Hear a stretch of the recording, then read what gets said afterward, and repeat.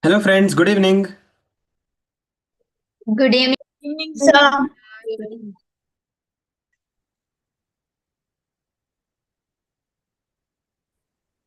Yes. Good evening. Good evening, sir. Good evening, sir. Am I audible properly? Yes, sir. Yes, Yes. Yes. Come on, guys. Switch on your videos. First,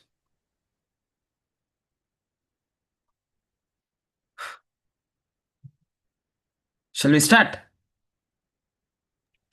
yes, Yes, sir. yes, Yes. sir. Okay. So, as we discussed in the last class, today's session will start with mathematics. Right? In mathematics, we have an important chapter which is mathematics of finance. Okay, that's the chapter that we'll start with. Extremely important chapter, around 16 to 18 questions normally from examination perspective. Okay, so that's how important it is, and syllabus also comparatively is limited, right? We only have discussions on simple interest, compound interest, and annuity, right? That's the basic discussions we have. The only challenge therein is identifying which is simple interest, compound interest problem, annuity problem, and in annuity which is right? That's the challenge. It's just application of the formula. Correct? It's breaking. The voice is breaking.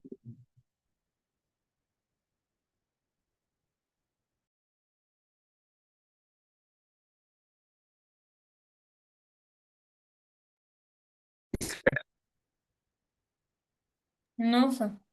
No. Okay.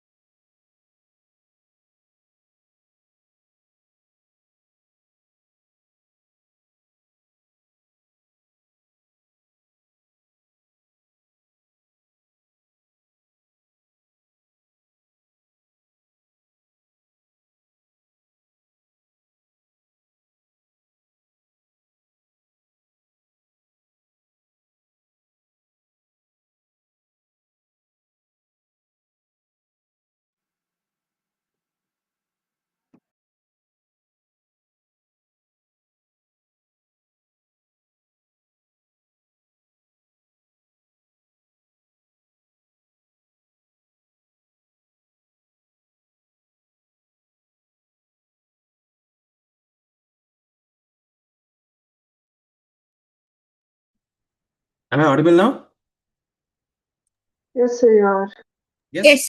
Yes. Yes. It's clear, right? Yes, sir. Yes. Good. Okay. Fine then. So we'll quickly start the discussion. We had to start our discussion on mathematics of finance, which basically talks about simple interest, compound interest, and annuity. So to start with, we have simple interest, compound interest. If you remember, in the regular sessions, we discussed why interest is to be paid. Right? There were multiple reasons. It could be because of the inflation. It could be because of opportunity cost. Right? And why interest rates differ. It could be because of risk. It could be because of liquidity, right? There were multiple reasons, and that's the reason we pay interest.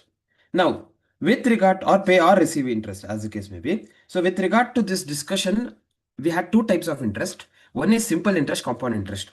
Simple interest will always be calculated on Principal amount.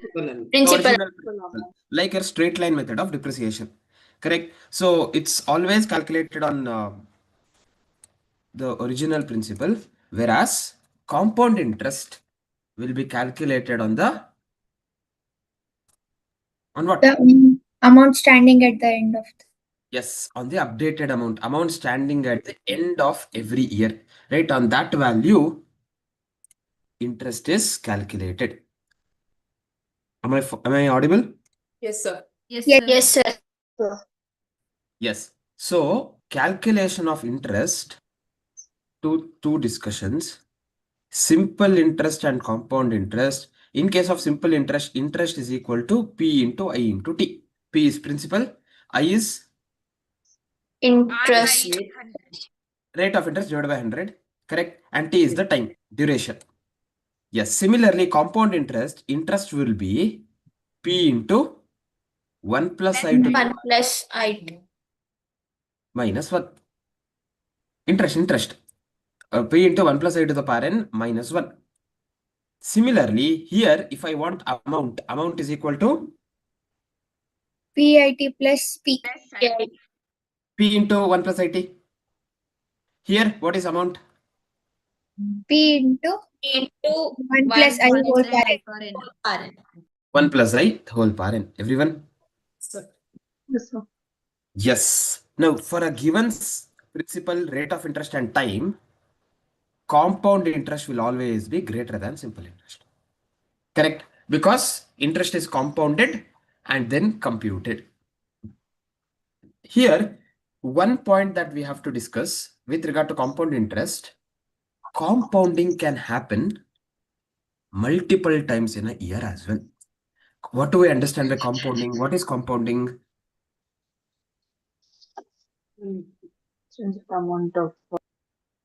Very good. The change in the amount of principal, or basically adding the tenure or the duration at which interest is added to the principal.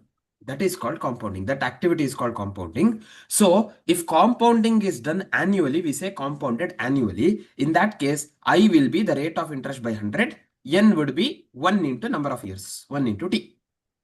If interest is given 2 times a year, we call it compounded Half yearly. half yearly. In that case, I will be R by 2. R by by 100 divided by 2. Rate of interest we'll take half because we'll get interest half yearly, and N will be 2 into T. 2 into T. yes. Similarly, if we are considering quarterly, that is interest given every quarter, in that case, I will be R by 100 whole divided by 4. whole divided by 4, and N would be 4 into T. 4 into T. Likewise, if I get interest every monthly, I will be R by 100 whole divided by 12. 12. Similarly, N would be 20. 12. Excellent. Right? Did we all understand this? Yes. Yes, sir. Similarly, we can also have daily, but to that extent in examination, we might not have problems. But these will be asked in exams, right? So we have to be careful of whether it is compounded monthly, quarterly, half yearly, or annually. If nothing is given, it is compounded Annually. compounded annually. Here, we understood how to calculate interest amount. If they ask us to calculate effective rate of interest, 1 plus I whole power n minus 1. yes, it's the same compound interest formula excluding P. So, in effective interest discussion, principal is not considered. P is not considered, correct? Principal is not considered. So, this is how we calculate simple interest and compound interest. Everyone clear with this? Yes, sir. Yes. With that, we went on to, or we can go on to our discussion on annuity. When should we apply the principle of annuity? Two conditions have to be satisfied. First condition, Fixed amount. Fixed Very good. amount should be paid or received. Yes, amount paid or received should be constant over the period. Every installment, whatever amount is paid or received, is equal. Constant over the period. What is the second condition? The time interval between the two consecutive payments must be equal. Yes. The installment durations must be the same. The time interval between two consecutive payments or receipts must be the same.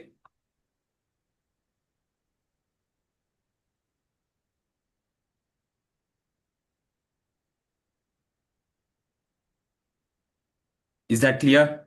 Yes. Yes. Yes. Then we'll apply the concept of annuity. Once we are sure that it is annuity, we have to see what type of annuity it is. Is it annuity regular or annuity due or immediate? That depends on when is the installments paid or received. If the installments are paid or received at the end of the period, It is annuity. yes. If the installments are paid or received at the beginning of the period, Annuity due or immediate. Immediate. it's for immediate. Today, right? If it is happening today, then it is annuity due or immediate. If nothing is given in examination, Regular. Regular. irregular. Very good. If nothing is given, by default, annuity regular. So under annuity regular as well as annuity due, we have two concepts, future value and present value. Now, how do I determine whether I have calculated future value or present value? That depends on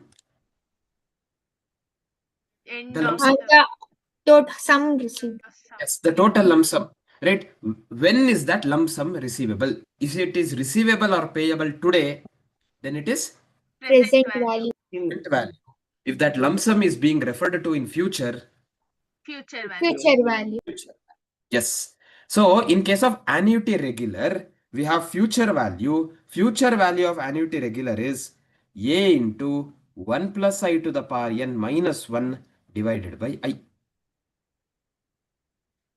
That is future value of annuity regular. This is the only formula that we should know. Then we have already discussed the compound interest formula. Amount is equal to P into 1 plus I to the power n. So here amount is sometime in future. So this is future value. P is the principal today. So this is the present value. So I can take present value is equal to, if I send future, this is the other side, future value divided by 1 plus I to the power n. So going with that logic, present value will be future value of annuity regular divided by 1 plus I to the power n, which is nothing but A into 1 plus I to the power n minus 1 divided by I, which is the same formula. Additionally, 1 plus I to the power n in the denominator. That is present value of annuity regular. Same way, if I'm going with annuity due, my future value will be, since annuity due installment happens at the beginning of the period, I get interest for one extra year, one extra period. Therefore, it is future value of annuity regular multiplied by 1 plus I. 1 plus I. Excellent. So it is A into 1 plus I to the power n minus 1 divided by I into 1 plus I. Likewise, if we have present value to calculate, here it has two parts. I will have to calculate same present value of annuity regular itself for how many years? For n minus 1. Yes, for n minus 1 years or n minus 1 period. To that I have to add Of 1 year. Simple interest. simple interest. Why? Initial. Yes, initial installment. Initial installment, first installment. Because first installment present value is that amount itself. It is happening today. That's how we get the present value. Are we following? Yes. Yes, sir. Yes, sir. Yes.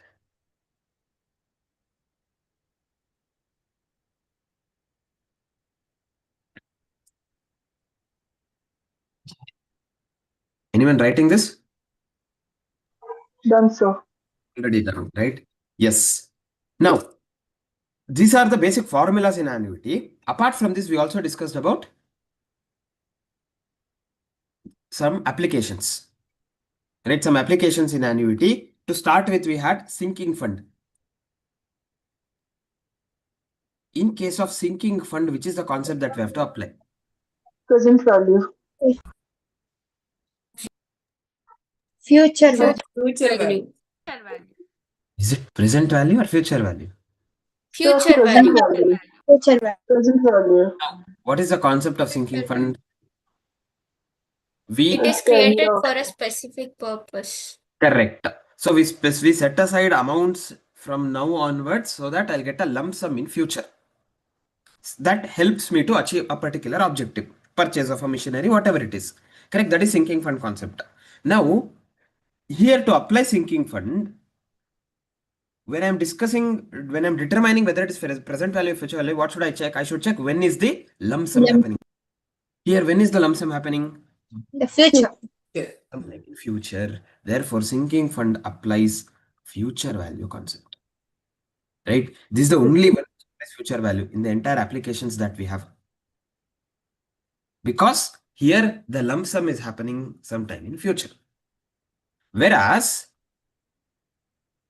with regard to leasing or investment decision for that matter, right? Capital budgeting or valuation of bond or calculation of NPV. For all those discussions, we use Present value. Present value. yes, because in case of leasing, our issue would be whether I should lease or purchase it. So if I'm purchasing, I have to pay the money lump sum today. So it is present value. So what should I do? Whatever lease rentals that I pay or receive over a period, I have to convert them into present value, compare it with the purchase price and decide whether it is a favorable arrangement or not. Same way in investment decision, capital budgeting, there would be some amount that I have to pay today to purchase that or to invest in that particular project. They would have given us the amounts that I'll be receiving from that project over a period of time. So I have to convert all those receipts into present value and compare it with the cost. If present value of cash inflow is greater than the cash outflow, what should we do? Should select. Accept. Yeah, correct. The proposal. Perfect. Right? Whereas if it is lesser, reject. Right?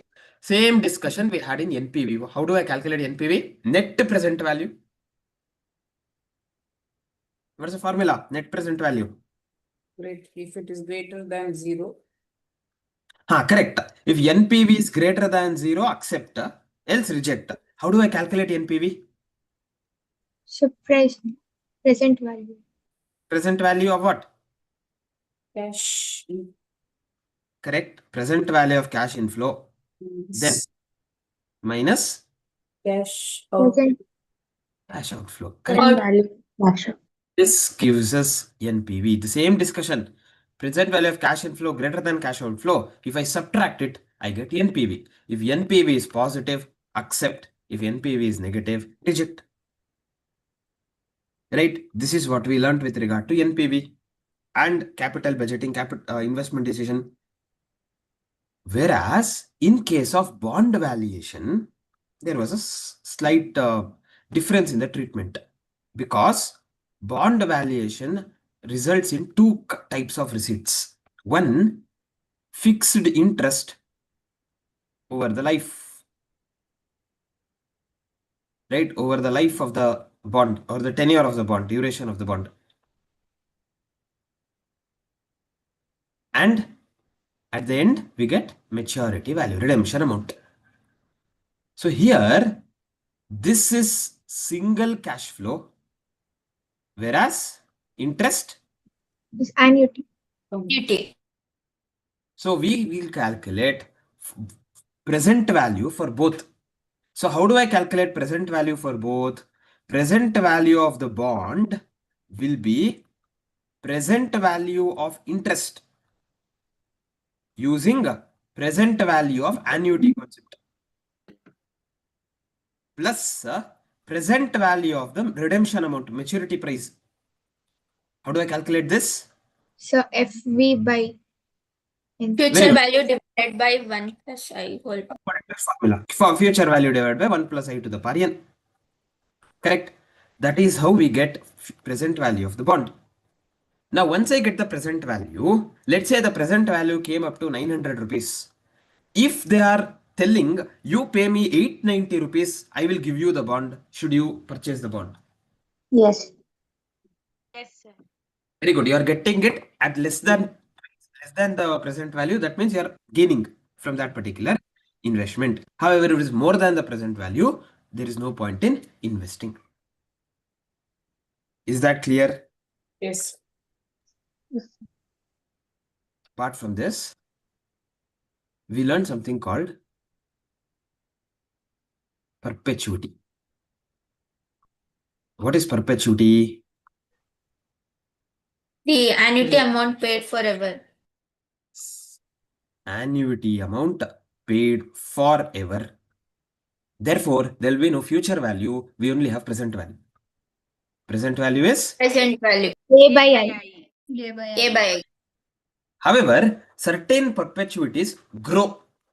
We call them growing perpetuity. In case of growing perpetuity, if they are growing at a rate of G, what would be the present value? A by I A minus by I minus G. Yes, A divided by I minus G. Are we all following? Yes, sir. Yes, sir. Yes, sir. Yes.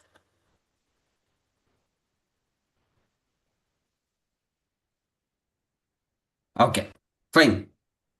Apart from that, we discussed a concept on real rate of return. The real rate of return formula says real rate of return is equal to Nominal rate of return minus inflation. Inflation. yes, nominal rate of return. That is the rate of return at which they pay us interest minus the inflation. That gives us real rate of return. And lastly, CAGR, compound annual growth rate, which is basically talking about the rate of returns in case of shares, securities, right? In such cases, we use the CAGR. The formula to calculate CAGR, we have a basic formula. Just know that formula and understand how to apply that formula. That is sufficient. Value at the end divided by value at the beginning, whole power 1 divided by time at the end minus time at the beginning minus 1. This is the formula for CAGR. Don't ignore that, because normally if they ask a question, it would be a very simple question. Easily we'll get the answer for it. But just by applying this formula. Okay, so don't miss it. We should not lose 1 mark because of that. These are the concepts we have in this chapter. Anyone has any doubts? No? Good to go? Yes. Yes, Yes. sir. Yes. Okay, if that is the case, come to the problems. We'll solve questions on this. We have good amount of questions.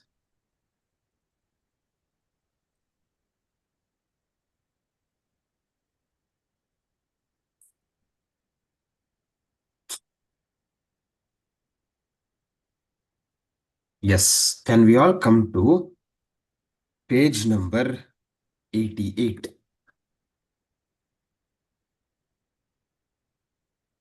There we have question number 15, 1-5.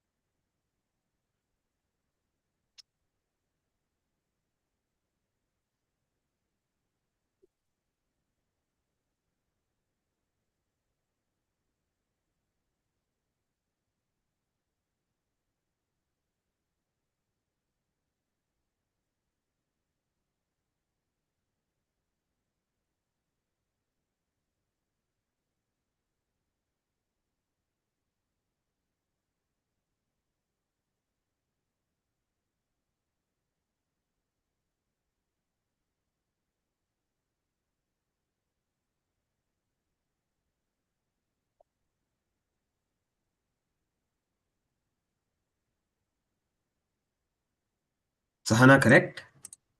Jeevan, correct. Dhanush, correct. Ganavi, correct. Sachi, you have to recheck.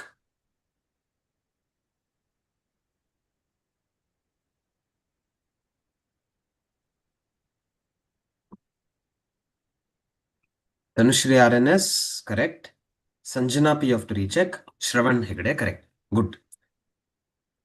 In what time will be a sum of money double itself at 6.25% simple interest? So, amount formula we know, P into 1 plus IT in simple interest. They are telling some doubles. So, if principal amount is P, what would be the amount? Guys? 2x and x. X or P, whatever it is, that's okay. P into 1 plus I is 0.0625, 6.25 divided by 100 into T. P and P get cancelled. 2 equals 1 plus 0.0625 T. If I send 1 the other side, 2 minus 1 is 1. So 0.0625 T equals 1.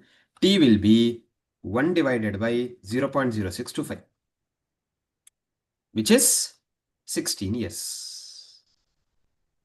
Is that clear? Yes, sir.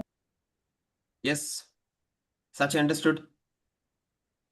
Yes, sir. Yes. Can we come to question number 16?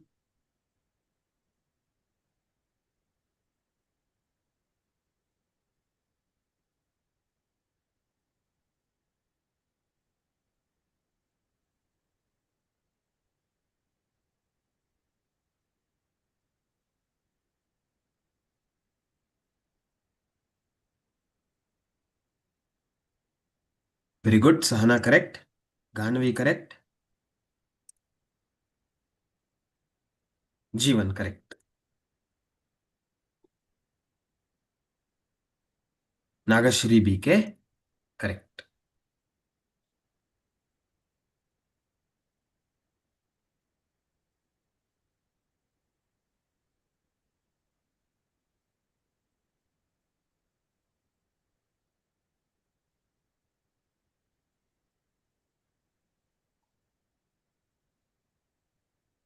Yes, Shravan Hegde, correct.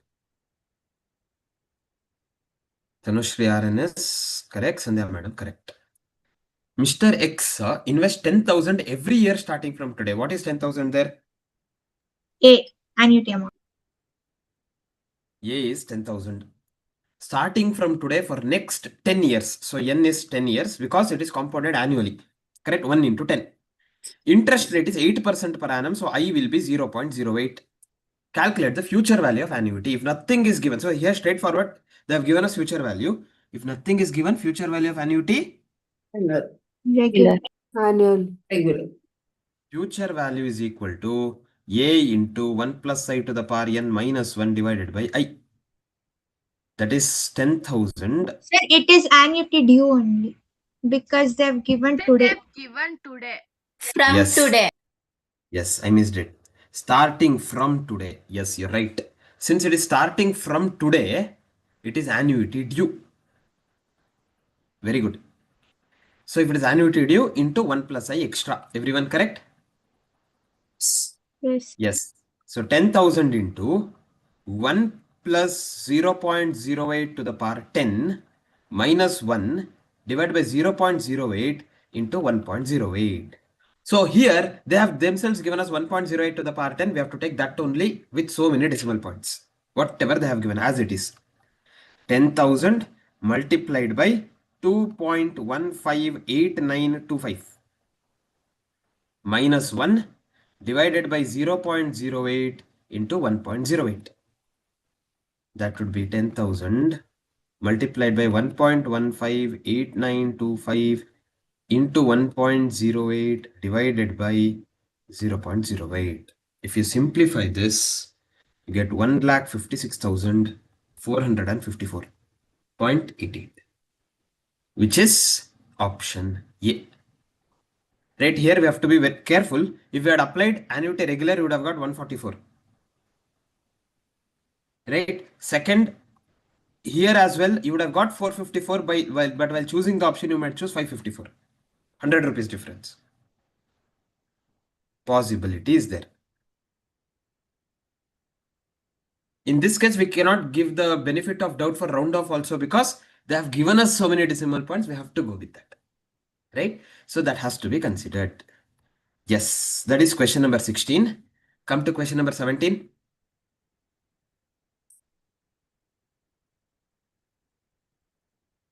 Yes, Sahana correct. Ganavi correct. Shravan Hegde correct. Vinyas correct. Tanushree RNS correct answer. Jeevan correct. Rachna, you have to recheck.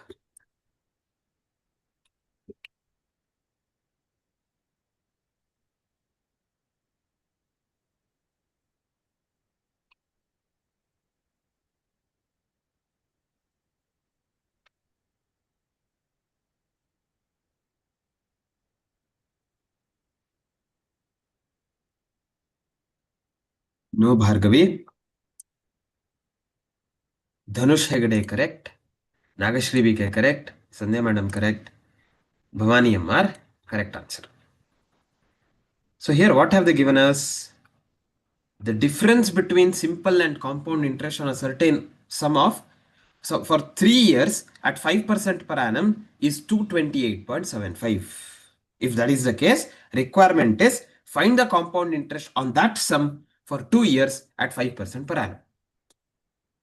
So what have they given us is difference between simple interest and compound interest. So I'll consider CI minus SI. CI. Sir, you've written SMS. Yes, I said CI, but I wrote SI. That is not possible because compound interest is always Compound greater. Yeah, interest is is always always greater more than than SMS. simple. Yes. So compound interest formula P into 1 plus I. Here I is 5%. So 1.05 to the power n. Here is 3 years minus 1 minus simple interest formula P into I. I is 0.05. T is 3 equals 228.75. So here I can take P common. If I take P common, what is 1.05 cube? 1.15. 1.157625.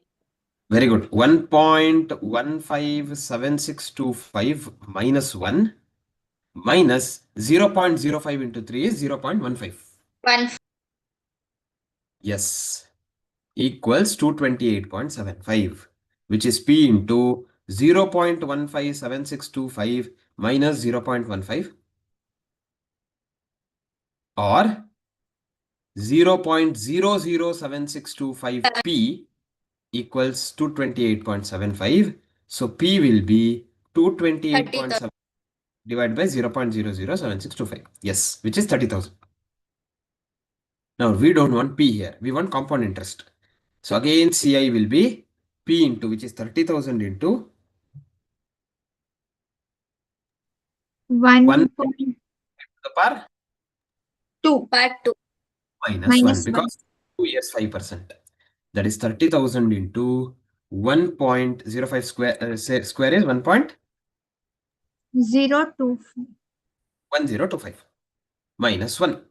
So 0.1025 into 30,000, we get 3075. 3075.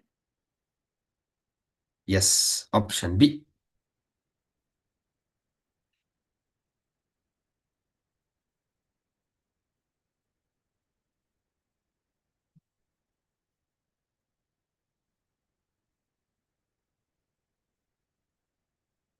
Three zero seven five, correct answer.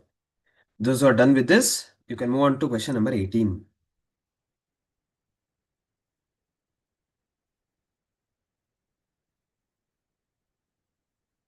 Yes, Sahana correct. Ganavi correct. Tanushree Aran is correct. Shravan correct. Vinyas correct. Varsha correct. Vikram correct. Jeevan correct.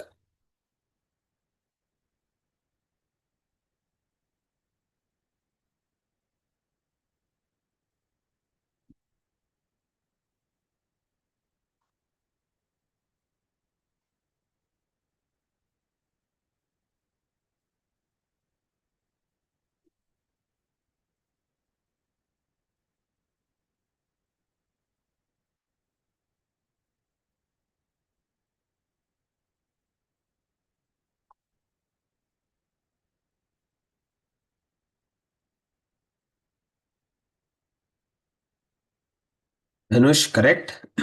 Sachi, you have to recheck. Nagashri BK, correct. Sandhya madam, correct.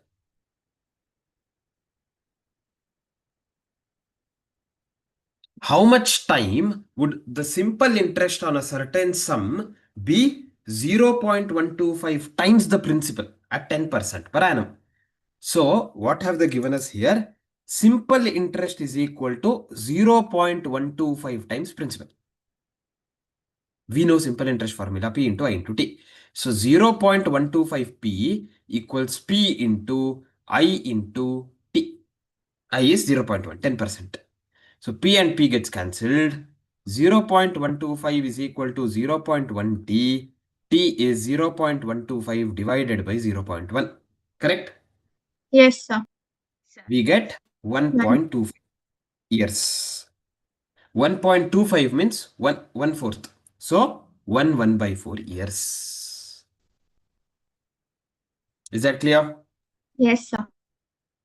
Yes. Come to question number 19.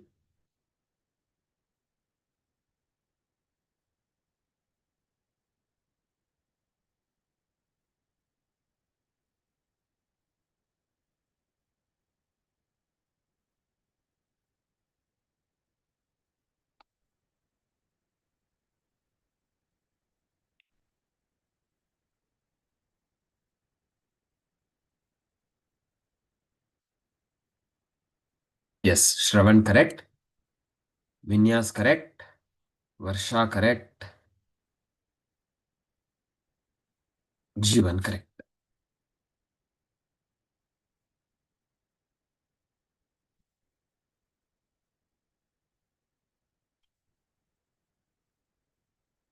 Dhanush correct. Nagashri BK correct answer.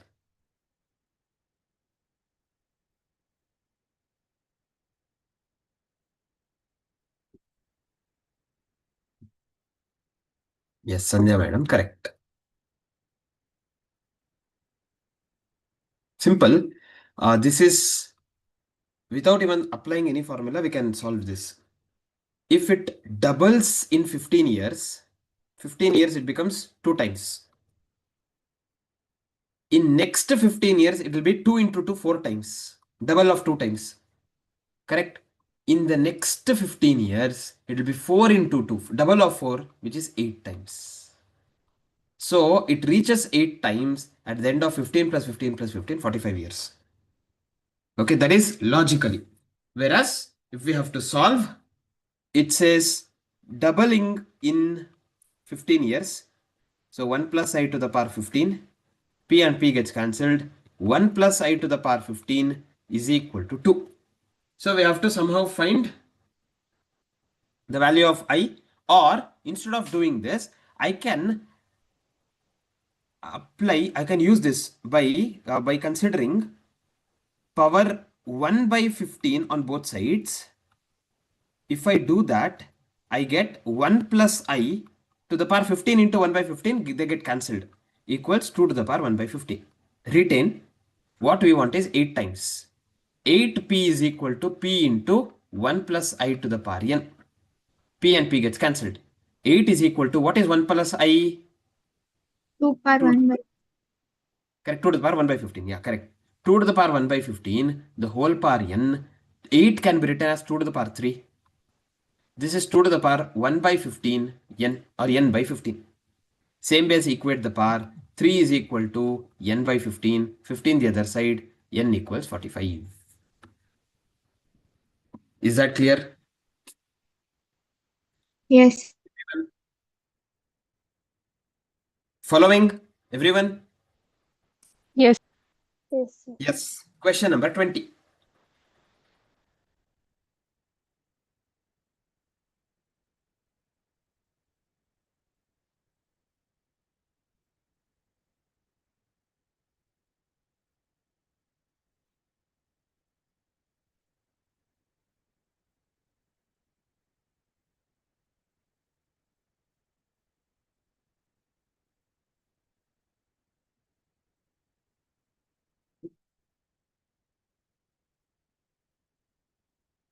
Dhanush, Shravan, Vinyas, Varsha, and Hosanna. Correct answers.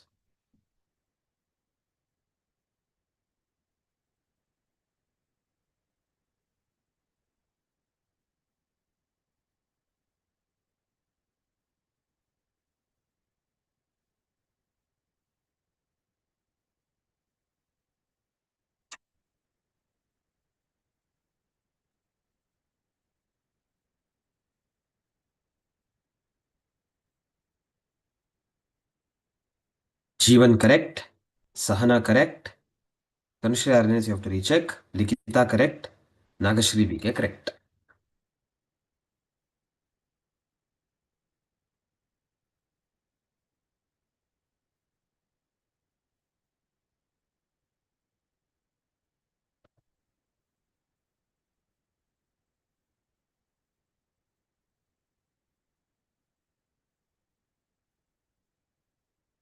No Bhargavi. No Rakshana. Bhavani correct. So this is compound interest formula, but when we consider depreciation, in compound interest formula, what happens there? A is equal to P into 1 minus I whole power n. yes, 1 minus I whole power n. They are telling present value, that is after depreciation 7290 P into 1 minus 0.1 to the power 3.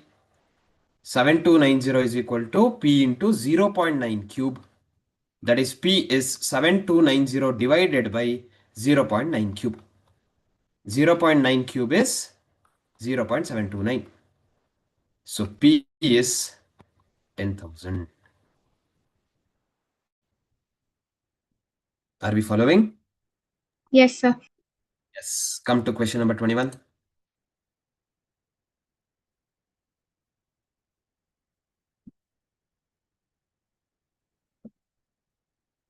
This is easy actually. Looking at the options especially. Sahana correct, Ganavi correct, Sachi correct. Okay, that was previous one. Dhanush Hegde correct, Likita correct, Vinyas correct, Varsha correct, Jeevan correct, Nagashri BK correct, Shravan Hegde correct.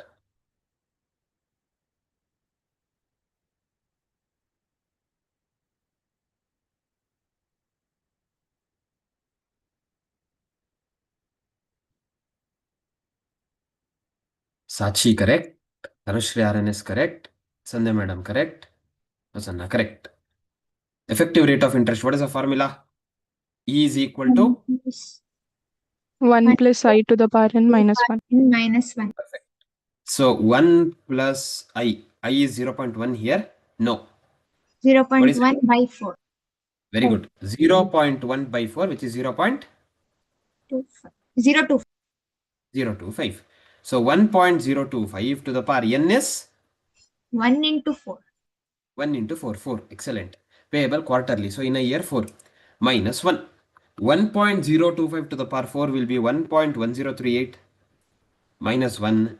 So it is 0.1038. Since we express it in percentage, 10.38%. Option A. That is 21st question. Can we simplify 22nd one? I think there is some issue there. Difference between simple interest on a sum invested of 1,500 is 18. Difference in their rates. No, the question is not proper if I'm not wrong. Can we move on to 23rd one? It's not correct, I think. 22nd one. 23rd one. Similar question, I We think we can have to. find the rate. We can find the rate here, yes. Find the rate, yes, sir. Difference in their rate.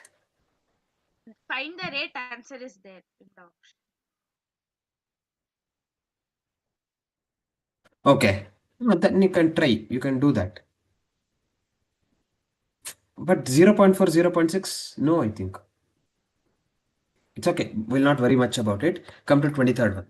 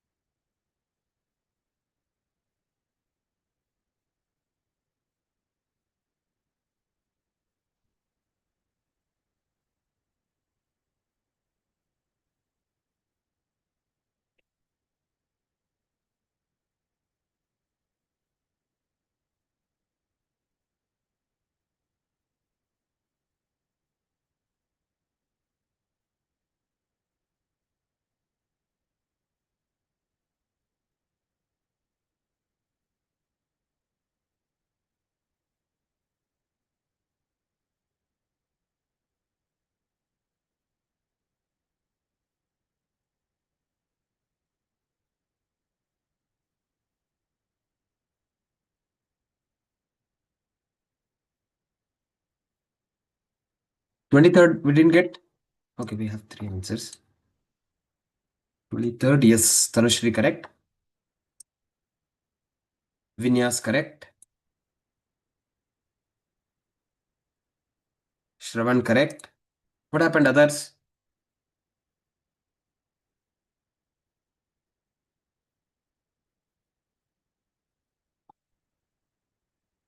Sundar madam, correct. Varsha, correct. What will be the population after 3 years? Okay, they have not given us the basic population at all here. Yes. Oh, okay. Basic population is not given. Okay, fine. We'll consider that basic population as 25,000. Okay, if we consider that as 25,000, then at the end of first year, it will become 25,000 into 103% because 3% increase. Correct? How much is that? 25,750. Second year, it will be 25,750 into 4%, which is 104%. Sorry, 104%. 26,780, if I'm not wrong. Same way, 26,780 into 105%. 28,119. 28,119. Therefore, the population will be 28,119. Okay, that's why we didn't get answers. Okay, fine. Same way, come to question number 24.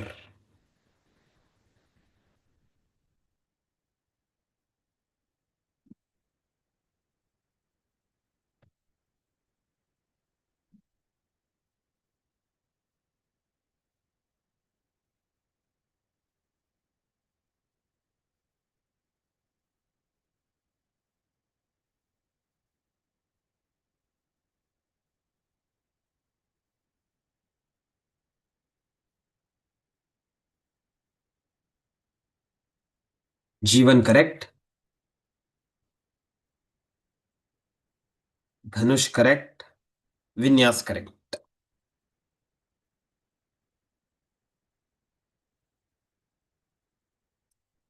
Sahana, correct.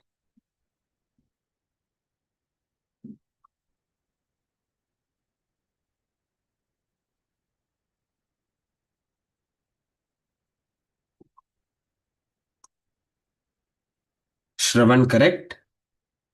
Sandhya madam, correct. Nagashri BK, correct. Ganavi, correct. And Varsha, correct. Okay. So what are they telling us? If 10,000 is invested at 8% per annum compounded quarterly, what is the value of the investment after 2 years? So here principal amount is 10,000 rupees. What is I? 0.02. 0.08 divided by 4, which is 0.02. Perfect. What is the value of N? 2 into 4. 2 years into 4 in a year, 8. So amount is equal to P into 1 plus I to the power N. That is 10,000 into 1.02 to the power 8. 10,000 into 1.02 to the power 8 will give us 1.17165 or 166, somewhere around that. Yes, into 10,000, we get 11,716.6. So we get option A. Clear? Yes, sir. Yes, if that is the case, can we come to question number 25? Similar, we have discussed in the class.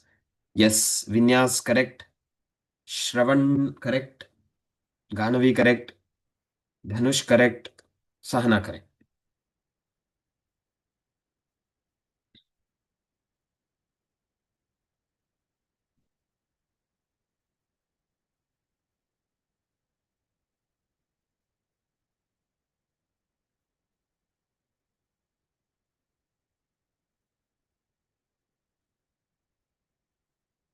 Jeevan correct. Nagashri correct. Vikram correct.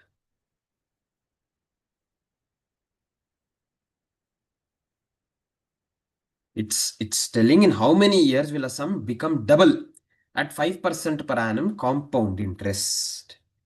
No, Sandhya madam. It will double is what they're asking us. So amount is equal to P into 1 plus I to the power n. Here, if it is doubles, what is the amount? 2P. 2P. 2A, sorry. 2P, correct. If P is principal, amount will be 2P. 2P is equal to P into 1.05, 5% compounded to the power n. P and P gets cancelled. 1.05 to the power n is equal to 2. Now I have to express 1.2 in terms of 1.05 to the power something. Correct. If I go with 1.05 to the power into equals. Sir, when it is 14, 1.979. Excellent. 1.05 to the power 14 is equal to 1.9799. Whereas 1.05 to the power 15 will be 2.07. 2.0789. So it is neither 14 nor 15, but somewhere in between 15. 2 is correct. Right? And it is more nearer to 1.97 when compared to 2.07. Therefore, it will be in between 14 and 15, nearer to 14. In the options, we have 14.3. That has to be the answer. Are we clear? Yes, sir. Yes. That is 25th one. We had this discussion in the class also. Right? We had the similar question, if not a different one. So, come to question number 26.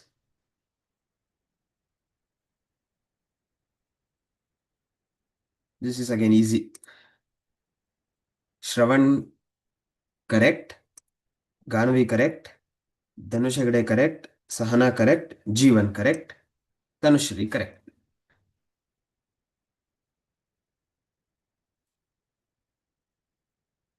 Vinyas correct.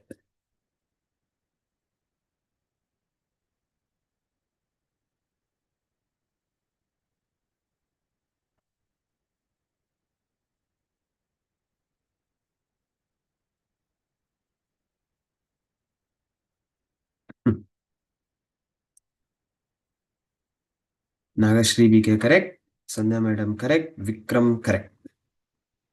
Future value of annuity of 1000 made annually for 5 years at 14% per annum compounded annually. So here they have not given us annuity or annuity regular, so it has to be annuity regular. Future value is equal to a into 1 plus I to the power n minus 1 divided by I. So here annuity is 1000. 1.14 to the power 5 years minus 1 divided by 0.14. Here they themselves have given us 1.14 to the power 5 value, which is 1.92541 minus 1 divided by 0.14. That is 1000 into 0.92541 by 0.14. If you simplify this, you get 6610. Option B. That is the future value. Are we clear? Yes, sir. Yes, sir. Yes, in this paper, these are the questions we have. Okay, can we come to the next paper, page number 110. Question number 13. Similar question again, future value.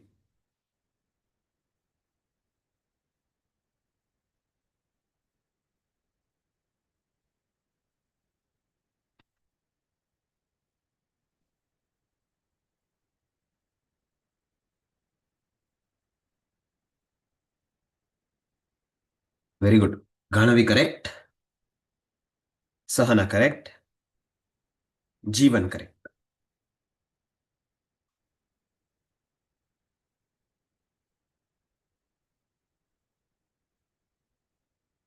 Dhanush Hegde correct.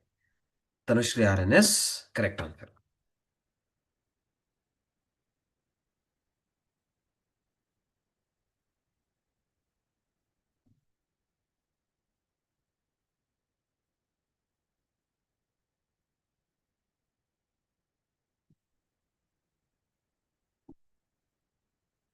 Sachi correct.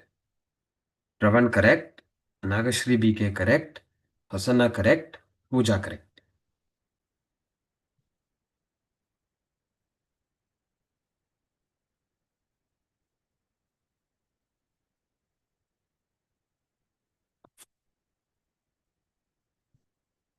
Ramani correct. No Vikram. Lakshana correct. Shreya Bhatt correct.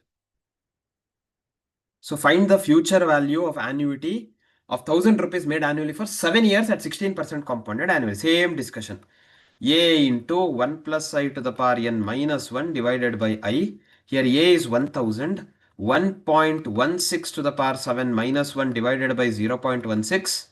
That is 1000 into 1.16 to the power 7 is 2.8262. They have themselves given us minus 1 divided by 0.16. So 2.8262 minus 1 is 1.8262 into 1000 divided by 0.16. We get 11,413.75 in the calculator. So option A. Option A is the answer. Those who are done with this. Question number 14.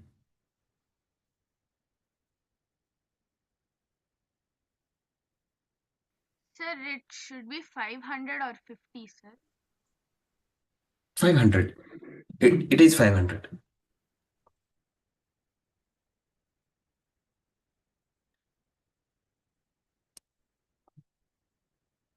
Yes, Sahana correct. Ganavi correct. Sachi correct. Dhanush RNS again. Okay, I got to know. You did it differently. Dhanush Hegde correct. Shravan Hegde correct. Is this Lakshana correct? Vinyas correct. Prasanna correct. Pooja correct. Sandhya Madam correct. Jeevan correct. So assuming that the discount rate is 7% per annum, that is I is 0.07. How much did you pay to receive 500 rupees? So annuity is 500 rupees, growing at 5% annually forever. So this is perpetuity, 500. Growth rate is 5%. They're asking us the amount that you have to pay, meaning present value. A divided by I minus G. 500 divided by 0.07 minus 0.05. That is 500 divided by 0.02. We get 25,000. Option D. Come to 15th one.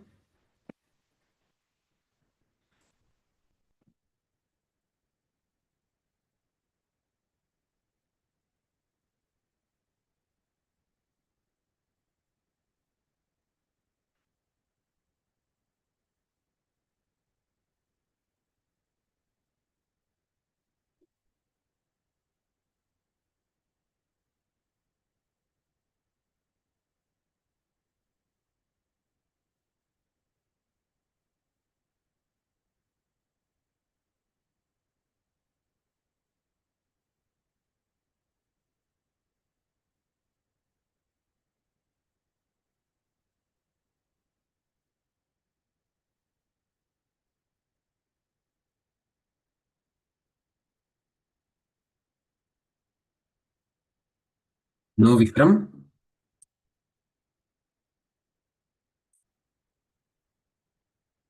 Excellent. Jeevan correct answer. Vinyas correct answer. Ganavi you have to recheck. Shravan correct answer.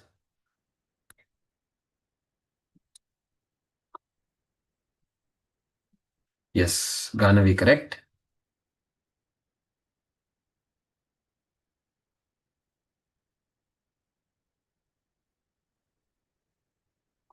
Dhanush Hegde correct. Sandhya Madam correct. Very good. Nagashri BK correct.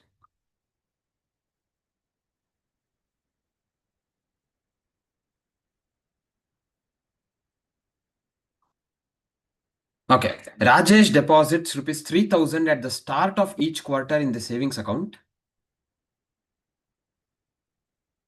If the account earns interest at 5.75% per annum compounded quarterly, how much money will he have at the end of 4 years? So what is annuity here? 3,000. Now, what should we calculate? Future value. Future value. Is it annuity? Regular? Yes. No, sir. No, sir, sir. Sir, Due. it is due. Start of each quarter. So it is not annuity regular, it is annuity due. Interest at 5.75% per annum compounded quarterly, it would be 0.0575 divided by 4. We get 0.014375. What is N? 16. 16. N is 4 years into 4, which is 16. Very good. So future value is equal to A into 1 plus I to the power N minus 1 divided by I. Since it is annuity due, multiplied by 1 plus I. So A is, what is A here? 3000 into 1.014375 to the power N is 16 minus 1 divided by 0.014375 into 1.014375. That is 3000 into, this is already given in the question directly, 1.25654 minus 1 divided by 0.014375 into 1.014375. That is 3000 into 0.25654 divided by 0.014375 into 1.014375. If you simplify this, you get 54,308.4. In the options, we have 54,308.6. That is the answer. Everyone following? Yes. Yes, that is question number 15. Those who are done with this, question number 16.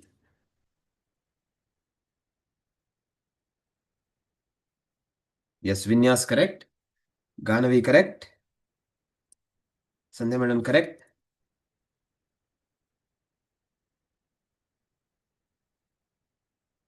Dhanush Hegde correct. Dhanushri RN is correct. Nagashri BK correct.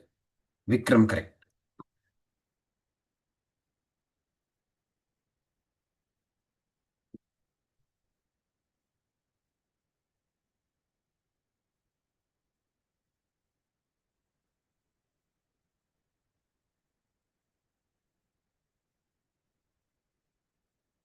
Sahana correct.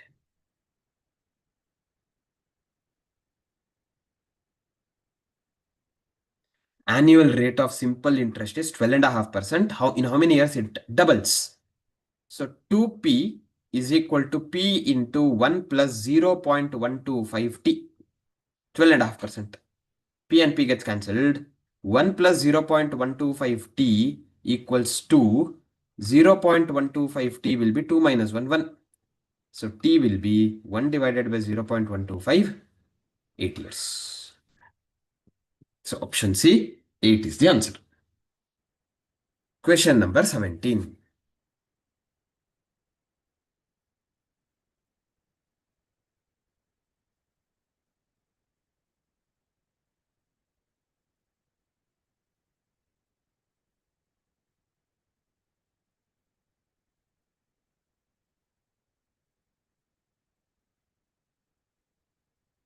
Ganavi correct.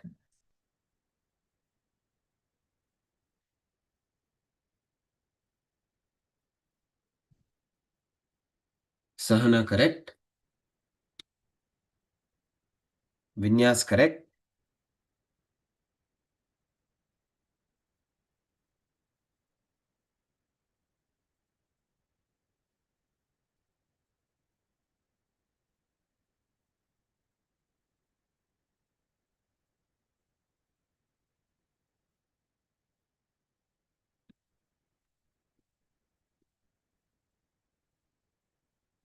No, Sandhya madam, you have to recheck. Vikram correct.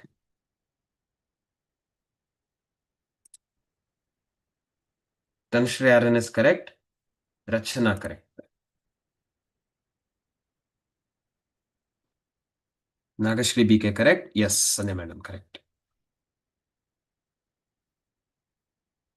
Rupees 5,000 is paid every year for 10 years to pay off a loan. So 5,000 is the annuity amount. What is the loan amount if interest rate is 14% per annum compounded annually? So what should we calculate here? Present value. Very good. Present Because value. loan is borrowed today. Present value is equal to A into 1 plus I to the power n minus 1 divided by I multiplied by 1 plus I to the power n in the denominator. So A is 5,000 into 1.14 to the power n is how much? 10 years. Yeah, n is 10 minus 1 divided by 0.14 into 1.14 to the power 10. That is 5,000 multiplied by 1.14 to the power 10 is 3.7072. yes, 3.7072 minus 1 divided by 0.14 into 3.7072. That is 5,000 into 2.7072 divided by 0.14 into 3.7072. We get 26,080. 26080.9 something we get. We have 26080.5. So option B.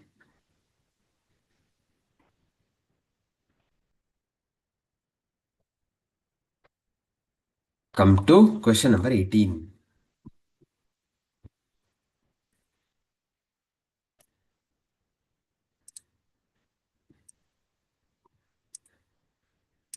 Yasahana Ganavi correct. Vinyas correct.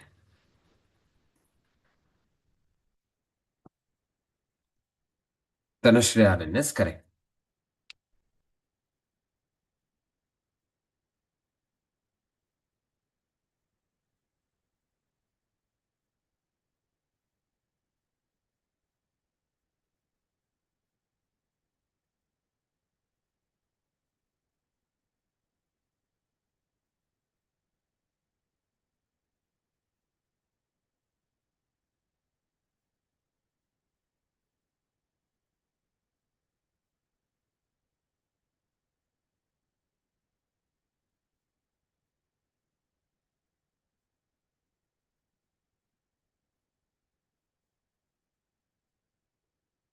Yes, Tanushree correct. Dhanush Hegde correct.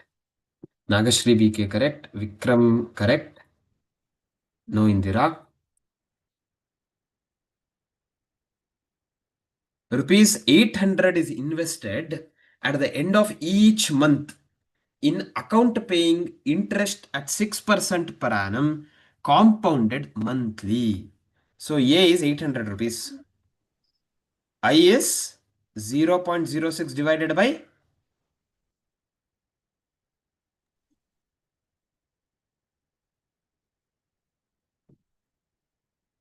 what?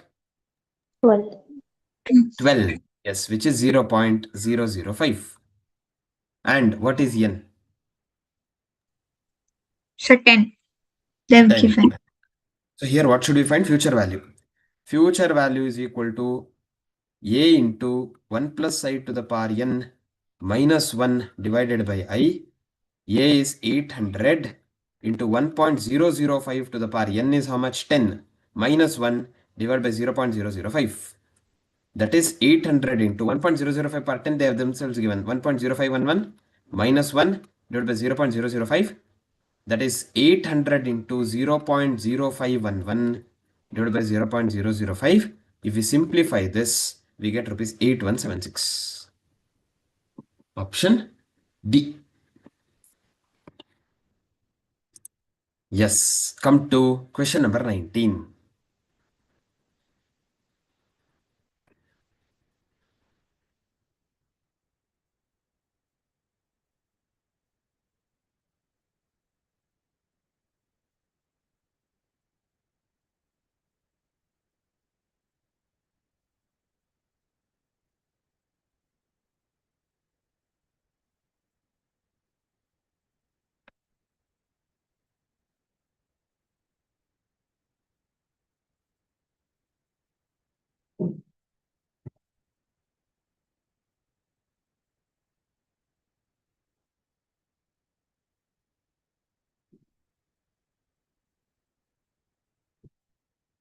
Vinyas correct.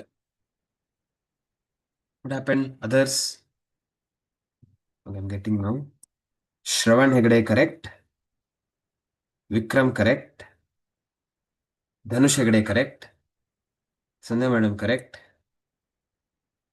Ramani correct. Indira correct.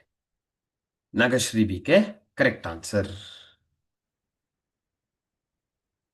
Certain sum of money borrowed at simple interest amounts to 2688 in 3 years and 2784 in 4 years. So if it does, if these are the amounts in 3 years, 4 years, what is the difference here? We get 96 rupees as difference. What is that 96 rupees? Simple interest. Yes, it is the simple interest. So simple interest, if it is 96 rupees for 1 year, what would be the simple interest for 3 years?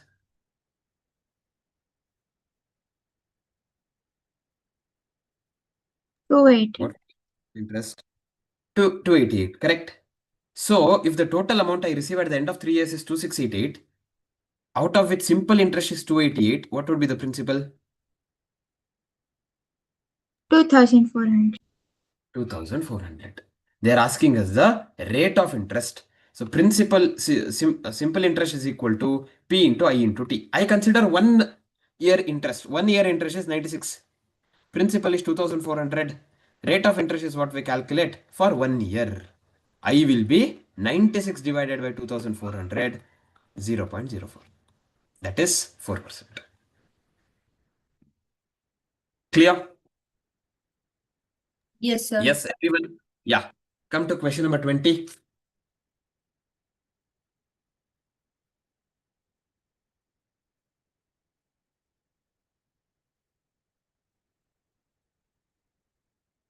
Very good. Shravan, Vinyas. Correct answers. Dhanush, you have to recheck. Indira, correct.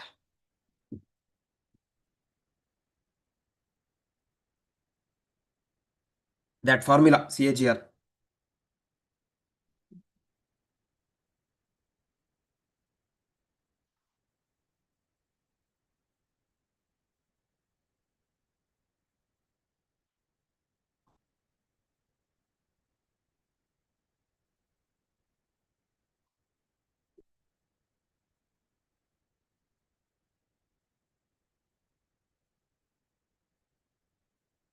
Yes, Dhanush, correct.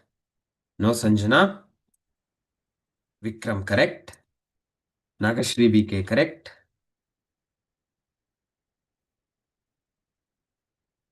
No, Ganavi. Rachana, correct. No, Sachi.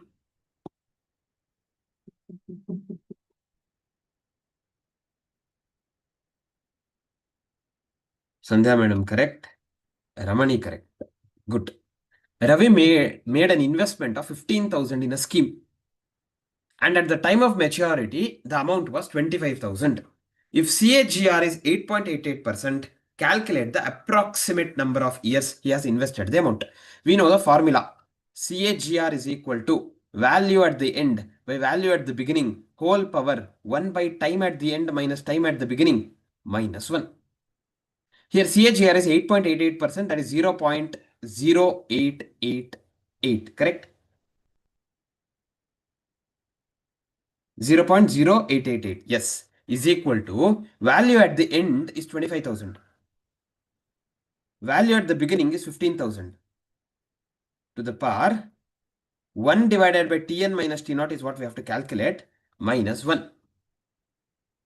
So if I bring this minus 1 the other side, it will become plus 1. 1 plus 0.0888 equals, what is 25,000 by 15,000? 1.6666. 1.666667 to the power 1 divided by Tn minus T naught is what we get, which is 1.0888 equals 1.66667 to the power 1 divided by Tn minus T naught. So I have to express 1.088 in terms of 1.66667 to the power something. So if I go with 1.6666667 in the calculator, into equals. No, okay, this is 1 by, right? 1 by. So I have to take this itself. 1.0888 into equals, if I do, at 1.0888 to the power 6, we get 1.666667. So, can I write 1.08888 as 1.66667 to the power 1 by 6? Yes. Yes, sir. Ulta is equal to 1.66667 to the power 1 divided by Tn minus T naught. Same base equate the power 1 by Tn minus T naught is equal to 1 by 6, meaning the difference in time is 6 years, meaning it has taken approximately 6 years to reach that amount. Did we understand this? Yes. Looks complicated, but when we start solving it, it's easy. Okay, that's why CAGR is important for us. It looks complicated, but actually speaking, it's very easy. 21st one.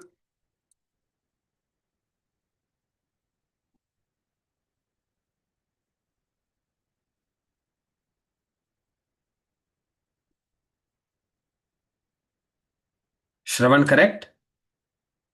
Vinyas correct.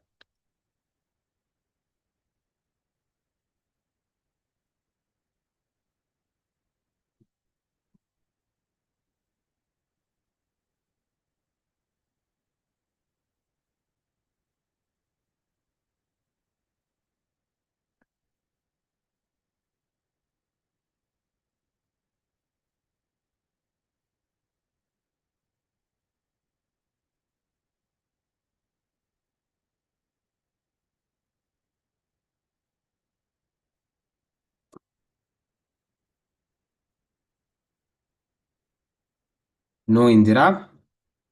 Ramani correct.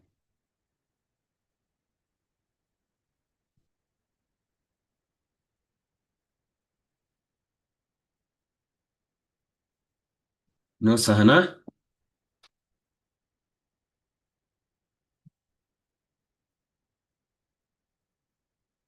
Madhu takes a loan of 50,000 from ABC Bank Limited. No Nagashri. So here, what is this 50,000? Present value. Very good. Present value is 50,000. The rate of interest is 10% per annum. So I is 0.1. First installment will be paid at the end of 5 years. Meaning, first 5 years, nothing payment, no payment. At the end, first 4 years. At the end of 5th year, repayment starts.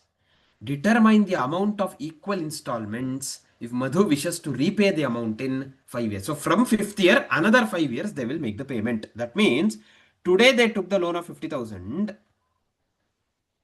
for 4 years. Year 1, year 2, year 3, year 4. Till end of year 4, no payment. So what happens?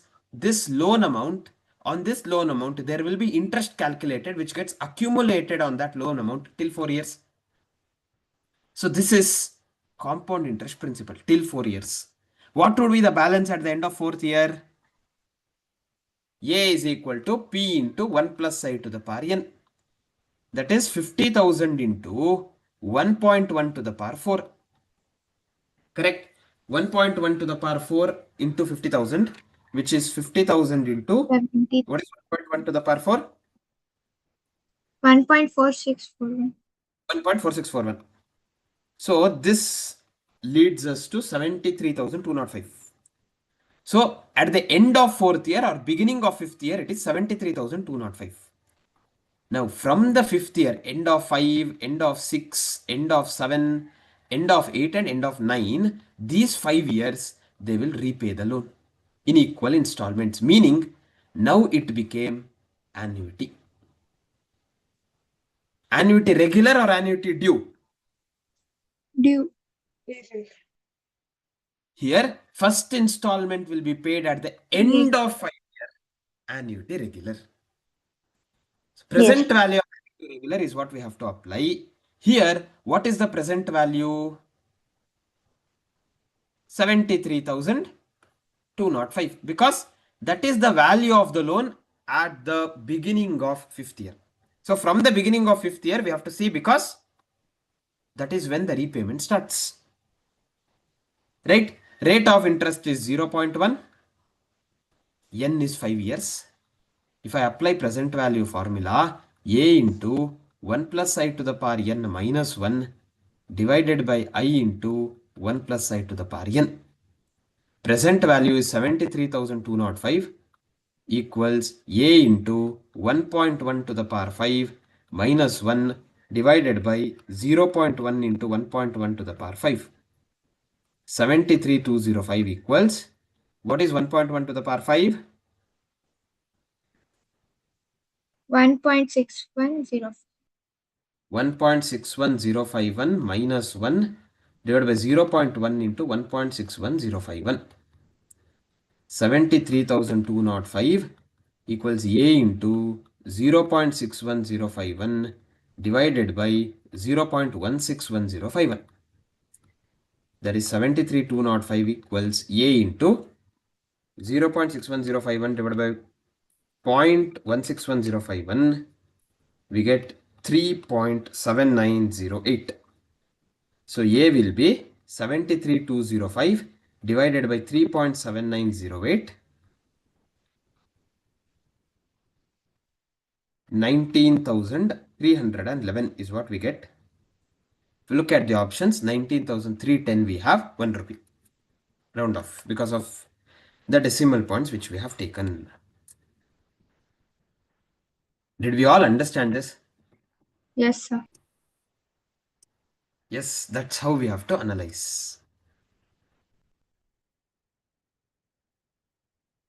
Okay, if anyone writing this complete, those who have already completed, you can move on to question number 22.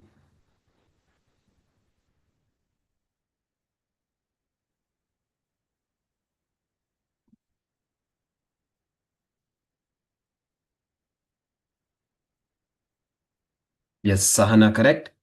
Ganavi correct. Tanushri RN is correct. Vikram, you have to recheck. Dhanush Hegde correct. Indira correct.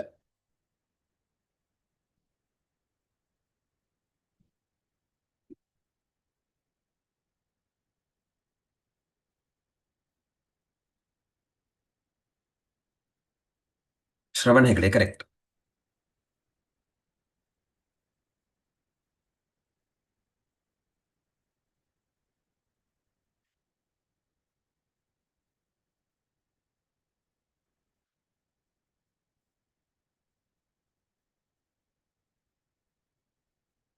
Bhavani Ammar correct.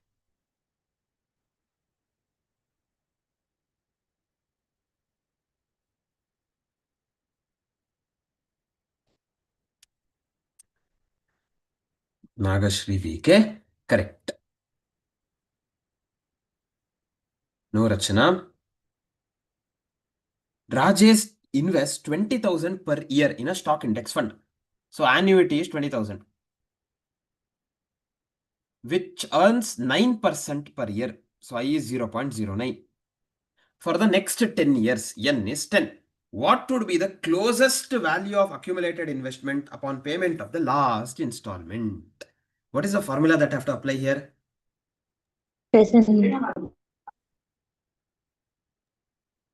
Present. Yes, present value. Now, what would be the closest value of accumulated investment upon payment of last installment means what? So future.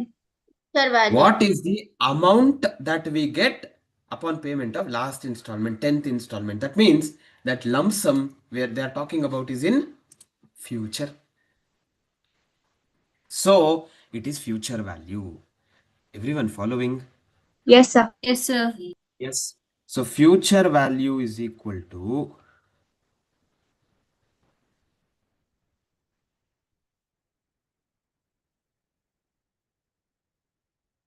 divided by I.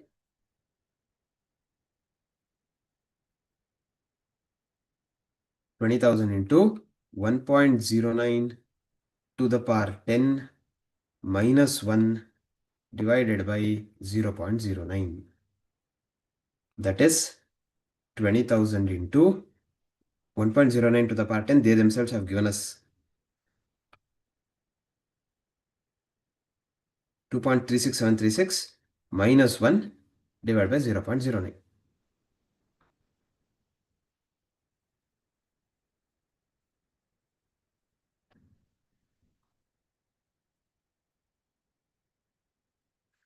Upon simplification, we get 3,03,858. Somewhere around that value is what we end up with. Therefore, option B. Everyone understood? Yes? Following? Yes, sir. Yes, sir. If that is the case, come to question number 23.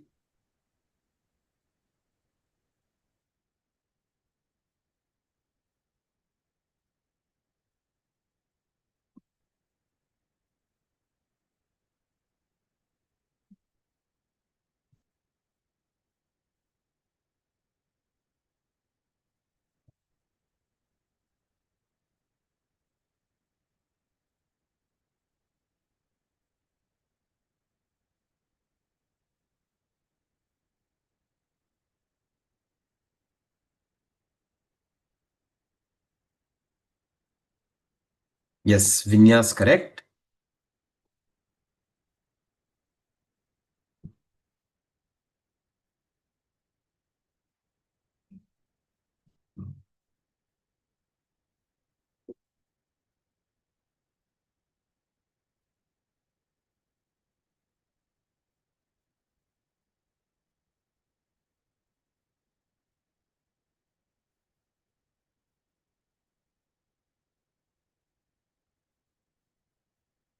Dhanush Hegde correct.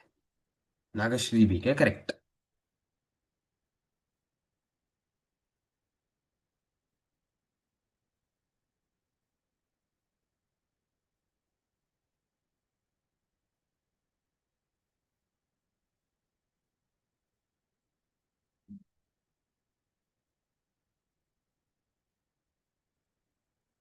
No Indira.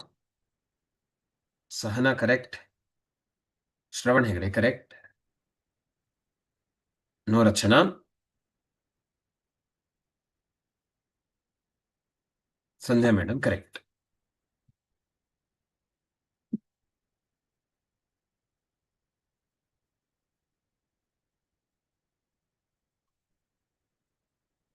Yes, Tanushri RNS correct. So how are we getting this? An investment is earning compound interest. Rupees 100 invested in year 2 accumulated to 105 by year 4. Right? So in 2 years, it earned 5 rupees extra. Compound interest. So amount is equal to P into 1 plus I to the power n. There's a formula. Am I audible? Yes, sir. 1 plus I to the power n. So here amount is 105. Principal is 100 into 1 plus I to the power 2. Because 2 years. 4 minus 2. 4th year minus 2nd year. 105 divided by 100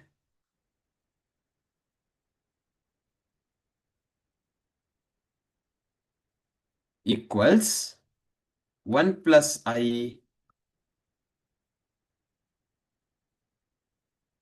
the whole square.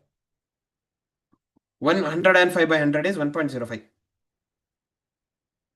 equals 1 plus I the whole square. Or I can tell 1 plus I is square root of 105 if I take square root on both sides.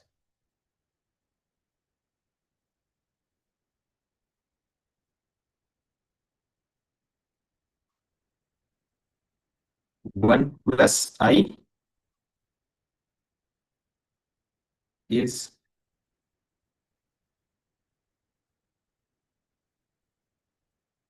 square root of 1.05.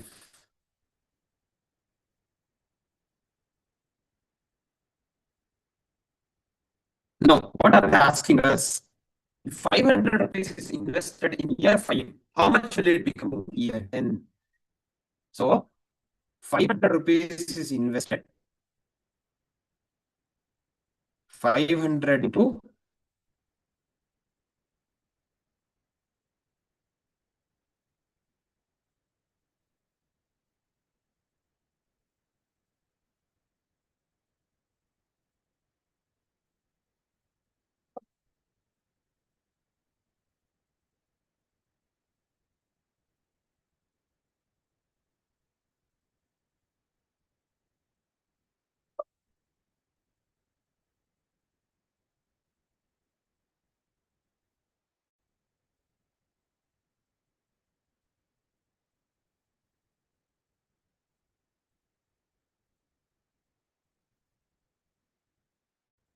500 multiply by how much? Sir, root 1.04 whole per 5. Correct.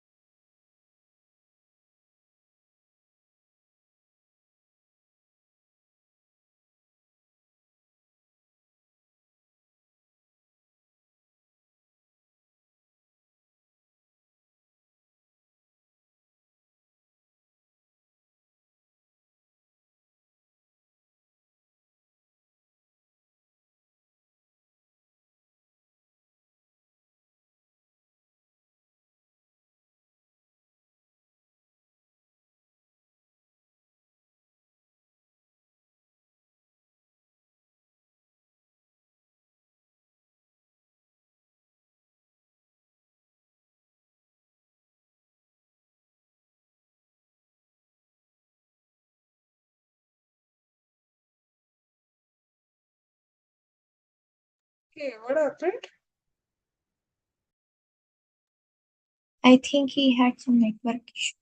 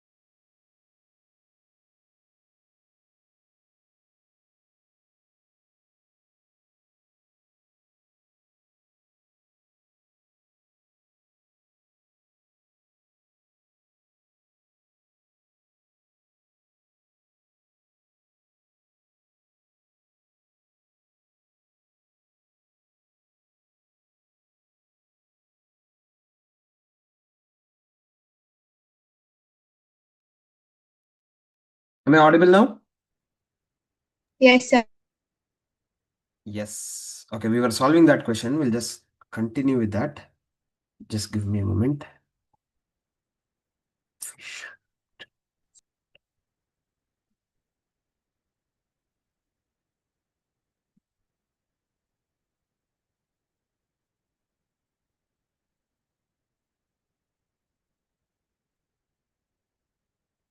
Yes. Okay, we were here. We had got 105 by 100 is equal to 1 plus r to the power 1 plus I to the power 2. 2. That is 1.05 equals 1 plus I to the power 2. Therefore, we wrote 1 plus I is equal to square root of 1.05. So now we want 500 rupees is invested at what rate for 5 years? Year 5 investment up to year 10 means for 5 years. How much will it become? Is what we have to calculate. So 500 into 1 plus I is square root of 1.05. Correct? Yes, sir. 1.05. What is square root of 1.05? 1.0246. Yes, we should be able to calculate that, which is 1.0246 or 47 to the power 5. 1.0247 to the power 5 into 500 if you do, you should get 564.8. Okay, therefore it is option B. Are we clear? Yes. Yes. Okay, I think by now we would have solved all the other questions. What is the answer for question number 24? 10,000. It is yes, correct, Sachi. Good. Yes, Tanushri, correct. Ganavi, correct. Others? What happened? We were time pass. We were doing time pass. Got a 5-minute break. Enjoying the break. Okay, that means subsequent breaks will be reduced. Yes. Sandhya madam, correct. Indra, correct. Shravan Hegde, correct. Dhanush Hegde, correct. So, investor is saving to pay off an obligation of 15,250, which will be due in 7 years. If the investor is earning 7.5% simple interest rate per annum, he must deposit dash amount to meet the obligation. So that is what we have to calculate. So here he is investing certain amount to today so that he gets 15,250 in future. Future means what years? After 7 Future. years. And here the very important point, this is simple interest. Amount is equal to P into 1 plus IT. Correct? This is the formula I have to apply. No, sir. Then, Into 1 plus IT. sorry?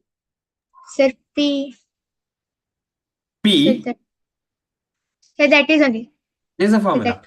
Yes, 15,250 is equal to P into 1 plus 0.075. T is 7. 15,250 equals P into 0.075 into 7 is 0.525 plus 1 will be 1.525. So P will be 15,250 divided by 1.525. We get 10,000 rupees. Option C. Clear? Yes, sir. 25th one.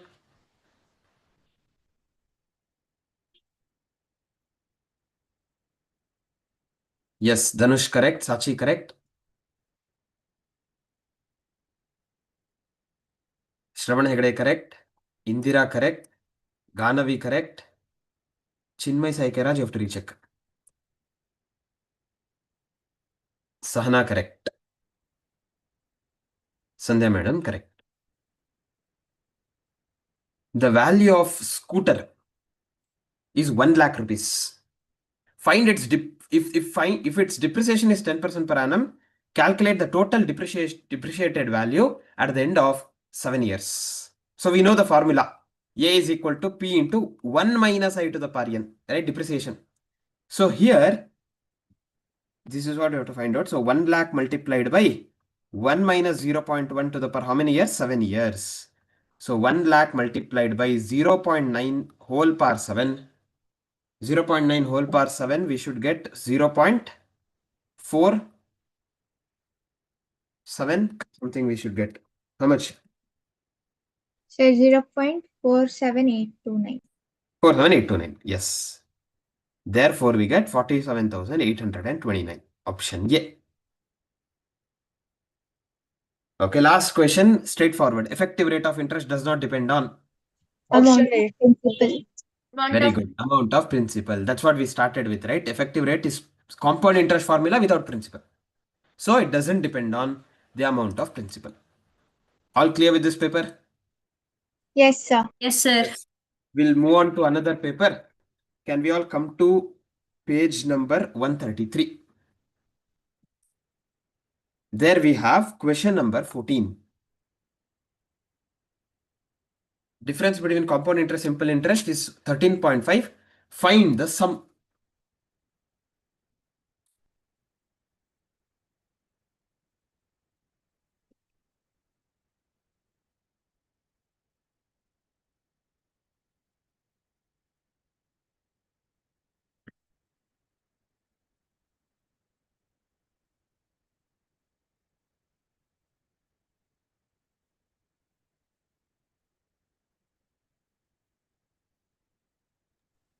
Sir, could you please scroll up? Sir, could you show the Sorry.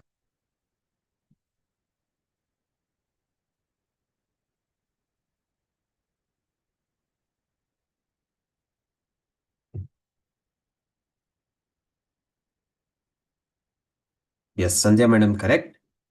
No, that was previous question. Sorry. Indira, correct. Shravan, correct. Dhanush Hegde, correct. Tanushri, that was previous one. Vikram, correct.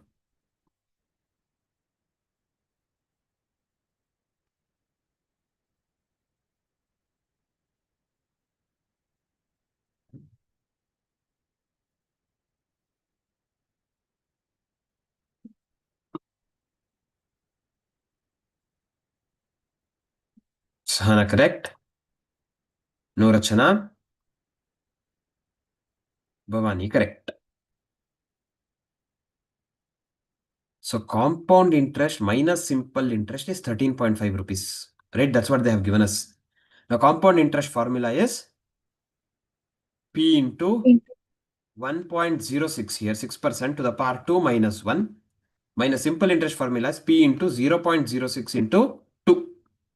This is 13.5. So P into 1.06 square is 1.1236 minus 1 minus 0.12 P is equal to 13.5. So 0.1236 P minus 0.12 P is equal to 13.5. 0.0036 P equals 13.5. P will be 13.5 divided by 0.0036. We get 3750. Option A. This is easy. 15th one. Sequence of periodic payments or receipts regularly over a period of time. Annuity. annuity? Annuity. Yes. If the same question was over a period of time forever, it would have been Perpetuity. Perpetuity. perpetuity. If they had said over a period of time at the beginning of the period, it would have been Annuity due. Annuity due. annuity due. End of the period would have been Annuity Annuity regular. regular. question number 16.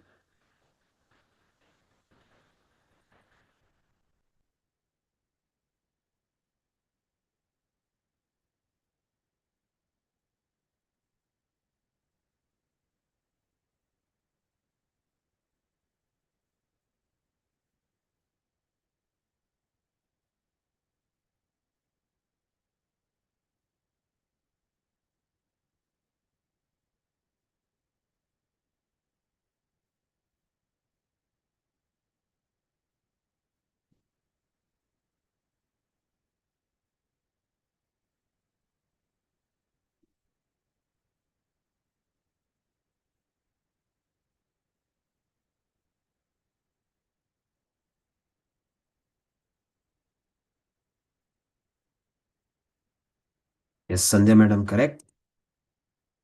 Shravan Hegde correct. Dhanush Hegde correct. Dhanushri RNS correct. Vikram correct. Sahana correct. Bhavani correct. A machine for which useful life is estimated to be 5 years, cost 5,000, rate of depreciation 10%, scrap value. Same. A is equal to P into 1 minus R, 1 minus I to the power n. Here scrap value is what we have to find. Cost is 5,000. 1 minus 0.1 to the power 5. 5,000 multiplied by 0.9 to the power 5. 5,000 multiplied by 0.9 to the power 5 is 0.59049.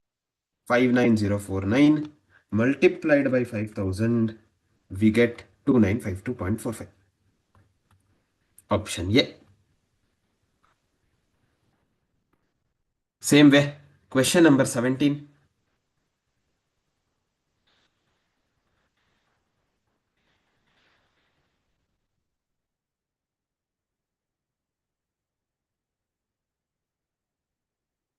Yes, Sahana correct. Indira correct. Shravan correct. Dhanush correct.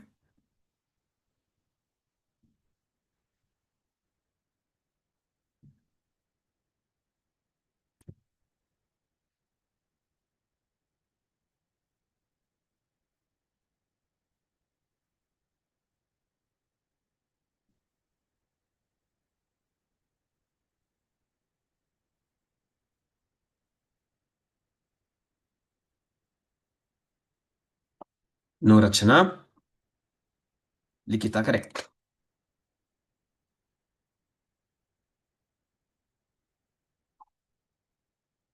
Vikram correct. Sandhya madam correct. Ganavi correct. Nagashri BK correct. Dhanushri RNS you have to recheck.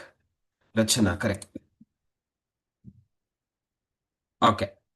If A is 1000, N is 2 years, R is 6%, compound interest payable half yearly, 6% compound interest payable half yearly, then principal is, we know the formula A is equal to P into 1 plus I to the power n. Here A is given to be 1000, P is what we have to calculate. If R is 6% compounded half yearly, what is I? 0.036 by Correct, 0.03, so it is 1.03 to the power 4. 2 into 2, correct, 4. Did we all understand 1.03 to the power 4?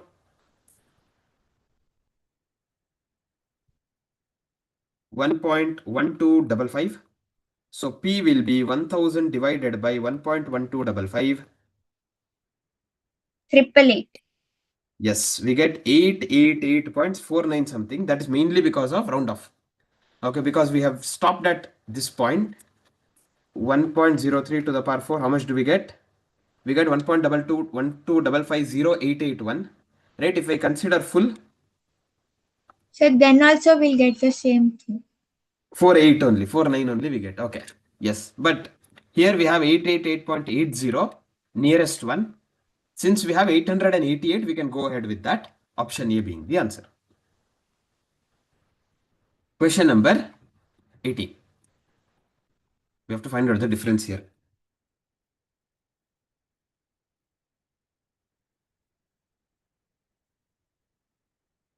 Sahana correct. Vikram correct. Dhanush correct. Shravan Hegde correct. Ganavi correct. Likita correct. Prajit correct. Indira correct.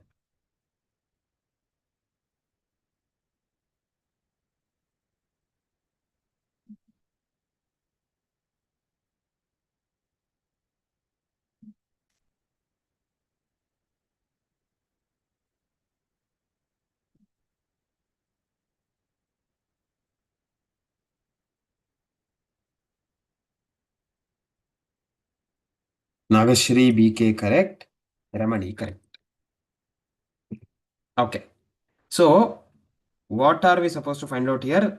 Difference. So that means we have to first find out common interest, simple interest, difference. Correct? Tanushri correct. Sandhya madam also correct. Yes. That's what we are supposed to do. Both we have to find. So I'll first find out compound interest. P into 1.05 to the power 4 minus 1. What is 1.05 to the power 4? 215506 minus 1, that is P into 0.215506. Or, okay, we also have P. What is P here? So P is 20,000. 20,000, correct. 20,000. So 20,000 into this, how much? How much is the compound interest? So 4310.1. 0.124. Yes, 0.12 or 13. That's okay. Simple interest, P into I into T. P is 20,000, I is 0.05, T is 4 years. We should 4,000. get 1,000. So this difference is 300. Option D. Come to 19th one. Hmm.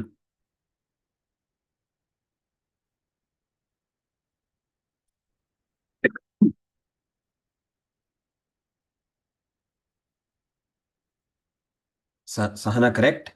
Vikram correct. Shravan Hegde correct. Dhanush Hegde correct. Indira, you have to recheck. Ganavi correct. Likita correct.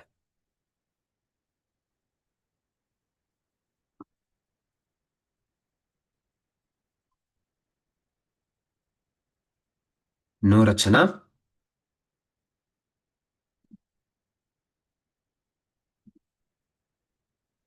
Yes, Indira correct. Nagashri BK correct. Ramani correct. Lakshana correct. Dhanushri yes, correct. So they're asking us future value of annuity. Future value amount annuity is 500 into 1.14 to the power 7 minus 1 divided by 0.14. Since I have not given end of the period or beginning of the period, it is annuity regular. 500. They are specifically given 1.14 to the power 7. So 2.5023 as it is minus 1 divided by 0.14. So your voice is breaking. Not audible properly? Yes, sir. No. No.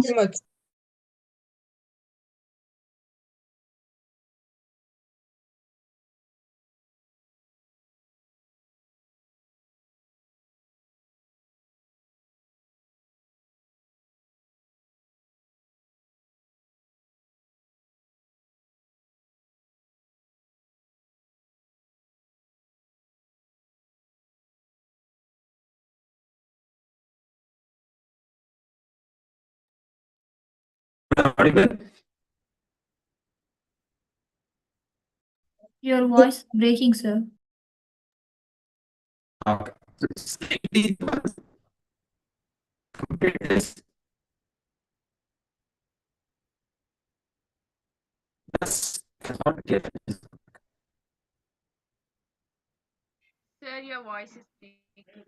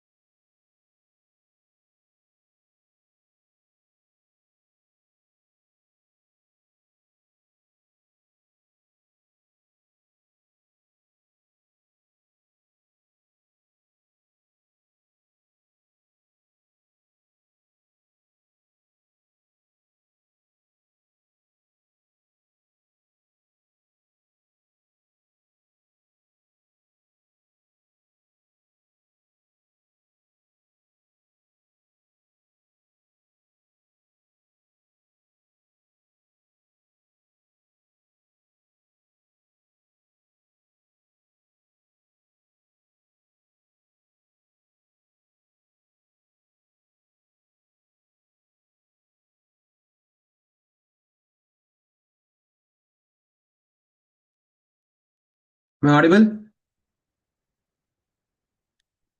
Yes. Yes, sir.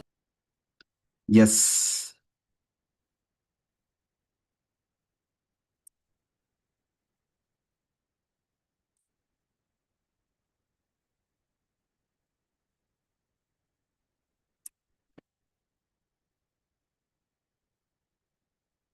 Yeah. Done with question number 20?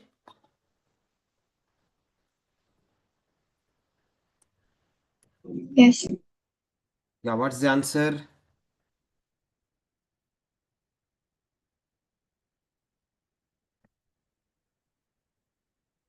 Yes, Vikram, correct.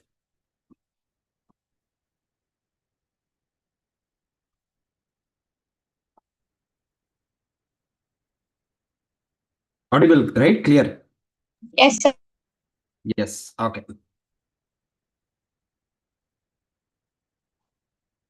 Dhanush, you have to recheck.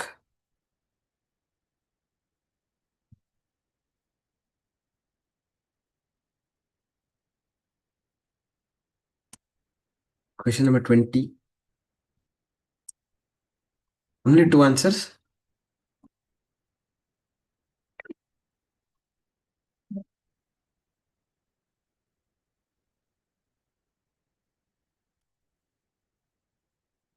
Sahana, correct.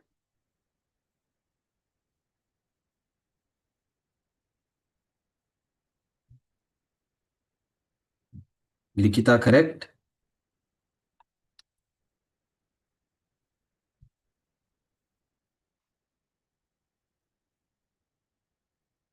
Dhanushri RNS, correct. Sandhya Madam, correct.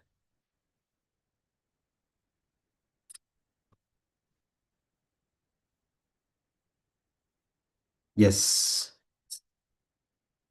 Correct answer. Sachi, Bhavani, Sanjana. Right. How do we get this? Effective rate of interest corresponding to nominal rate of 3% per annum payable half yearly. What is I? Sir, I is 0.03 by 2. Yes. Which is 0.615. Correct?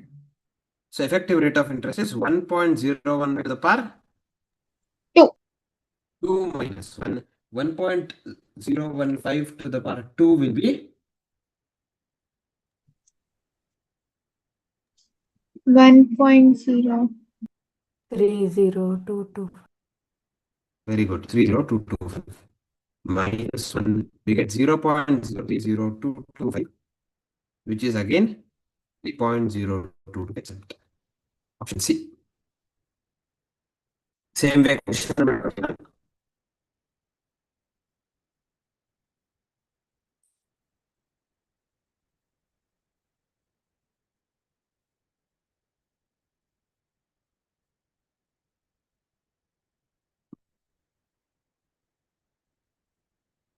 Lita, correct. Sana, correct.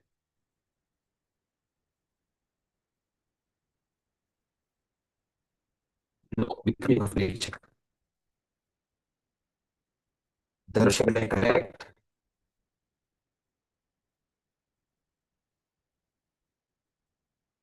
Lakshya, last 20. Sandhya Madam, correct.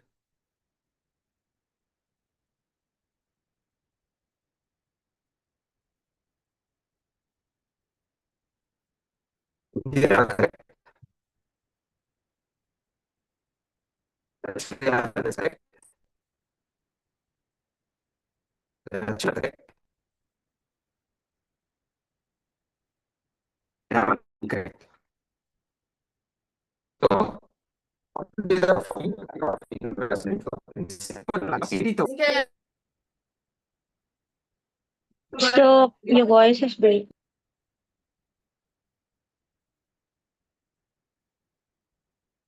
Still same.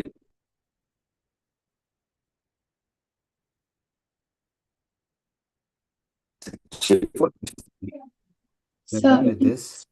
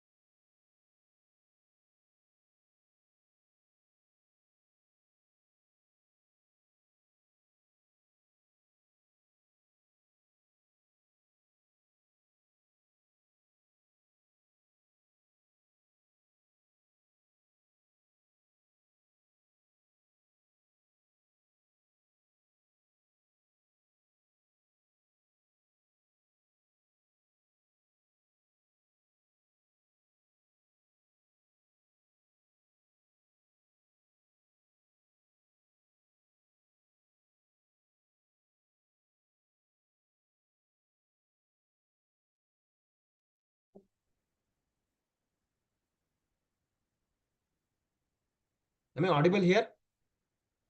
Yes, sir. Yes, sir. Okay.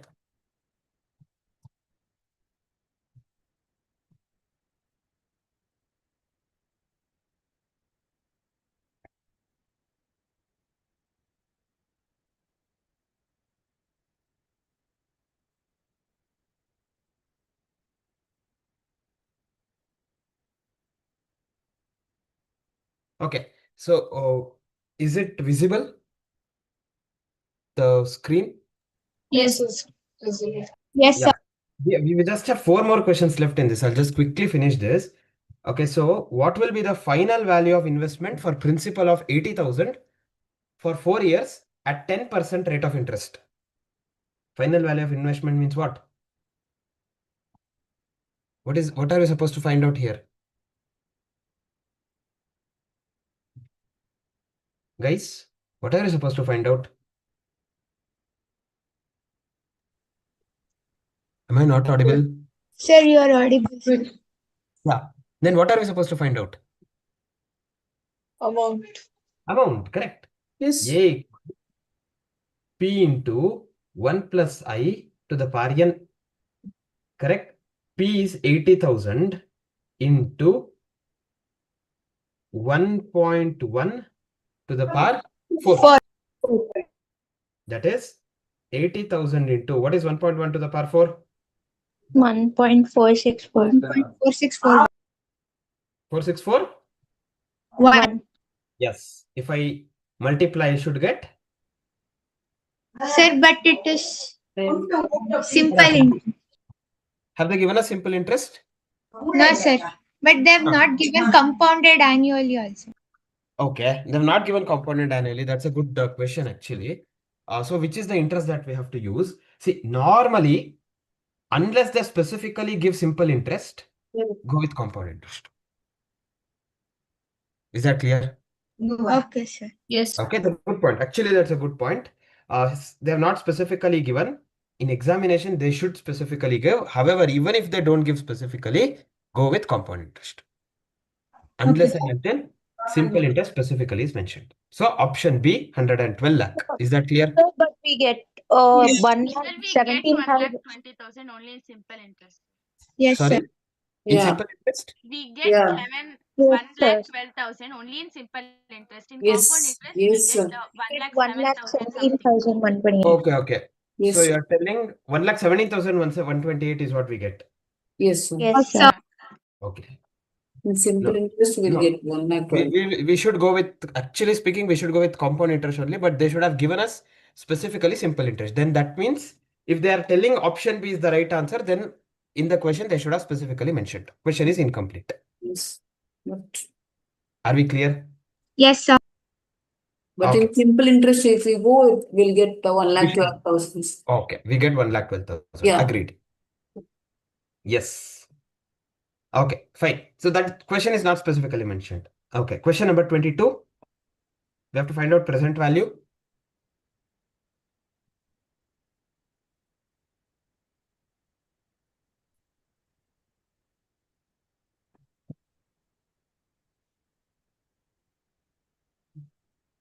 Yes. Lakshana, Dhanush.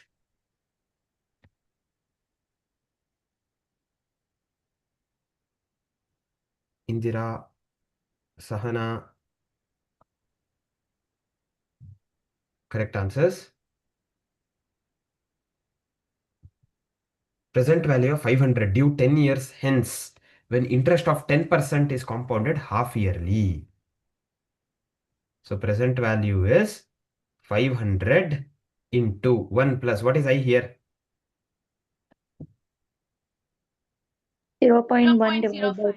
0.05 to the power. What is n? 20. Very good. 10 into 2, 20 minus 1 divided by 0.05 into 1.05 to the power 20. That is 500 into 1.05 to the power 20. Anyone?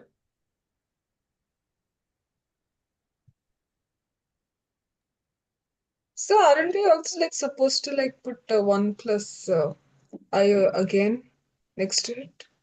Because it's due, right? No, this is present value of 500. Due 10 years hence means what? Payable. This is not annuity due. Annuity due concept comes into picture when?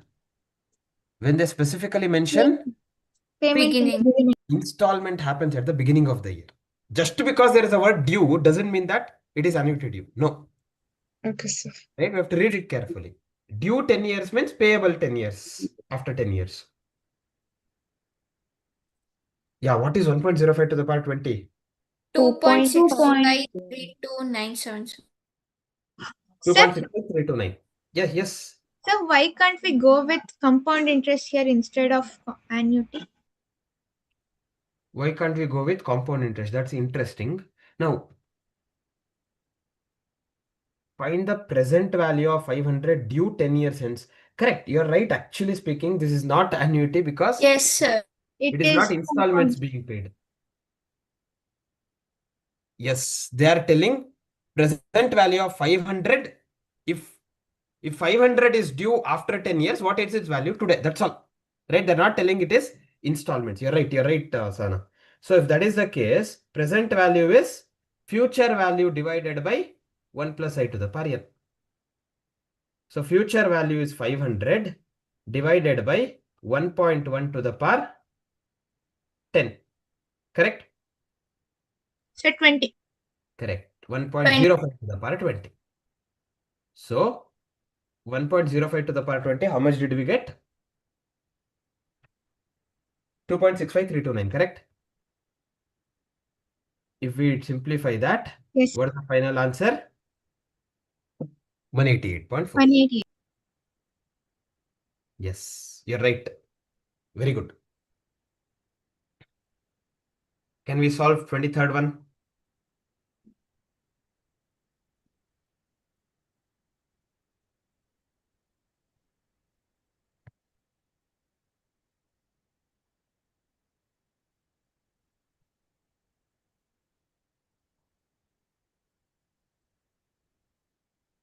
Yes.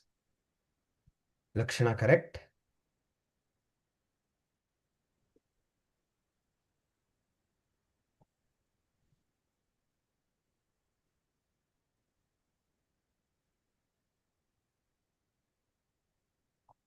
Indira, correct.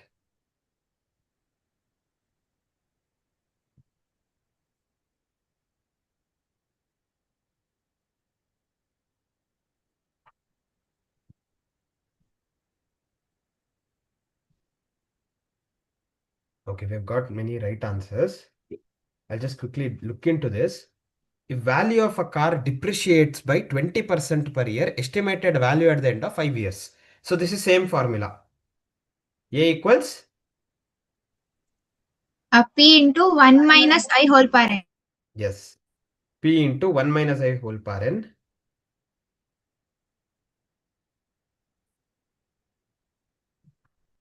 Here P is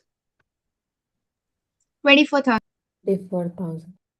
multiplied by what is rate? 20%. So 1 minus 0.2, which is 0.8 to the power 5. 24,000 into 0.8 to the power 5. What is 0.8 to the power 5?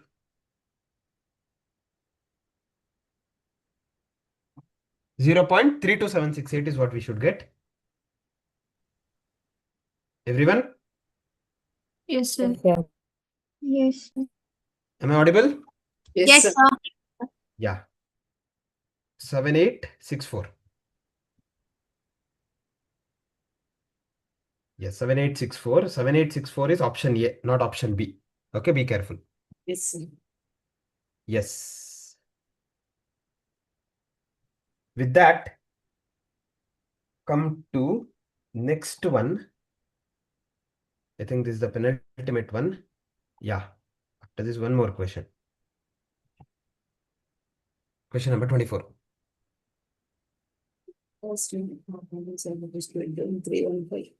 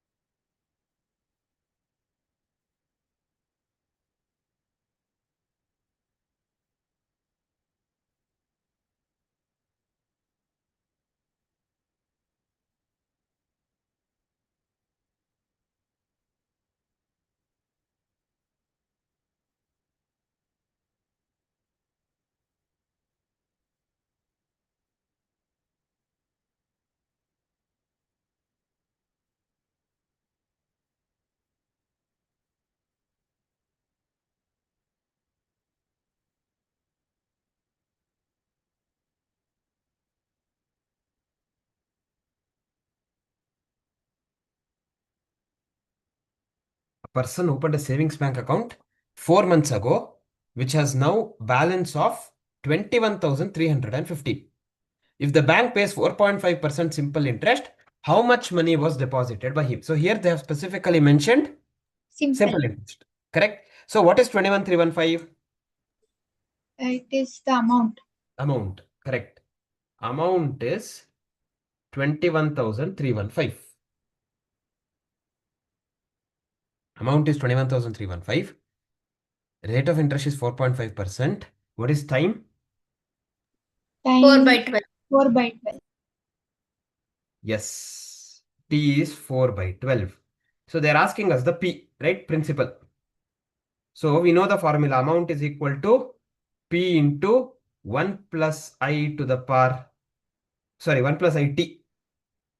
Amount is 21,315 equals P into 1 plus 0.045 into T is 4 by 12. Correct? Yes, sir. 0.045 into 4 by 12.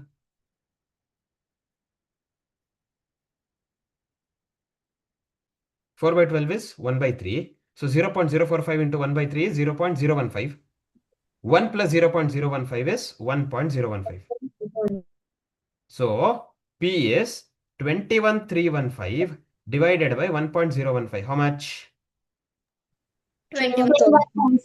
21,000. Correct. 21,000 is the principal amount that was invested. Is that clear? Sir, why shouldn't that be like 45% into 4? Only for 4 months, no, sir. Correct. So why shouldn't it be per month is what you are telling? Yes, sir. Okay. They should have mentioned per annum here. First point. They should have mentioned. There's no doubts about it. But see, savings bank account 4.5% normally would be per annum interest. Logically. Yes, sir, per annum only, but only for 4 months it is given, right? Correct. That's why 4 by 12 we are doing, no? Interest should not be divided into Ah, no. See, when it is compounded for 4 months, then you will divide it by 4. Okay. Here, in simple interest concept, there is no compounding happening. In simple interest will always be calculated on the original amount. Correct? Yes. Yes. Okay, that's how we get 21,000. We have one more question, last one. Present value is what you have to calculate here. End of 10 years, if the end of each year for 10 years, money is worth 5%.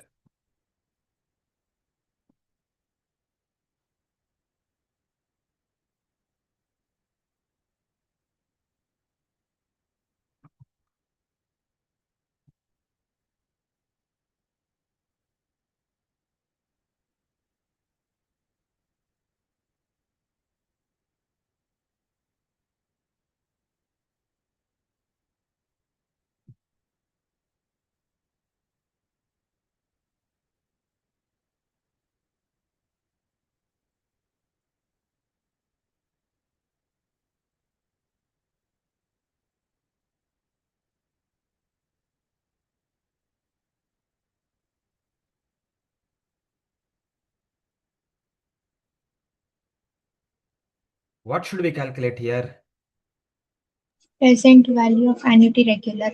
Very good. Present value of annuity regular is A into 1 plus I to the power n minus 1 divided by I into 1 plus I to the power n. Correct? What is A? 1,000. What is I here?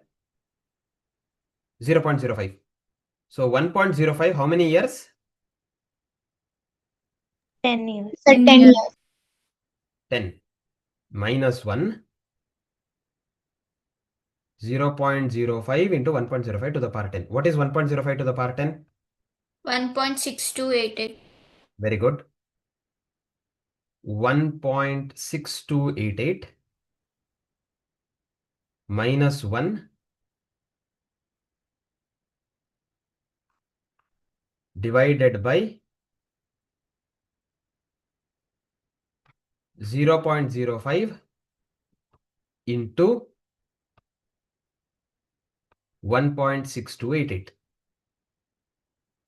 That is 1.6288 minus 1 is 0.6288 into 1000 divided by 0.05 divided by 1.6288. We should get 7724. Correct? Yes, sir. Yes.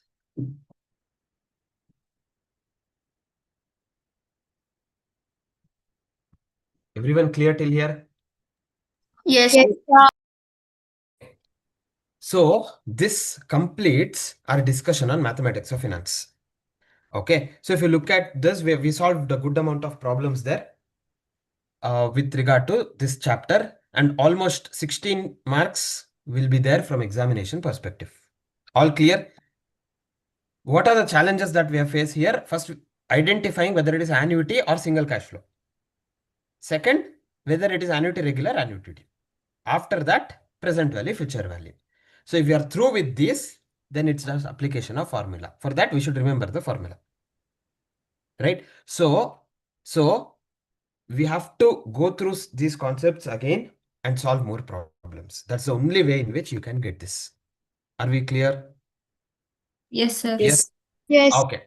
Okay. So with that, we are done with mathematics of finance. We will, as discussed yesterday, we will discuss about the fresh chapter on sets, relations, and functions, limits, and continuities. Obviously, I will take a small break. Obviously, we have taken multiple breaks in between, right? So it will be a small break. Meanwhile, I'll just set this right. Post this, it will be all right. Okay, the system will be all right. We'll focus on completing that particular chapter. Okay, that's what we'll be doing.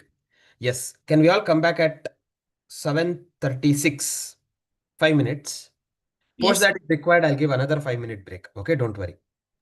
Yes, only if required. Okay, can we come back at 7:36? Yes, sir. Yes. Yes.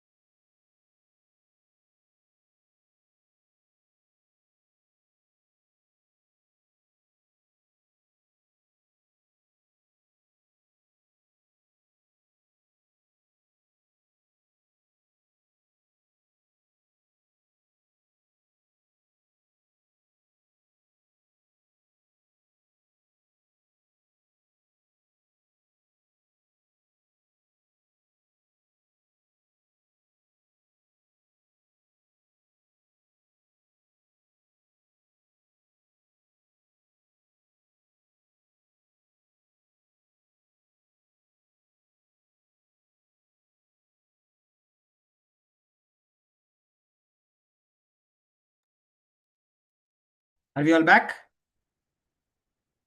Yes. Yes, sir. Yes. Am I audible? Yes, sir. Yes. Okay. Shall we start with that chapter? Sets, relations, and functions, limits and continuity. Again, before I start, I'll just give a disclaimer. Here, this chapter and the next chapter that we'll be discussing, maybe tomorrow, those two chapters, whatever is required from examination perspective is what we'll be discussing.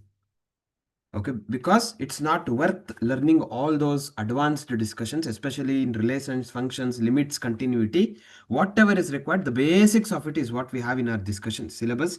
That is what will be asked in the examination also. So whatever is required, only the basics, that is what we'll be learning. Is that clear? Yes, sir. Yes. Again, from examination perspective, you'll get again 3 marks, 3 questions from this chapter. So it's whatever is required, the basic discussion. What do we understand by set?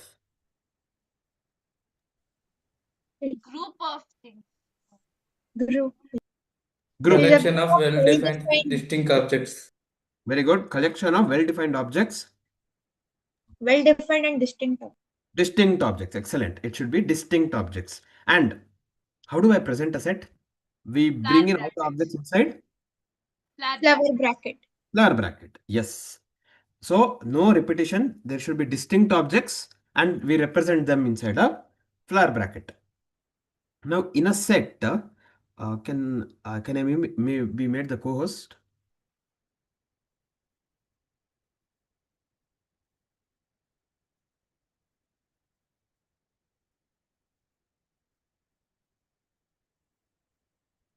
Sorry. No problem. So here in a set, let's say we have set of first 100 natural numbers. We get 1, 2, 3, 4, 5, up to 100. Correct? Inside that set.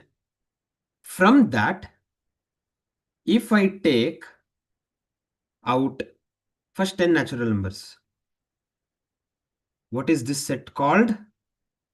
Subset.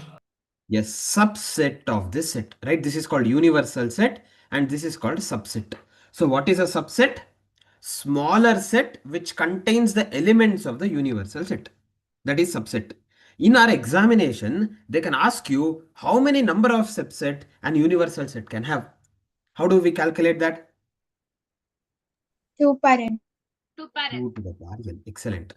2 to the power n. Every universal set will have 2 to the power n subset. For example, let's say the universal set is 1, 2, 3.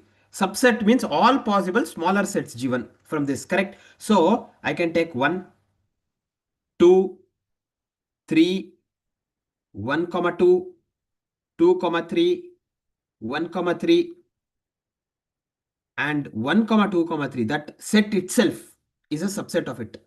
And what is one more subset? Null set.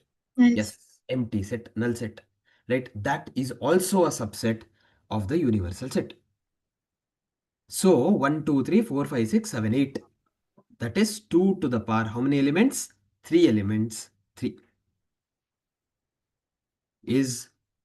That's how we get the number of subsets. Understanding? Yes. If I exclude that set, considering that set itself as a subset, some people don't agree. So if I exclude that, these are called Power. sets. Oh, proper subsets. These are called proper subsets. So if I have n observations, n elements in a set, how many proper subsets we can have? 2 power n minus 1. 2 parent. To the power n minus 1. Right? What is power set? So It's all the flower brackets. So all the subsets in one set. Yes, the set which contains all possible subsets of the universal set, that set is power set. So if I have this inside 1, right, 2, 3, 1, 3, 2, 3, all subsets together, This is called power set. Everyone following? Right? These are small things that they'll ask in exams. Okay, there's no complications that will be there. Right? That's the reason these things are very, very important. Anyhow, I'll give you notes on all this. Don't worry. Now, what do we understand by a null set? Which does not contain any element. Very good. So, doesn't contain any element. Empty set. Right? How do we represent an empty set? Flower brackets inside empty. That is empty set. Or this is an empty set. However, if I write like this is not an empty set. Right? Either this or this represents a null set or an empty set. Can we make a note of this? Yes. Yes. Write down heading sets. Under that,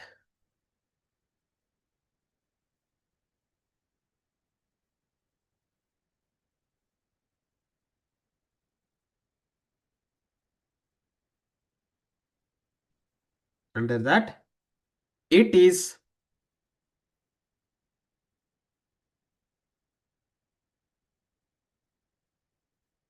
a group of well-defined distinct objects.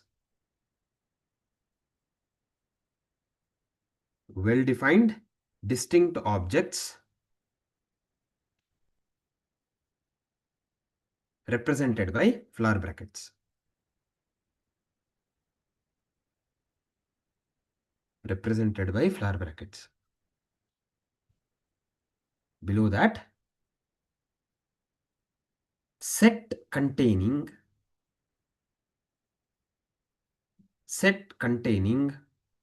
all possible elements.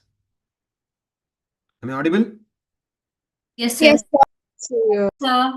Yes, no more breaks. Set containing all possible elements is called universal set. Yes, Ramani. Sir, this is the first point you explained. Like, this is the first point you dictated right now. Yeah, it's a group of. Because I was disconnected right now. It's a group of Just a well-defined. minute, sir. Is it a definition? Definition. Okay. Group Of of. a set, right? Yes, correct. Oh. It's a group of well-defined distinct objects represented by flower bracket. Below that, universal set. What did we write with regard to universal set? Set containing all possible. all possible elements is called universal set. Universal set. Below that,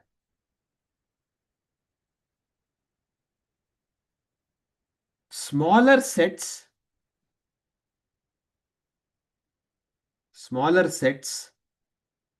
containing the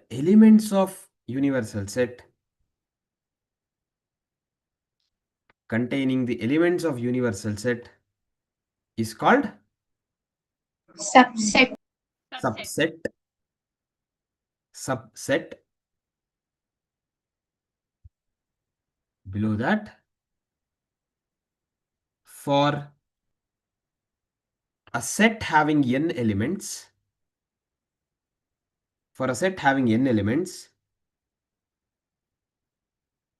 it shall have 2 to the power n number of subsets. 2 to the power n number of subsets. Full stop. The list of all subsets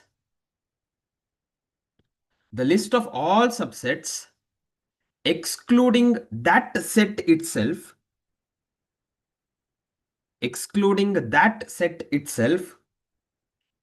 is called proper subsets. Therefore,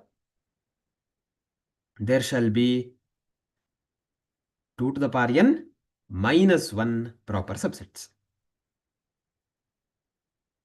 There shall be 2 to the power n minus 1 proper subsets. Clear? Yes, sir. Yes. The set containing all subsets is called a power set.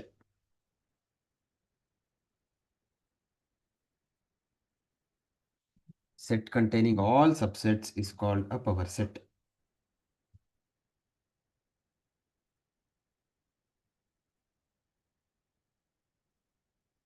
Following?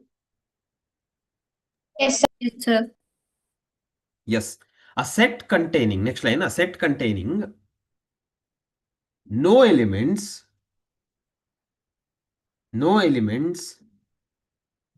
is called a null set,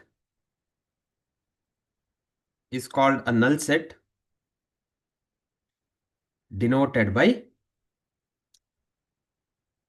write this, flower brackets empty or pi.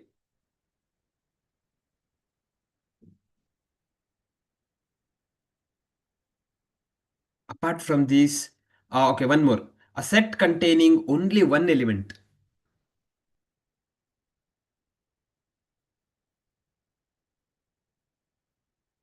What is it called?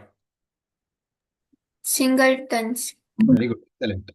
Set containing only one element is called singleton set.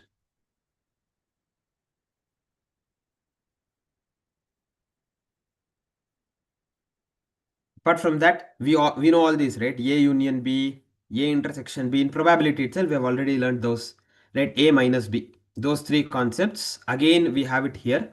You would have questions on that here as well. The only difference is, in probability chapter, we will have P of A union B.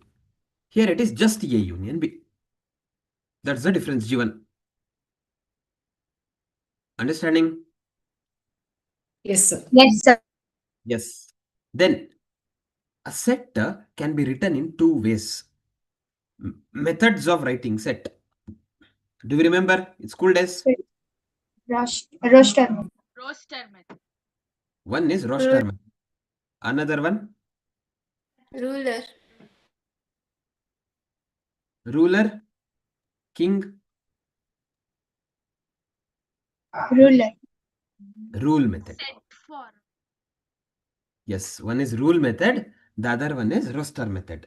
Now, whatever we wrote, right, 1, 2, 3, etc., that is roster method. What is rule method? Writing it in the form of rule. So, if this is 1, 2, 3, 4 is the set, elements of the set, the rule will be x, where x represent first four natural numbers. Right? Writing it in that form. Or 0 less than x less than 5. Right? Writing it in rule form is called rule method. Writing them in actual element form is called roster method. Is that clear? Yes, sir. Yes. Yes. Apart from this, what else we have to discuss? Okay, while solving problems itself, we'll discuss. We'll just directly go to exercise in the institute material. Institute material. Is the screen visible? Yes, sir. Yes, sir. Yeah. So, Okay. So there,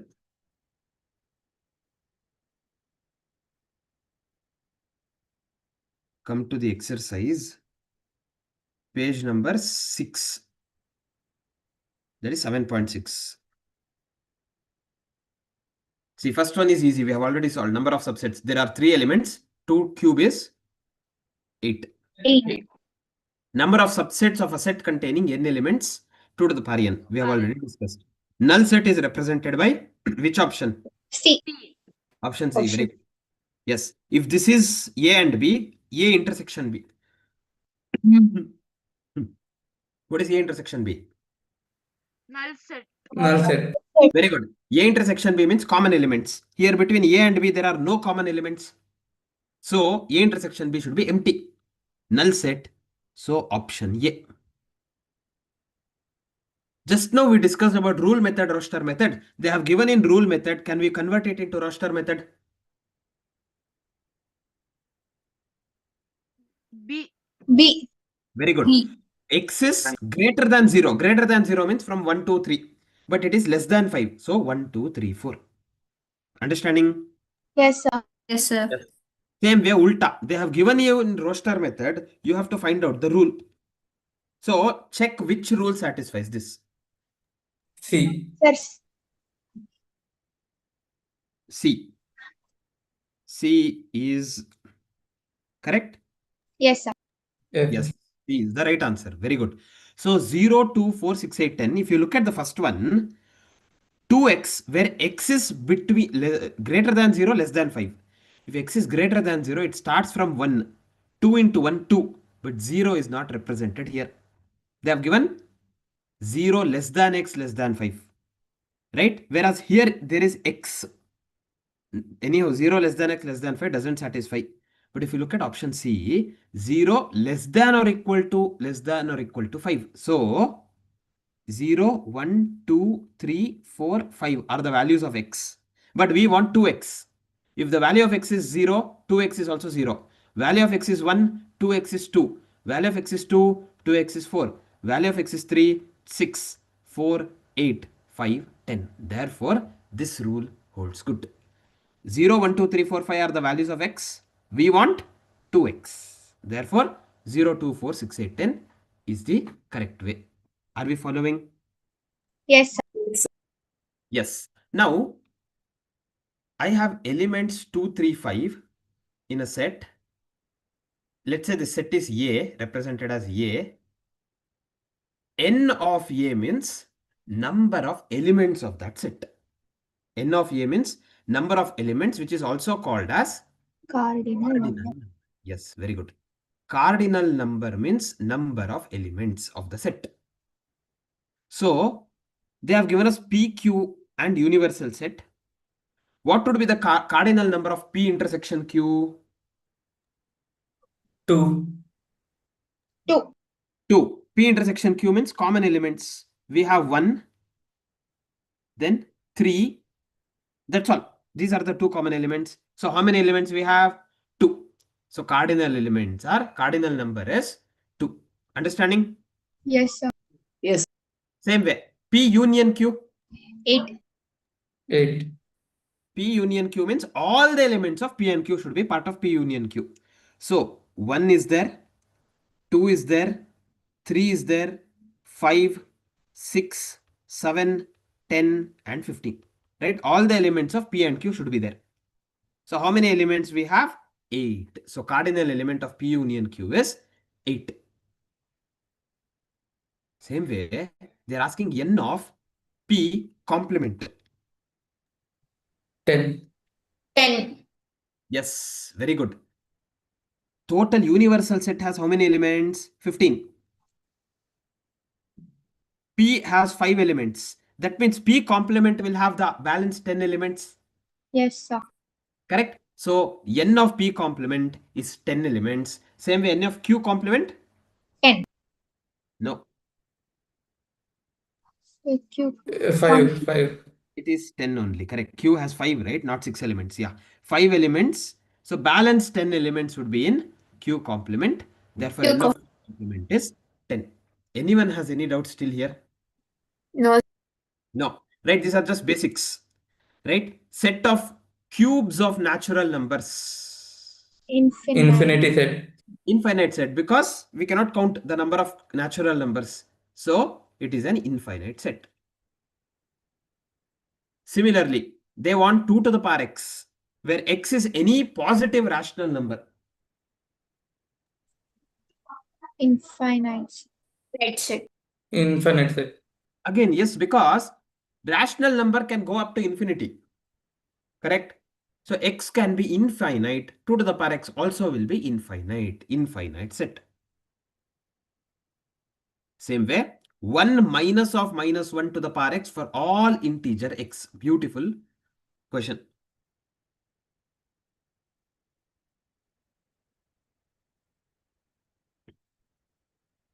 For all the integers x. For all the integers. Option B.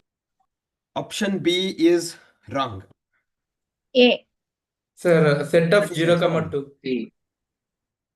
Obviously, if A and B are wrong, it has to be C. How it is C?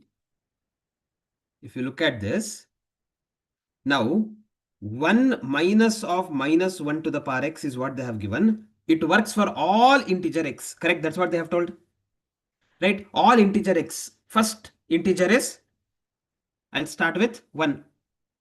1 minus of minus 1 to the power 1. Minus 1 to the power 1 is minus 1. 1 minus of minus 1 is 1 plus 1, 2. If x is equal to 2, 1 minus of minus 1 square. Minus 1 square is plus 1. 1 minus plus 1 is 0. If x is equal to 3, 1 minus of minus 1 to the power 3. 1 minus 1 cube is minus 1 itself. So 1 minus of minus 1 is 1 plus 1, 2.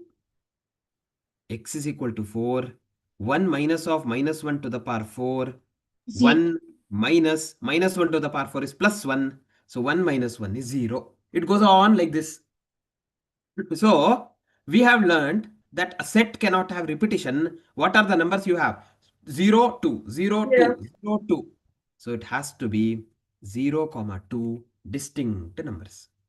Hence 0, 2 is the answer. Did we understand this? Yes. Yes, sir. Yes. From now on, the questions to answer the next few questions, we need to understand, or we should know, the number system. You would have already learned this number system. Do we remember? We'll quickly revise. Obviously, some of us or most of us would have forgotten. Now, to start with basic, we have natural numbers. What are natural numbers? 1 to It starts infinity. from 1. 1, 2, 2. 3, 4, so on up to infinity. Those are natural numbers. Two natural numbers, if I add 0, I get? Whole Whole number. numbers. Very good. I get whole numbers. So now I have 0, 1, 2, 3 up to infinity. To that, if I add negatives, minus 1, minus 2, minus 3. Integers. Integers. Integers. Yes, good. To integers, now I have all numbers which are non-decimals, correct? Minus 1, minus 2, minus 3, 0, 1, 2, 3, 4. To that, if I add numbers which can be expressed in fractions, 1 by 2, 3, Rational. 4, Rational numbers. yes, the numbers which can be expressed in the form a by b, they are called rational numbers. To these rational numbers, if I add the irrational numbers which cannot be expressed in the terms of 1 by 2, P 3, by 7. 2 by 7, etc. Right? Irrational numbers. Example, Imaginary numbers. 3. Root pi. those are not imaginary numbers, irrational. Root 2, root 5, root 7. Right? These cannot be expressed in fractions. They always be expressed in decimals. So those are irrational numbers. Rational number plus irrational numbers are called Real number. Real number. real numbers. Apart from this, there are numbers which cannot be expressed. They are just visualized. For example, square root of Minus 2. not possible. Yeah, correct. Square root of minus 2. Right? It is not possible for us to bring out them in numeric form. These are called Imaginary. numbers or complex numbers. Are we clear? Yes.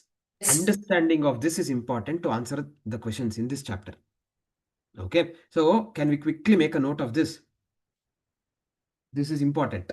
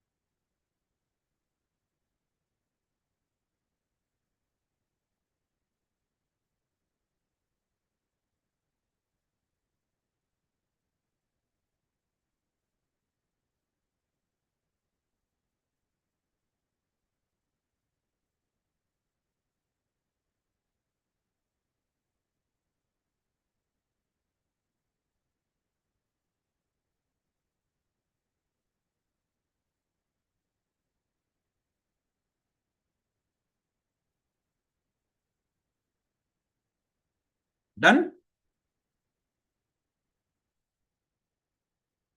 Just a minute, sir. Yes.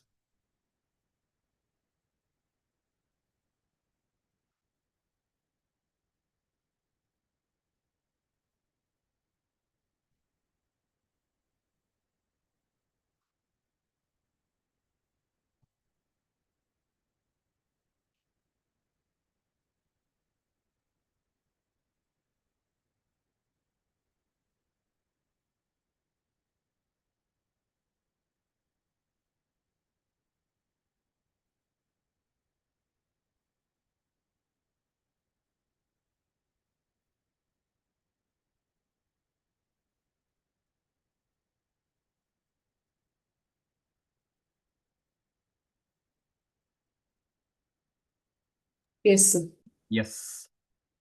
Can we answer questions on this then?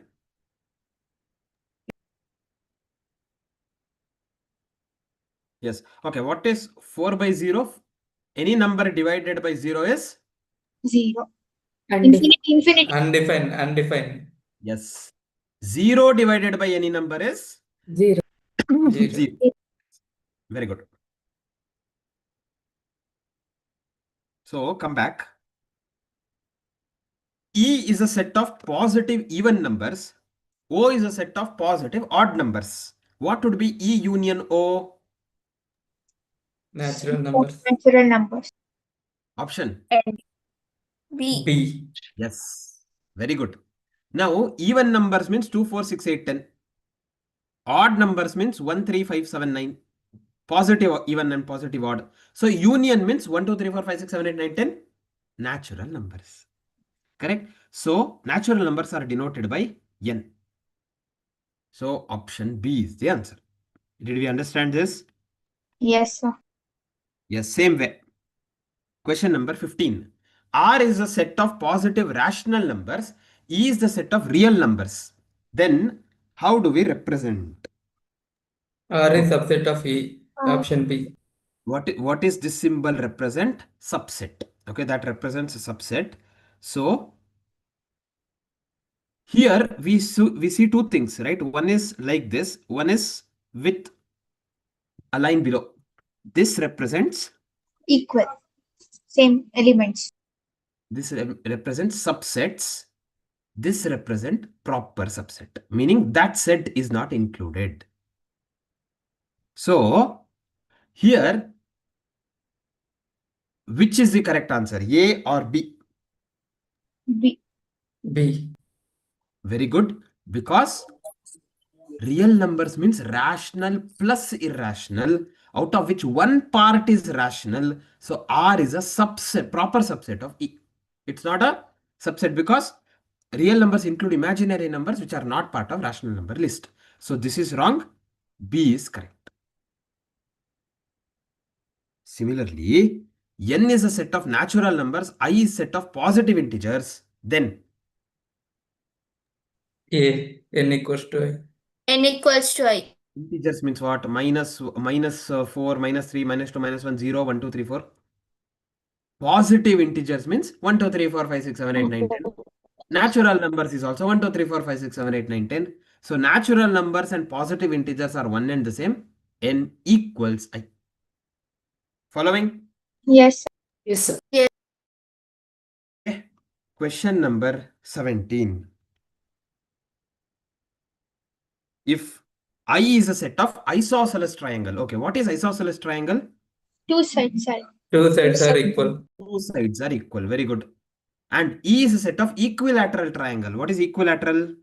All the sides. All three sides are equal. All the three sides are equal. Correct. Now, we have isosceles triangles, equilateral triangle. How do we represent? None of this. Why? Sir, E is subset of I. B. Yes. Option B. B. Now, can I tell? See, isosceles has two sides equal. Equilateral has three sides equal. All equilateral triangles are isosceles. Yes, Yes, sir. sir. Correct? Because if three sides have to be equal, two sides should be equal. So, all equilateral triangles are part of isosceles, but the other way around doesn't work. So, equilateral triangles subset of isosceles. Same way, R is a set of isosceles right angle triangle. Right angle triangle means 90 degree. Correct? 90. Isosceles, two sides are equal. And I is a set of isosceles triangle. Here, how do you represent? R is subset R of is subset I. of I. Very good. All right isosceles right angle triangles are isosceles triangle. But not all isosceles triangles are right angled. So, R is a part of I, not I being part of R. So, R is a subset of I. Following? Yes. Yes. We need to just understand out of these which is bigger and which is part of the other one. Isosceles right angle triangle are part of isosceles triangle, but other way around doesn't work. Same way, n into n plus 1 by 2, where n is a positive integer. We have already discussed this. Infinite set. Infinite set. Infinite set. Very good. If A is equal to this, B is x square, where x belongs to A. Option C. N of A equals to N. Very good. If x belongs to A, what are the x square values? 1, 4, 9, 1, 4, 5, 9, 25, 49. How did we get it? Values of x is here, Square. square of it. Now here, what are they talking about? N of A and N of B. N of A, 5 elements. N of B also 5 elements. N of A equals N of B. Why not A? Why not option A? So the set is represented by small. letters. Very good. not in small. Sets are represented by capital alphabets, capital letters, and not small letter. Here it is small. Therefore, that is not correct. Option C is the right answer. The number of elements of set A equals number of elements of set B. Following? Yes. Yes, sir. Yes. Same way. A union A. A. A. A itself. A. A intersection A. A. A. A itself. This one you should answer. A union B, the whole complement. Option C. A complement. A complement intersection, B complement. Yes. De Morgan's law. Correct. A union B, the whole complement is A complement intersection B complement. Similarly, A intersection B, the whole complement is Option B. Option B. A complement A union B. complement. Fine. Now, we said we have a universal set 1, 2, 3, 4. If I have 1, 2, A is called The subset of. subset of U. A is called the subset. U is called the superset of A. That is the set from which this subset is derived. That main set, that universal set is also called as superset. Okay, superset from which subsets are derived. So here they are talking about A union E, where E is the superset. If E is the superset, A union E will be E. E itself. Because A union E means what? All the elements of A and E. That means all elements of E will be part of that list. So A union E becomes E. Whereas A intersection E? A. A. Because A and E, A has all the elements of E. A intersection means common elements. The entire set A becomes the answer. Yes. A intersection Sir, is yes. A. Sir, Understanding? I didn't understand that 25th. 25th and 26th, I'll explain again. See, let's say A is 1, 2. E is 1, 2, 3, 4. So here A is the subset, E is the superset. Understood? Yes. Yes.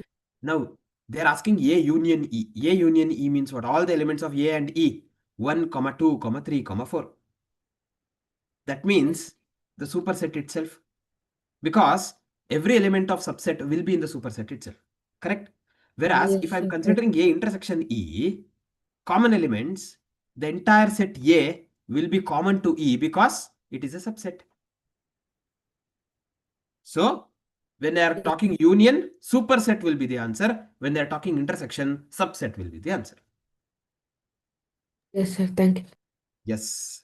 Similarly, not coming down. E union E will be E itself. A intersection E complement.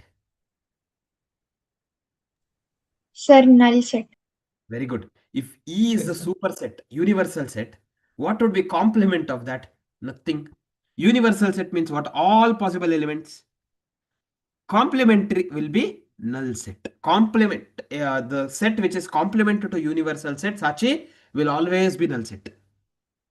Correct? So, if E complement is null set, A intersection E complement also will be null set because there is nothing to take in common. Similarly, A intersection null set is also null set. Null set. A union A complement. It is E. E. Very good. Now, if I have E as 1, 2, 3, 4, A as 1, 2, what would be A complement? 2, 3, 3, 4. 4. 3, 4. The elements which are in E but not in A. Correct? So, A union A complement will be the entire universal set. Exhaustive list. So, A union A complement is E. Now, they have given us the universal set or the superset. The subset of E satisfying this equation, 5 plus x greater than 10. Sachi, what's the answer? Option Option? B. Option B. Very good. 5 plus x should be greater than 10. Correct? If I consider x as 1, 5 plus 1 is 6. Is 6 greater than 10? No. No. If I consider 2, no. Till 5, it is not greater than 10. If I Yes, consider sir. x as 6, 5 plus 6 is 11. Is 11 greater than 10? Yes. Yes. Yes. 5 plus 7 greater than 10. 5 plus 8 greater than 10. 5 plus 9 greater than 10. Why are we stopping at 9? Why are we not considering 10? It is just greater, not greater than or Greater than 10, that's all. It has only 9. Right? After that, there is no element in universal set. Ganavi. Correct? So, 6, 7, 8, 9. Option B is the answer. Did we understand? Yes, sir. Yes. Next, 32nd one. Again, that is delta is simply given. If A delta B is equal to A minus B union B minus A. They have given A and B. What is A delta B? A. Option A. Option A. Very good. Find out. What is A minus B? Elements in 1, A, in 2, B. 4. 1, 1, 2, 4. 1, 2, 4. Why did we not consider 3? Because 3 is there in B. What is B minus A? Elements in B but not in A. 3 is there in A, so I should not consider that. 5, 7. So they are asking A minus B union B minus A. It would be all the elements of these two set 1, 2, 4, 5, 7, which is option A. That's how we get question Sir, 30. Yeah, yes, Anil. question number 31. If it was given 5 plus x is greater than and is equal to 10 means option A would have been answer, right? Correct. You're right. Yes. Did everyone understand this exercise? Yes, sir. Yes. That's all. Okay. This is what we have in the first part of the discussion set. Okay. Only one more concept that we have to learn is Cartesian product. What do we understand by product? Multiplication. Multiplication. If I have 2 and 3, if I ask you to find the product, what will you do? 2, 3, 2 4. into 3. Multiply. Same way, if I have set 1, 2, another set 2, 3, if I ask you to find the product, that is called Cartesian product. So how do we find the product, Bhargavi, of two sets? Individually, you have to do 1, 2. That will become 1, 2. 2, 2. 1 and 3. 2 and 3. This is Cartesian product. That's all. Is that clear? Yes, sir. Yes. This completes the first part of this chapter. What was the heading of this chapter? Sets. After sets. Relation. Relation. Relation and function. Then limits and continuity. Right? Out of which sets is done. Completed. That's all. This is what we have. Okay. With this understanding, we can discuss about relations and functions. Now, what is this? We have already learnt about blood relations. Correct? Everyone? Yes, sir. Yes. Wherever we have relatives, we will go to functions. That is relations and functions. Correct? That function, this function is different. So, first we will understand what is a function. We were just completed our discussion on set. Correct. See, first basic understanding of function. If you understand this entire discussion of functions is done. We have understood set. We have two sets, A and B. Okay. Let's say A, B, and C are the elements of this set.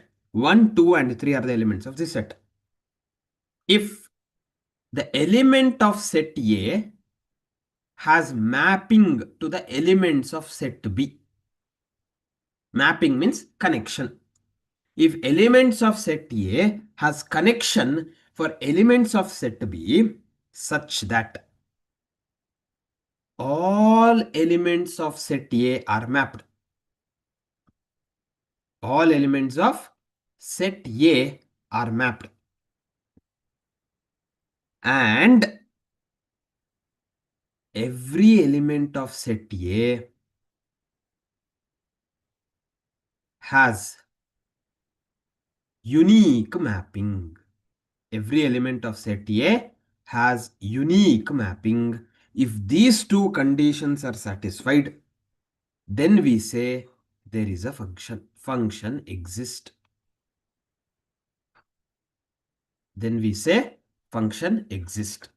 Are we understanding? So if that is the case, whatever the example I have written here, is this a function? Yes, sir. Yes. Because all the elements of set A are mapped. Correct? All elements of set A have mapping connection. Yes. And are they unique mapping? Yes. Yes. Yes, sir. They have unique mapping. Therefore, we consider them to be a function. Okay, I'll give you some more examples to get this concept right. Is the screen visible? Yes, sir. Yes, sir. Okay, fine. So let's say we have set A, ABC, set B, 1, 2. Is this a function? No, sir. No. Yes, sir. Yes, sir. Yes, sir. Two conditions. First condition, all the elements of set A satisfied. All the elements of set A are mapped. Yes. Second condition, elements of set A should have unique mapping. Given, we didn't tell elements of set B should have unique mapping. No. Elements of set A has only 1 mapping each, 1 connection. Right? Elements of set B can have multiple connections. No problem. Elements of set A should have individual single mapping. Since both the conditions are satisfied, it is a function. Whereas we have ABC, we have 1, 2. Is this a function? No, sir. No, sir. Why no? Because All the elements of set set A should be mapped. Yes, because all the elements of set A should be mapped. Here, this element is not mapped, not connected. Same way,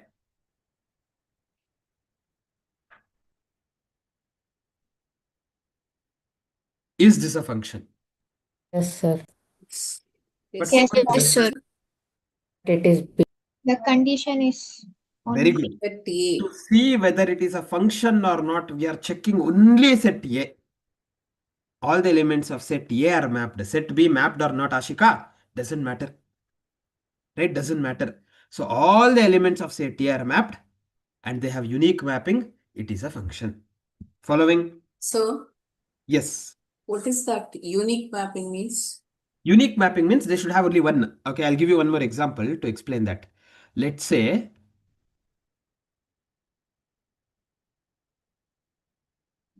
here all the elements of set A are mapped, but this element has double mapping, two mappings, two connections. This is not unique. Unique means only one. Okay. Okay, so from set A only one line should go. To set B you can have two lines for in one element, no problem. But Yes. from set A you cannot have two elements going from one element. Yes. Got it. Yes.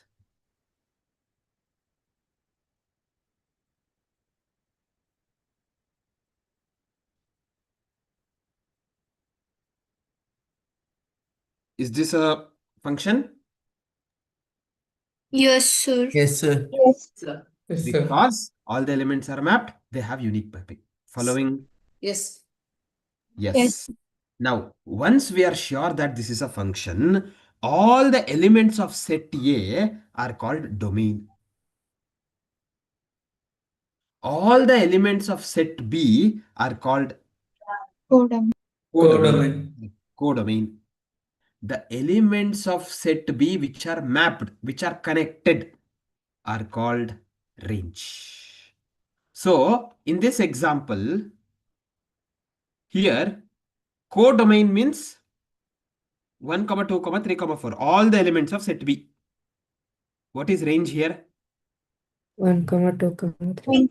1, 2, and 3 only. Because the elements of set B which are mapped are only 1, 2, 3. 4 is not mapped.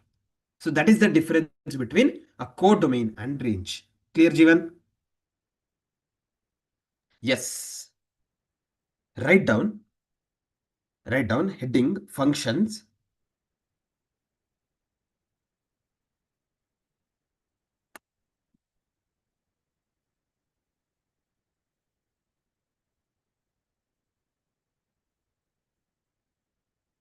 A function is said to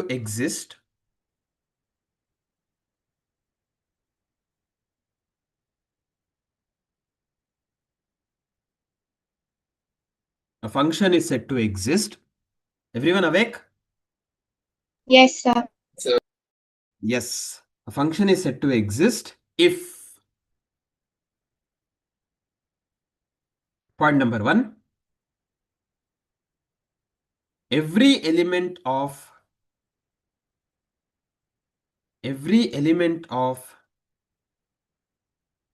set A, every element of set A is mapped. Every element of set A is mapped. Point number 2, such elements of set A,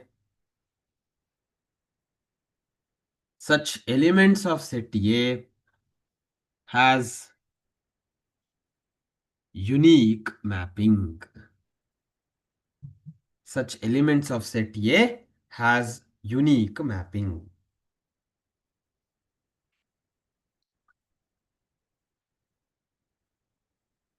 Below that, all the elements of set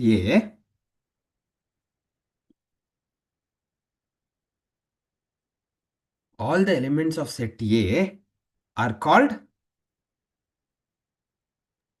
Domain. Domain. yes, are called domain. All the elements of set B are called Codomain. Codomain. Codomain.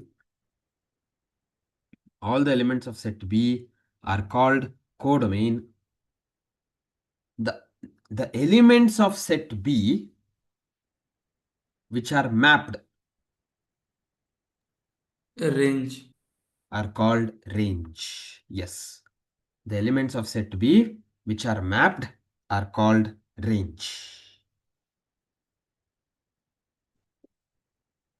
Is that clear? Yes. Yes.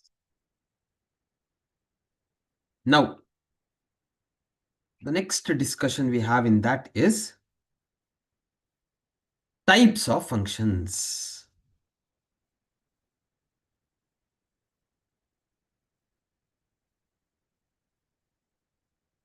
Under the types of functions, what are the different types of functions? We can have One-to-one. yes, good. In one of the classes I asked, they said marriage, birthday party, etc. Right? So types of functions, we will have one-to-one function and many-to-many function. Now, what is this? What is the difference? Under one-to-one function, the element of set A or rather element of set B will have single mapping.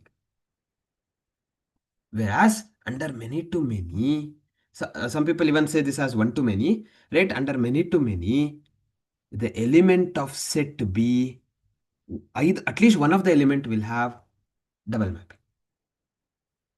So, to check whether it is a function or not, we will see only set A. Once we are through that it is a function, to determine which type of function it is, we will see set B. Correct? We will see set B. If they have only single mapping, one-to-one function. If one set has at least multiple mapping, many-to-many function. Under one-to-one function, we have one-to-one into function, one-to-one onto function. Under many-to-many, we have many-to-many into function, many-to-many onto function. Now, what is this into and onto? If yes, we have single mapping, but in set B, after the single mapping, if there is one element left unmapped, if there is one element left unmapped, need not be one, at least one, right? Few elements left unmapped, then it is called into function. If all the elements of set B are mapped, then it is onto function. Same way, under many to many into function, at least one element should be left unmapped.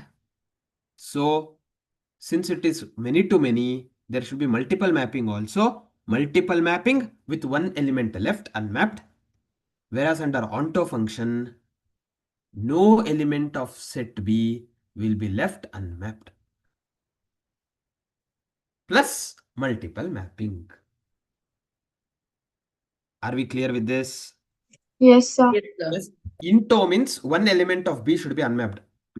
Onto means all the elements should be mapped. One-to-one means individual mapping to set B. Many-to-many means there will be multiple mappings in set B. Now here, okay, first write down this. Types of functions. Write down, Ashika. Types of functions. Under that, two arrow marks. One-to-one function. Many-to-many function. One-to-one function. Many-to-many function.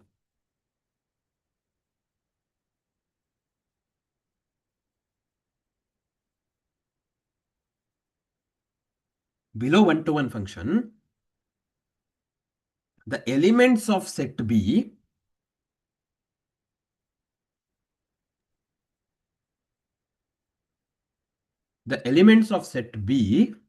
shall have single mapping.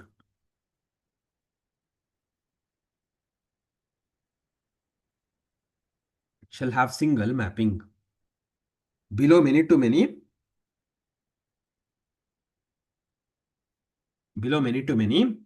the elements of set B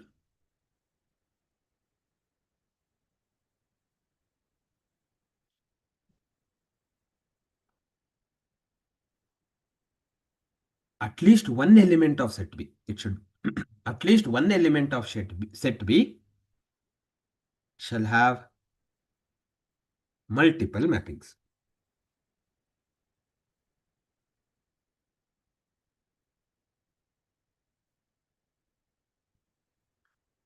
Is that clear?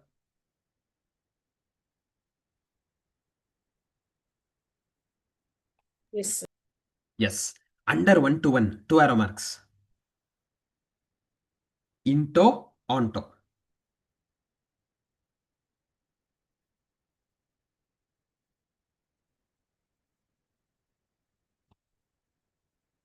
Below 1 to 1 into, write this example, write this picture.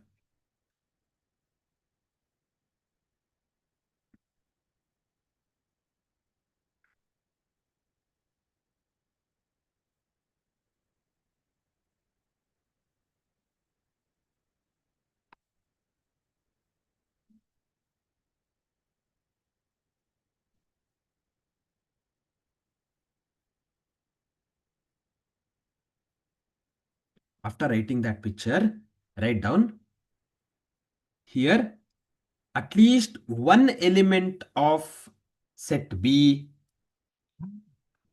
at least one element of set B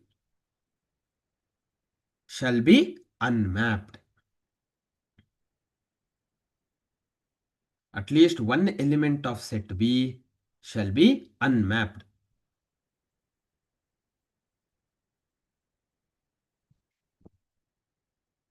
Then onto, write this picture.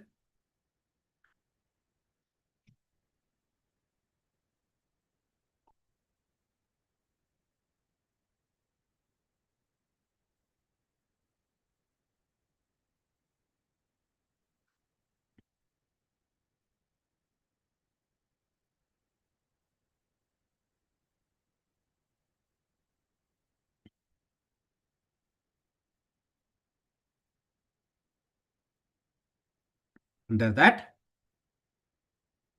all the elements of set B should be mapped.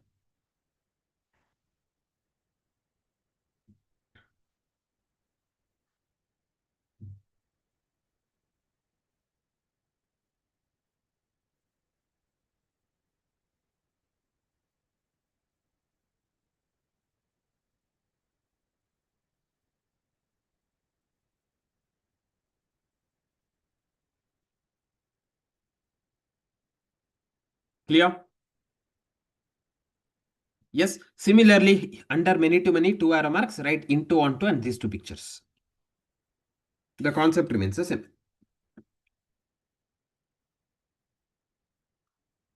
Correct, Ganvi? Yes. Yes.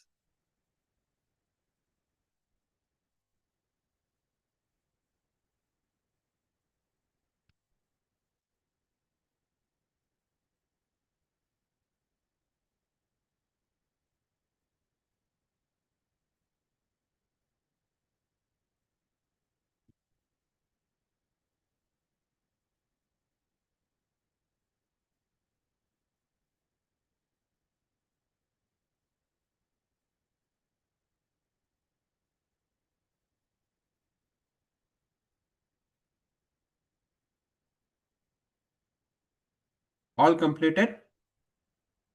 Yes, sir. Yes, sir. Yes. Now, we have 3 more functions. First one is called injective function. Injective function. All one-to-one functions, that is one-to-one into and one-to-one onto, all one-to-one functions are called injective function. All one-to-one functions. Similarly, surjective function. all onto functions, irrespective of whether it is one-to-one or many-to-many, doesn't matter. All onto functions are called surjective functions. And lastly, bijective function, one-to-one onto, this one is called bijective function. So, all one-to-one functions are called injective. Injective. All onto functions are called Surjective. surjective. And one-to-one onto function is bijective. Bijective. Just write down those 3 points. We are done with functions related discussion. We can look into some questions.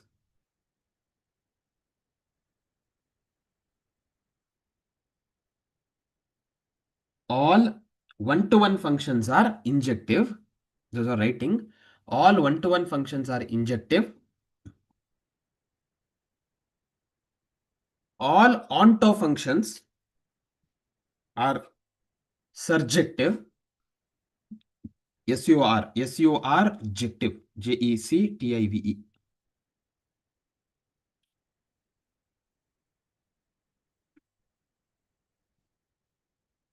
And all one-to-one onto functions are bijective.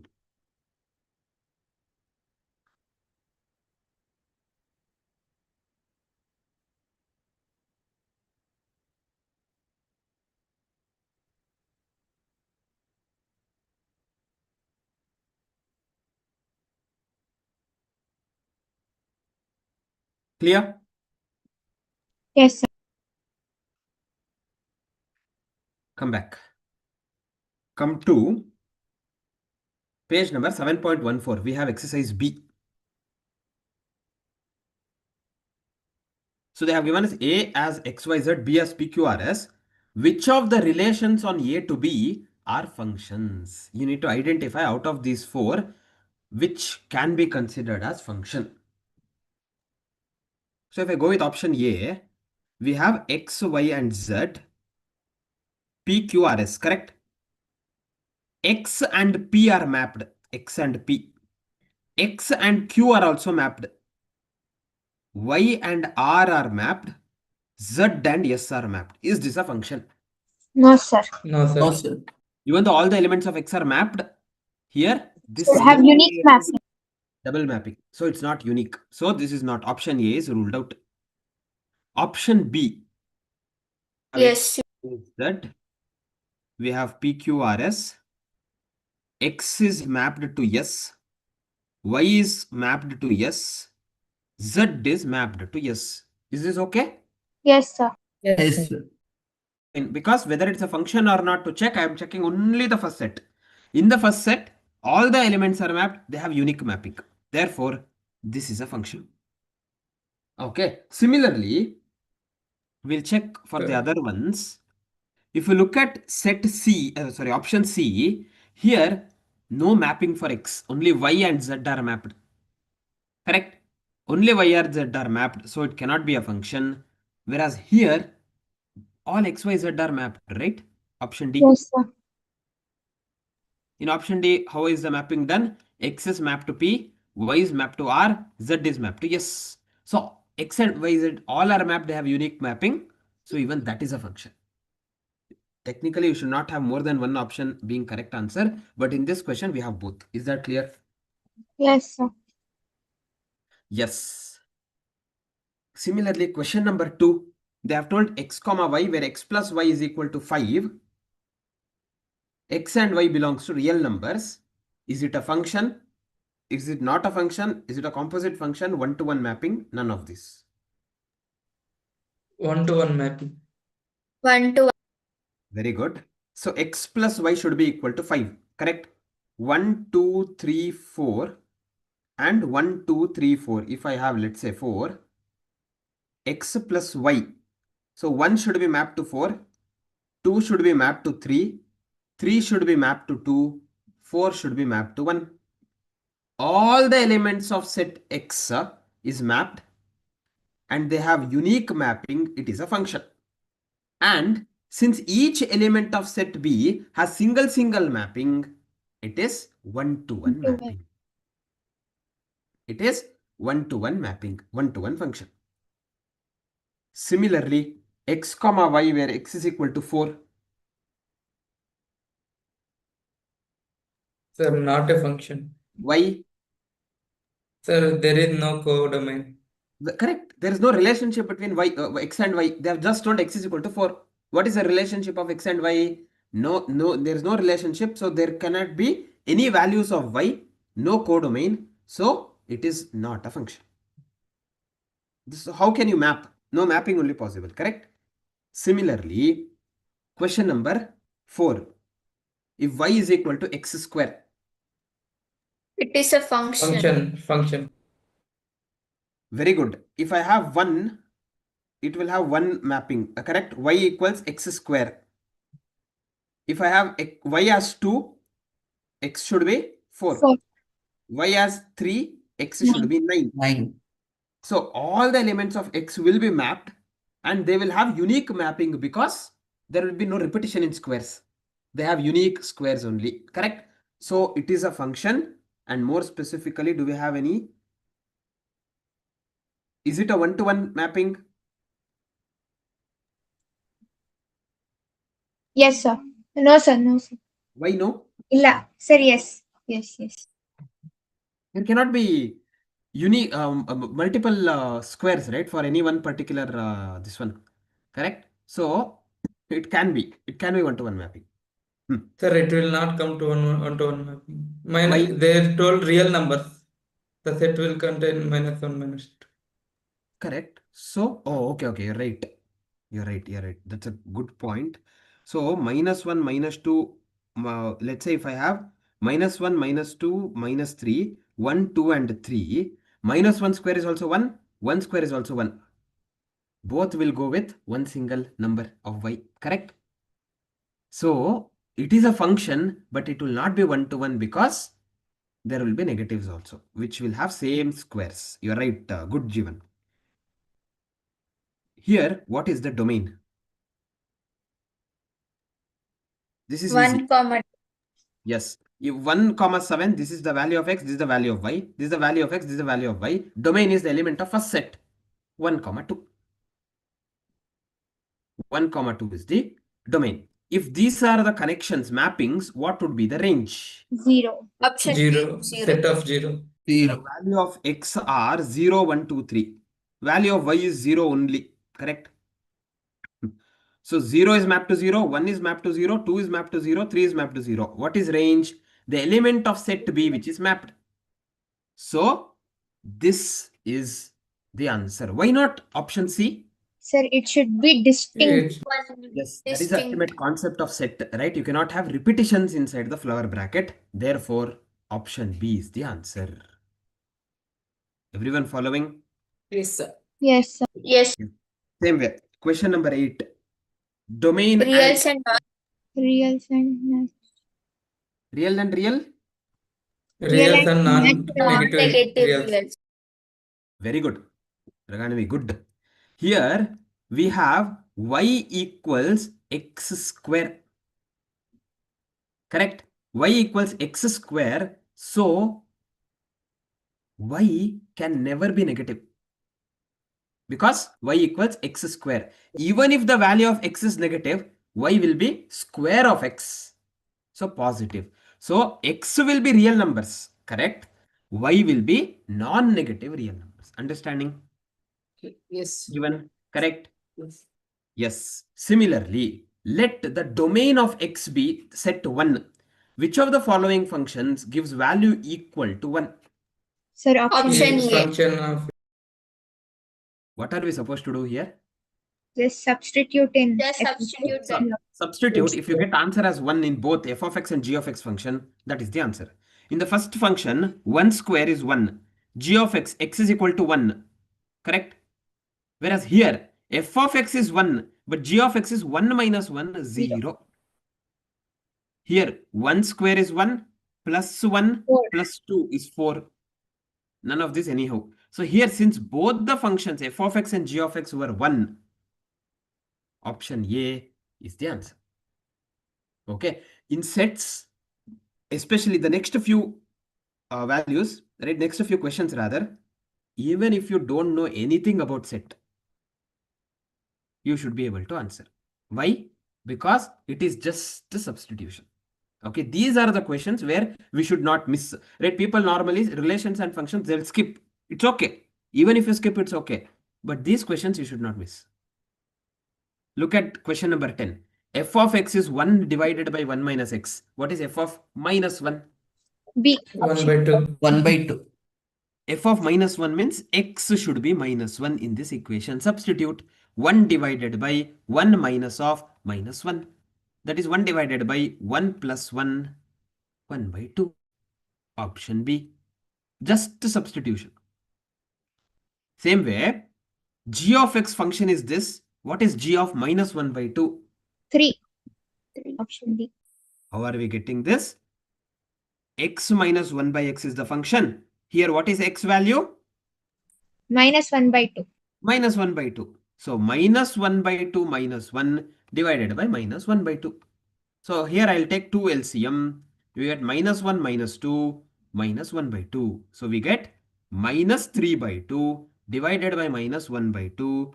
So, minus 3 by 2 into minus 2 by 1. Minus into minus plus 3. That's what we get? Yes, sir. Yes. Plus 3, option D. Did everyone understand? Yes. Sir. Yes, sir. Yes. So this was individual. Okay, f of x, g of x, individual function. Now you have both the functions. They have given us f of x. They have given us g of x. You have to find out, this is not fog. This is f of g of x. Okay, if you don't know, then the questions will be looking like fog only. But we have to find out f of g of x. What do we understand by f of g of x? Inside f of x function, for x, I have to substitute this g of x function. Inside, see, inside f function, I have g of x. So that means here, instead of x, I have to write g of x. So, f of x function is 1 minus 1 divided by 1 minus x. What is g of x function? X minus 1 by x. So instead of this x, I have to write x minus 1 by x. Did we understand this? Very, very important. This is what will be asked in the exams. F of x and g of x. Right? This is what will be asked. Did we follow? Yes. Subsequently, simplification. First substitution, if you get it right, simplification, you will do it right. So what did I do? In f of x function, instead of x, I substituted g of x because this is f of g of x. Now it is simplification. In the denominator, I take x LCM, x minus into minus plus 1. Minus x and plus x cancelled. 1 divided by 1 by x is nothing but X. 1 into x by 1, which is x. So the answer is x. Same way, next question if you look at, it's the same function f of x and g of x. But they're asking us g of f of x. Inside g of x function, I have to substitute f of x function. So g of x is x minus 1 by x. Here, for both these x's, I have to write 1 divided by 1 minus x. 1 divided by 1 minus x minus 1 divided by 1 divided by 1 minus x. Clear, Bhargavi? In the numerator, 1 minus x LCM, 1 minus of 1 minus x whole divided by 1 divided by 1 minus x.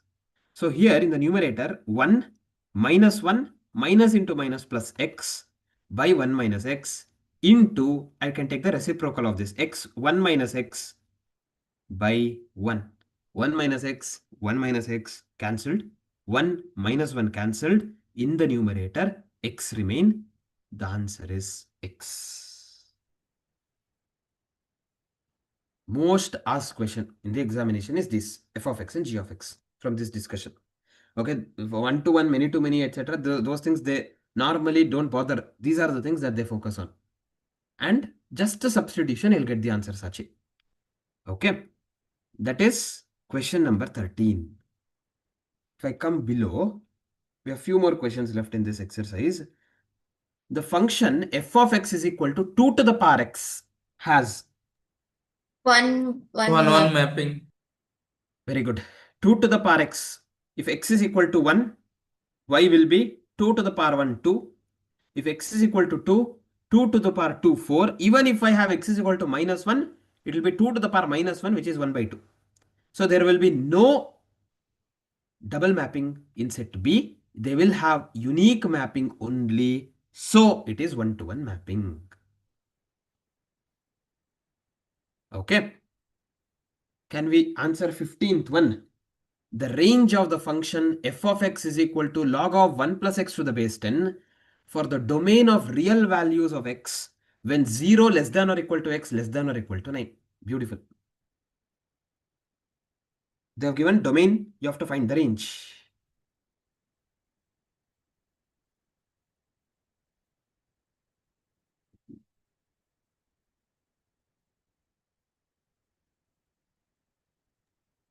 Sir, option A.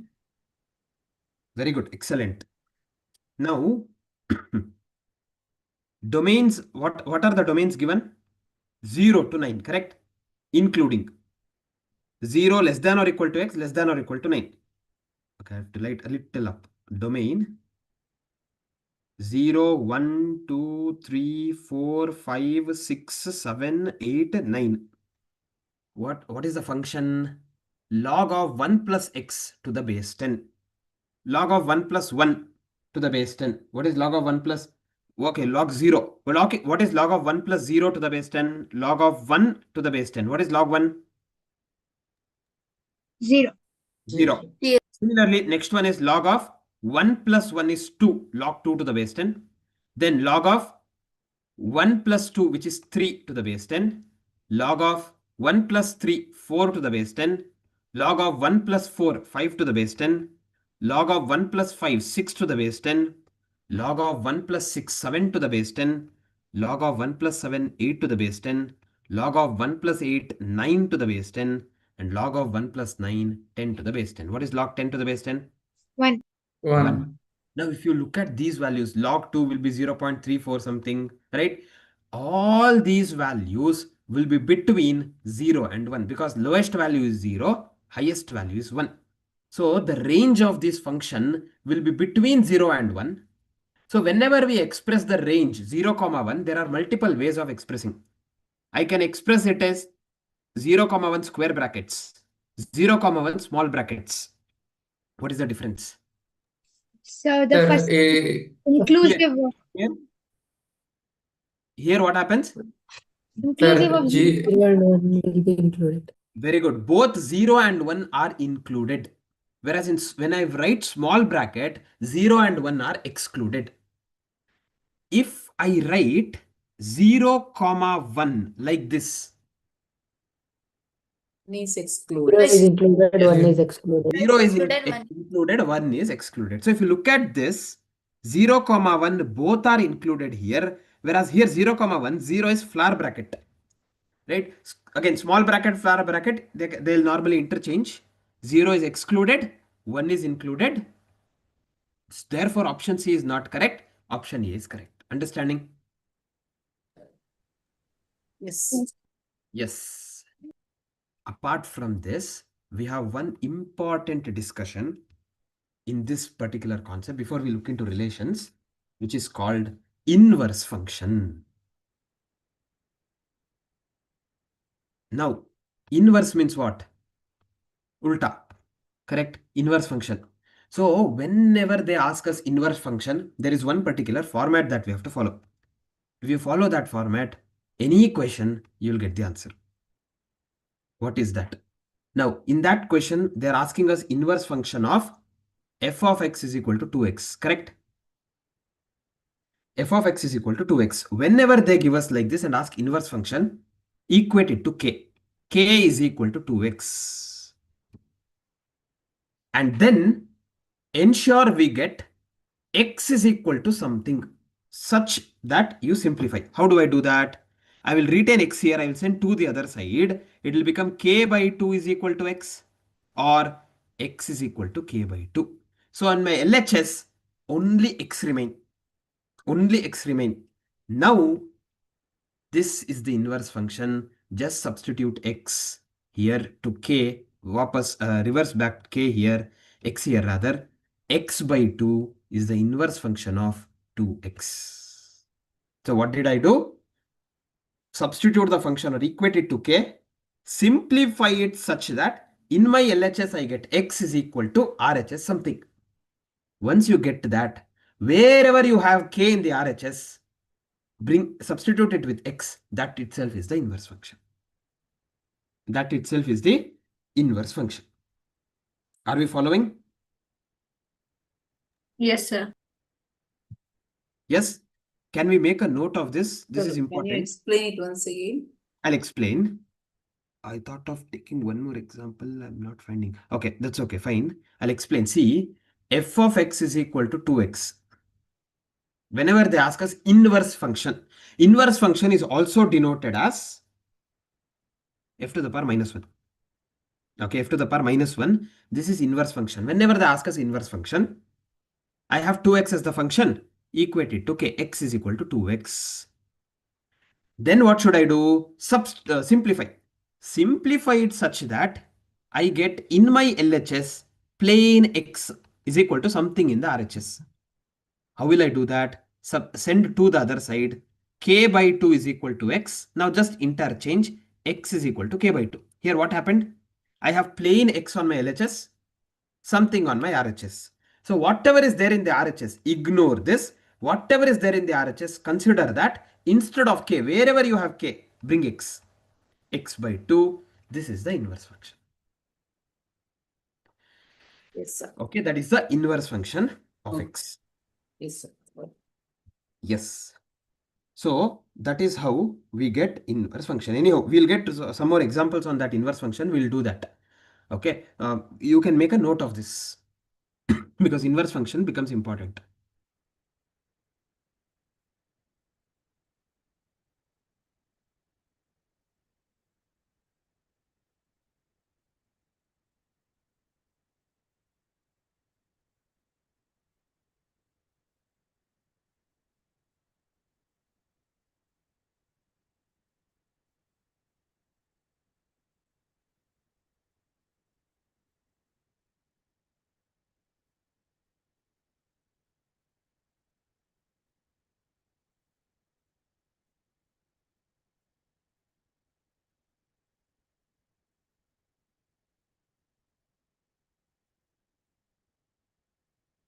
Done?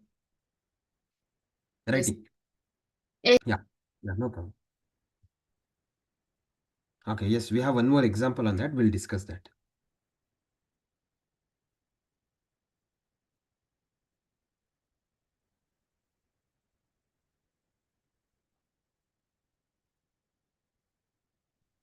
Okay, fine. Come back. Come to question number 17. They have given f of x, g of x, f of g of x. So in f of x, I have to substitute g of x. F of x function is x plus 3. What is g of x? X square. X square. So what should I do? Instead of this x, I have to write x square. So x square plus 3 is f of g of x. Understanding? Yes, Whereas same functions, if they ask f of x into g of x, what happens? Just multiply. That's all. F of x into g of x. Right? If you want to simplify to match the option, x cube plus 3x square. Option C. Whereas 19th one is inverse function. They're asking the inverse function. If h of x is equal to log x to the base 10. What should I do first? Equate to Very good. K equals log x to the base 10. Then what can I do? Simplify. Convert it into indices. exponential. Correct. Log x to the base 10 is k. 10 power k.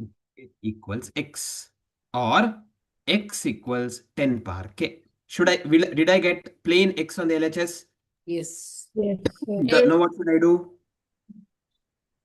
Put x where k is. That's all. 10 to the power x. So this is the inverse function of log x to the base 10. Okay, that's how we get inverse function. Last question here before we look into relations.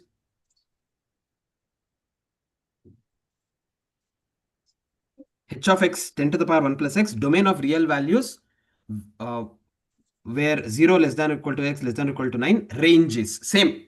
They're given us domain, they're asking us range. What are the different values of domain? 0 to 9. 0, 1, 2, 3, 4, 5, 6, 7, 8, 9. So they're asking us range. What is the function? 10 to the power 1 plus x. This is 10 to the power 1 plus 0, which is 10 to the power 1. 10 to the power 1 plus 1, 2. 10 cube. 10 to the power 4. 10 power 5. 10 power 6. 10 power 7. 10 power 8. 10 power 9. 10 power 10. Everyone? Just Yes, substitute. sir. I just substituted. Now bring that in this form. Which of these options are correct? Range. Only Option A. Very good. Because it should include 10 as well as 10 to the power 10. So the function is less than or equal, sorry, greater than or equal to 10, but it is less than or equal to 10 to the power 10. Here, 0 is included. 0 is not there. It starts from 10. Here, again, 0 is there, so that cannot be the case. It starts from 10, ends with 10 to the power 10, both inclusive. Therefore, option A. Okay, that is about functions. With that, we will discuss about relations. With regard to relations, we have 3 relations plus 1. So first one is called reflexive.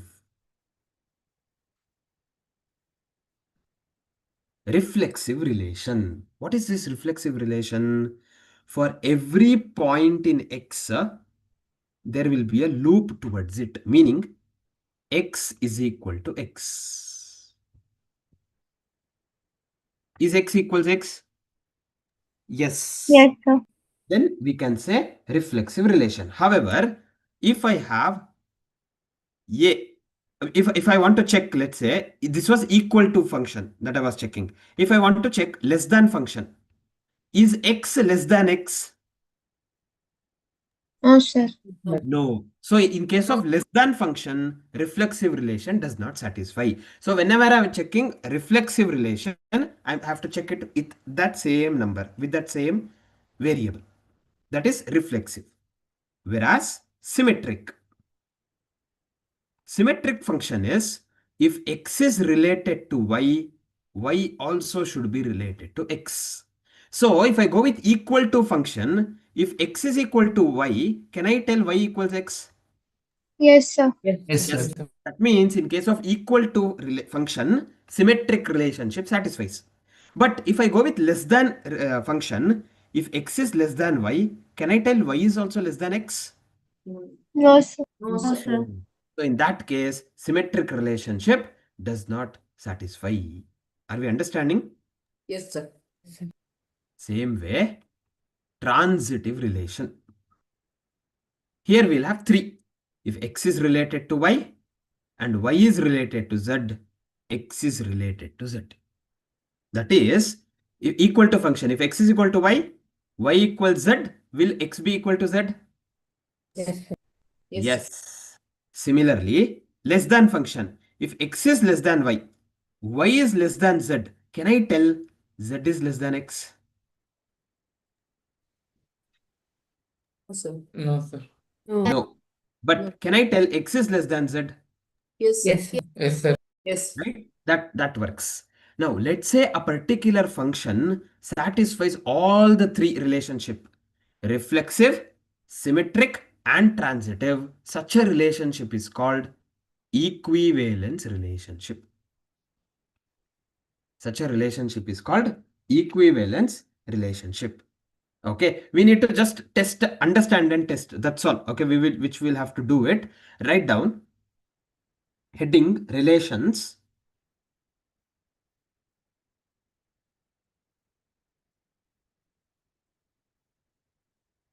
relations.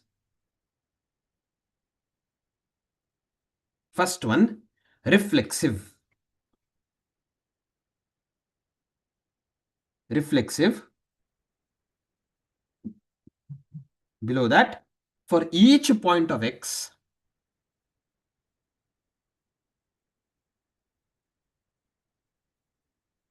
for each point of x, there is a loop at x.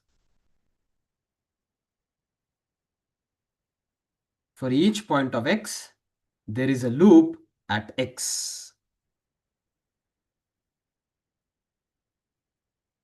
That is, it comes back to the same point.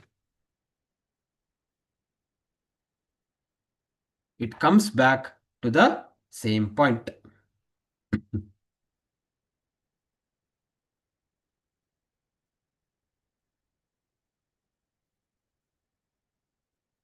If you want, you can write this diagram. X coming back to the same point.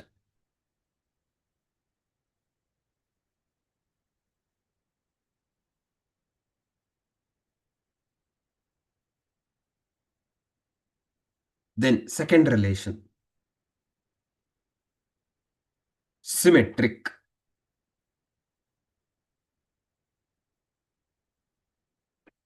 Whenever there is a relation from x to y,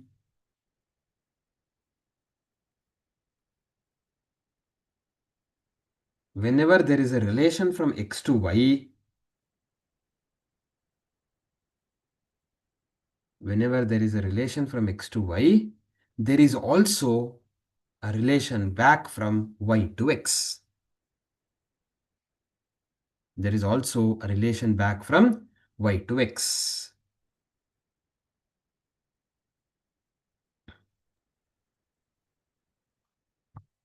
So you can write this diagram.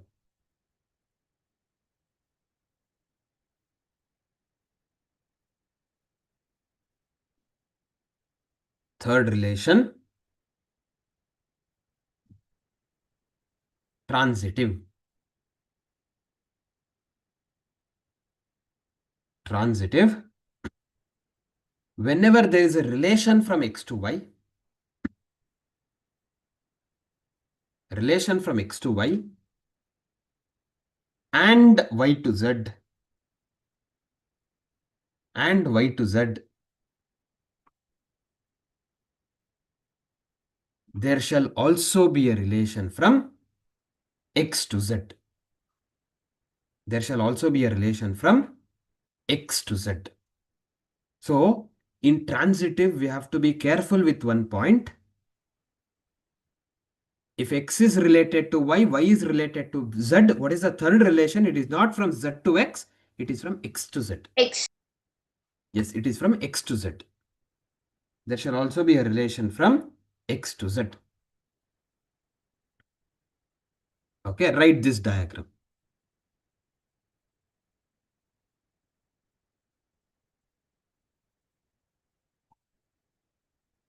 Below that,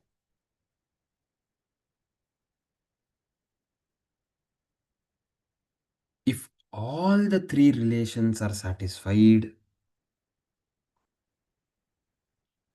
if all the three relations are satisfied, then it is considered to be equivalence relation. Then it is considered to be equivalence relation.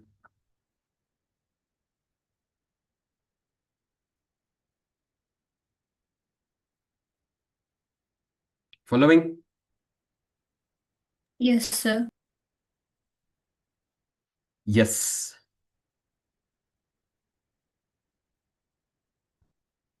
So I will just look into few examples on this, Sahana. Okay, so if I come back to the exercise in page number 7.20. So first one is smaller than. So they're talking about smaller than function. Transitive. Now, first is reflexive. I'll consider one number 2. Is 2 smaller than 2? No, sir. No. So reflexive, not satisfied. Right? Similarly, I go to symmetric. If 2 is smaller than 3, can I tell 3 smaller than 2? No, sir. No. sir. I'll go to transitive. If 2 is smaller than 3 and 3 is smaller than 4, can I tell 2 smaller than 4? Yes, sir. Yes, sir. Yes, sir. Therefore, transitive relationship is satisfied. Is smaller than. Understanding? Yes, sir. Yes. Same way. Is equal to, which we have Equal already to. discussed. Correct. Equal. If is 2 equal to 2? Yes, sir. Yes. Instead of taking number, I'll take variable. That would be easy. Is x equal to x? Yes. Yes. Now, if x is equal to y, can I tell y equal to x? Yes, sir. Yes, sir. If x equal to y equal to z, can I tell x equals z? Ye- Yes. Therefore, since all the three relations are satisfied, equivalence relation. Understanding? sir. Yes. Same way, has the same father as. Equivalence. Equivalence relation. So, Yes. first one, I'll consider A. Does A have the same father as A? Yes, sir. Yes. Sir. Now, let's say if A has the same father as B, can I say B has the same father as A? Yes, sir. Yes, sir. That means they are siblings. Correct. Similarly, if A has the same father as B, B has the same father as C, can I tell A has the same father as C? Yes, sir. Yes, sir. Yes, all the three are siblings. Therefore, equivalence relationship. Same way, perpendicular. Yes, Ramani. Sir, but C doesn't have the same father, right, as A. See, if A has the same father of B as B, B has the same father as C, that means A and C also should have same father. Okay. Like B has a father of C, but C doesn't have father of A, right? No. Same father we are talking about. I'm not telling A is the father of B. No. A has the same father as B. That means A and B's father is same. Okay. So if B and C's father is same, that means that's the same person. Mm-hmm. Correct? Has the same father. It's not is the father. Okay. Okay. Similarly, perpendicular will, let's say we have a line AB as a line. Is AB perpendicular to AB? No, sir. It cannot be. It cannot be perpendicular. Now let's say I have AB and CD. If AB is perpendicular to CD, can I tell CD is perpendicular to AB? Yes, sir. Yes, sir. Yes. Symmetric, satisfied. Now let's say AB is perpendicular to CD and CD is perpendicular to EF.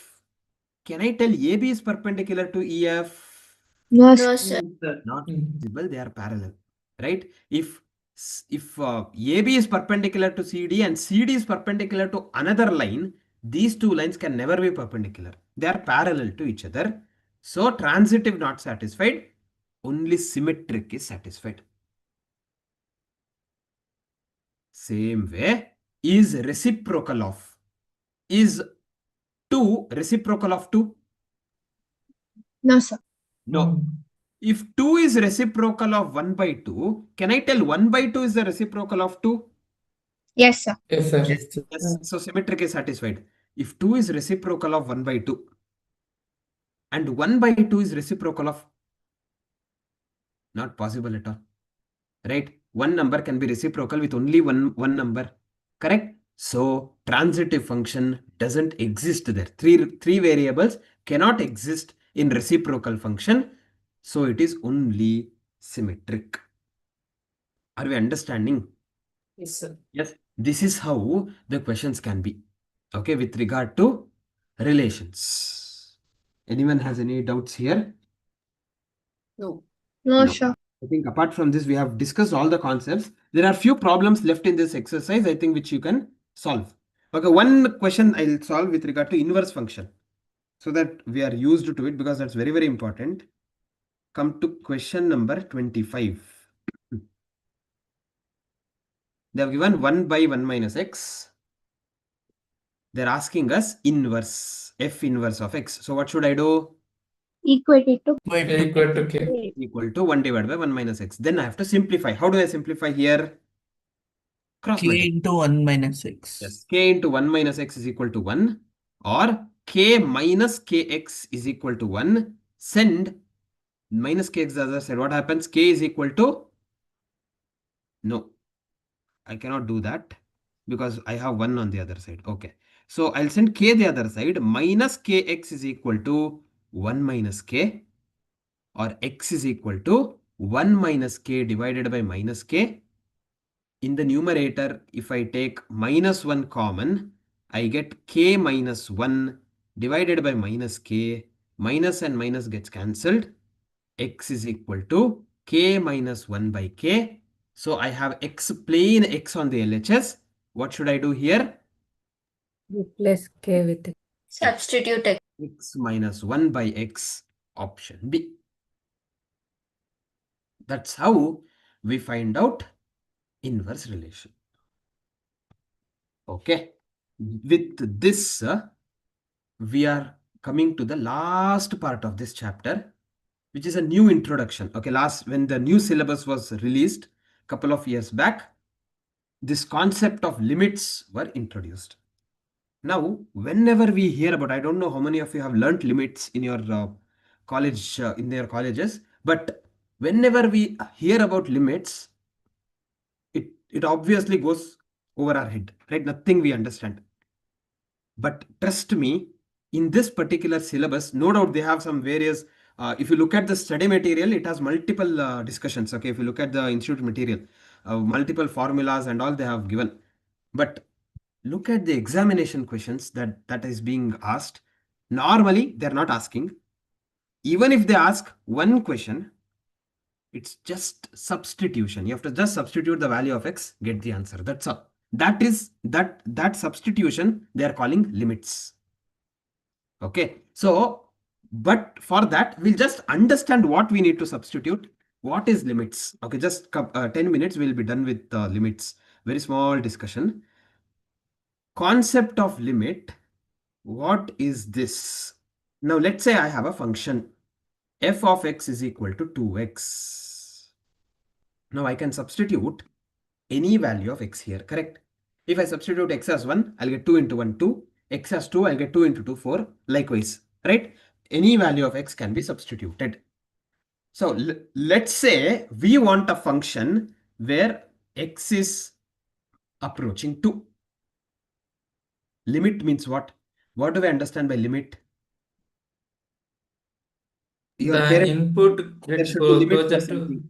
There should be limit for everything. What do we understand by limit? An extent of Boundary. Correct? Boundary. So that boundary here for this function can come from left hand side or right hand side, meaning any number can approach 2 from both two ways. One, less than 2. It could be from 1.9, 1.99, 1.999, 1.9999. All these numbers are not 2, but we almost round them off to 2. Correct? So these are all the limits which are approaching to 2.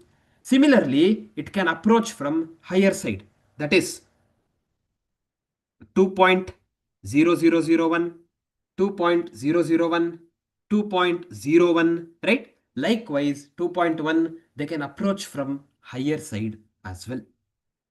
Now, when do we say for a function a limit exists? This is called left hand side limit. This is called right hand side limit. If both the limits, if I apply it to that function, if I get the same answer, if LHL is equal to RHL, I say limit exists. I say limit exists. Now, what is this LHL, RHL, etc.? In this case, we have a common function of f of x is equal to 2x. What would be my LHL? 2 into, which is the number they are approaching? Which is the number they are approaching? 1.199. No, no, which is the number they are approaching? Two. They are approaching 2. 2 into 2, 4. My left hand limit is 4. My right hand limit will be 2 into, which is the number they are approaching? 2. 2 again. So 2 into 2, 4. So my LHL is equal to RHL. Therefore, limit exists.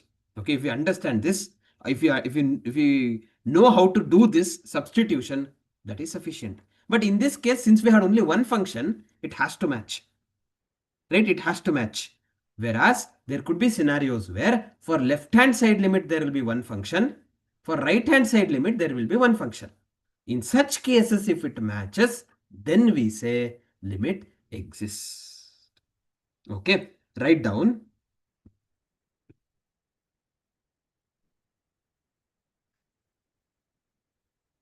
Concept of limit.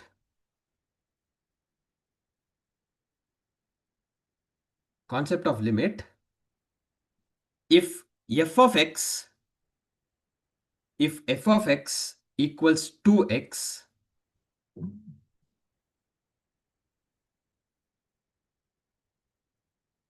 if f of x equals 2x and x is a number,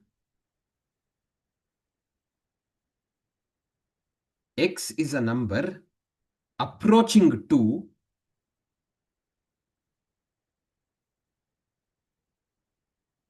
x is a number approaching 2,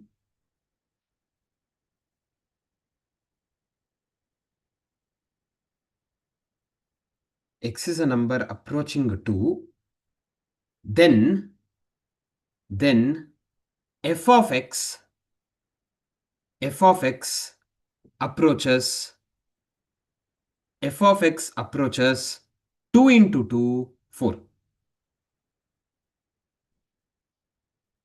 F of x approaches 2 into 2, 4.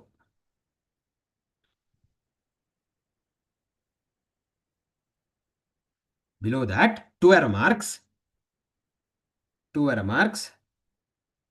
Left hand side, if the values of x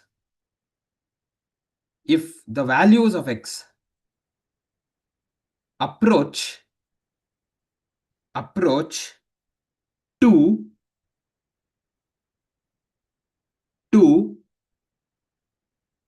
from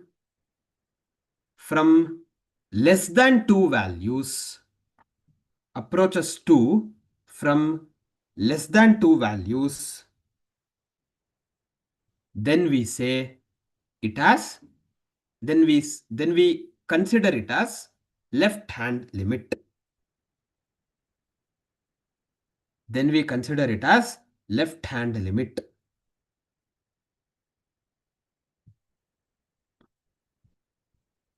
Right hand side, if the values of x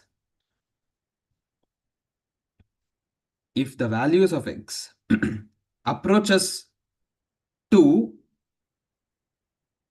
if the values of x approaches 2 from more than 2 values,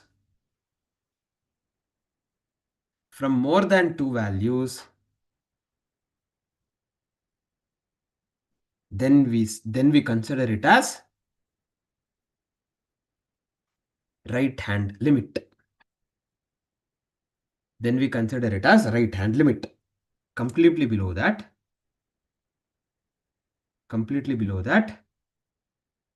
if limit of f of x where x tends to 2 from behind, that is minus, this is called left hand limit, is equal to limit of f of x where x tends to 2 plus, this is right hand limit, then we say limit exists. Then we say limit exists.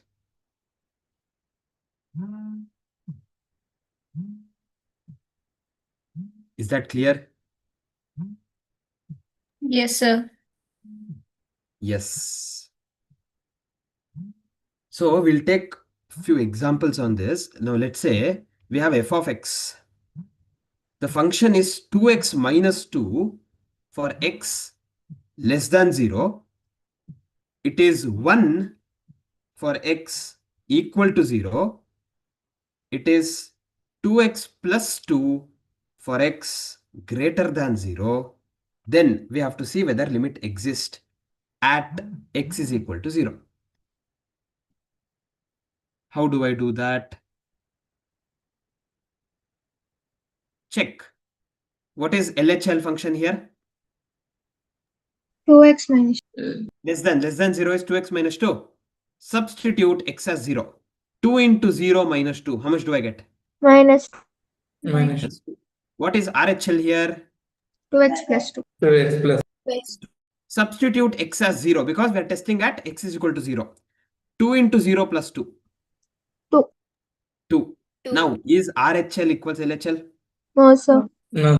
LHL is not equal to RHL. Therefore, limit does not exist. Are we following? Yes, sir. Yes, sir. Yes, limit does not exist.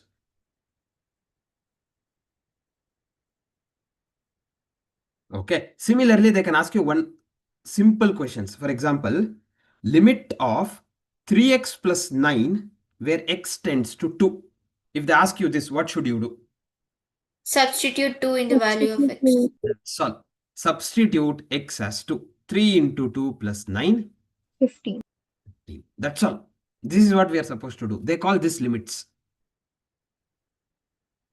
Okay. Similarly, if they ask us limit of 1 divided by x minus 1 where x tends to 5, x approaches 5. 1 by 5 minus 1. Correct. By 1 4. divided by 5 minus 1, 1 by 4. Is that clear? Yes. Yes, sir. Yes. Same way, we'll take one more LHL and RHL. Let's say LHL is minus 3x function. RHL function is 2x. Can we test whether limit exists at x is equal to 0? Yes, sir. Yes, sir. Is my LHL here? Minus 3 into 0, 0. What is my RHL here? 2 into 0. LHL equals RHL. Limit exists. Limit exists. Is that clear? Yes. Yes. Yes. So the chapter, the discussion doesn't stop at limits. What does it tell? Limits and Continue. continuity. Yes. Limits and continuity. So what is this continuity? What do we understand by continuous?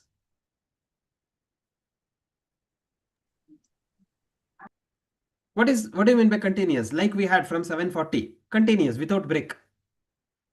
Correct? Continuous means without any interruption.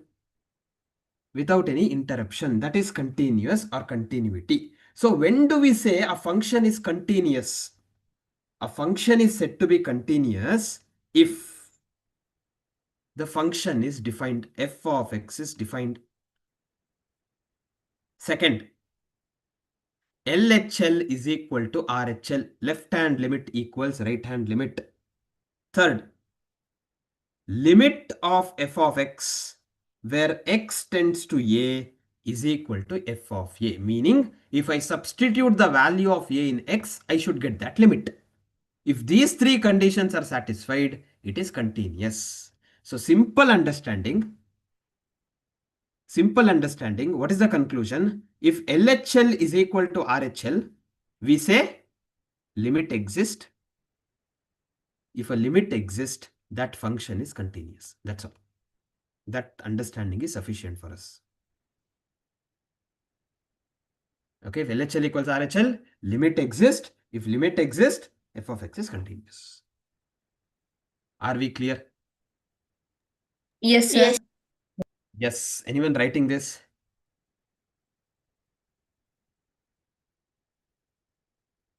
Yes. Complete.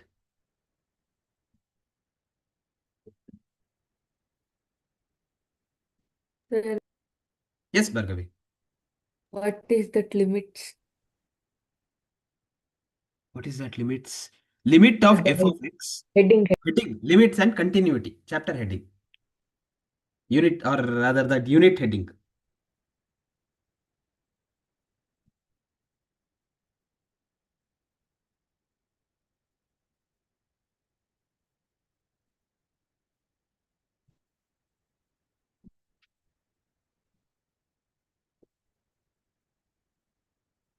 Done? Yes. This completes this chapter on sets, relations, functions, limits, continuity. Okay. Even though we have 5 different topics, from examination, you'll get only 3 questions. Okay, only 3 questions. So 3 into 3, we have around 8 to 9 questions. Can we discuss? Sachi? Yes. Okay. 9 questions. Just we'll complete this in 5-10 minutes. Okay, just give me a moment.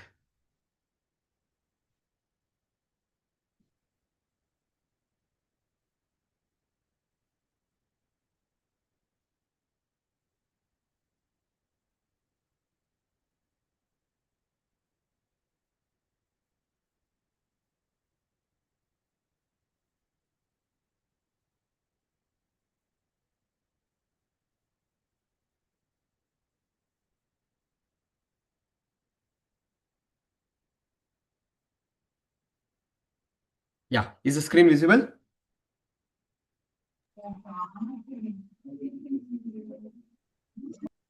Come to page number 86.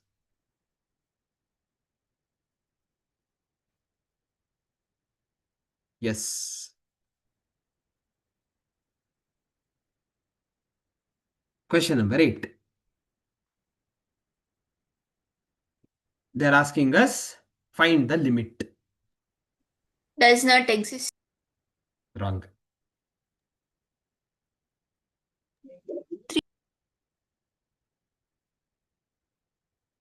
Infinite. It Sir, exists. Does 6. not 6. exist. Now, what will we do? Directly, we will substitute. Correct? 3 square minus 9 by 3 minus 3. No. That is the mistake that we do. The 6. First, we have to Equal. simplify it before substitution. X square minus 9 can be simplified as a square minus b square. A plus X b plus. into a minus b divided by x minus 3. X minus 3, x minus 3 get cancelled. Now substitute x is equal to 3. Simplest form. Bring it to the simplest form, then substitute. 3 plus 3, 6. Okay, that one mistake we normally do. In that urgency, we don't simplify. We have to simplify it. Look at this. If f of x is equal to that particular function, f of 3 is equal to 0, then is that function continuous? Is that function discontinuous? Is the question that they have asked us. What are we supposed to do? Just test.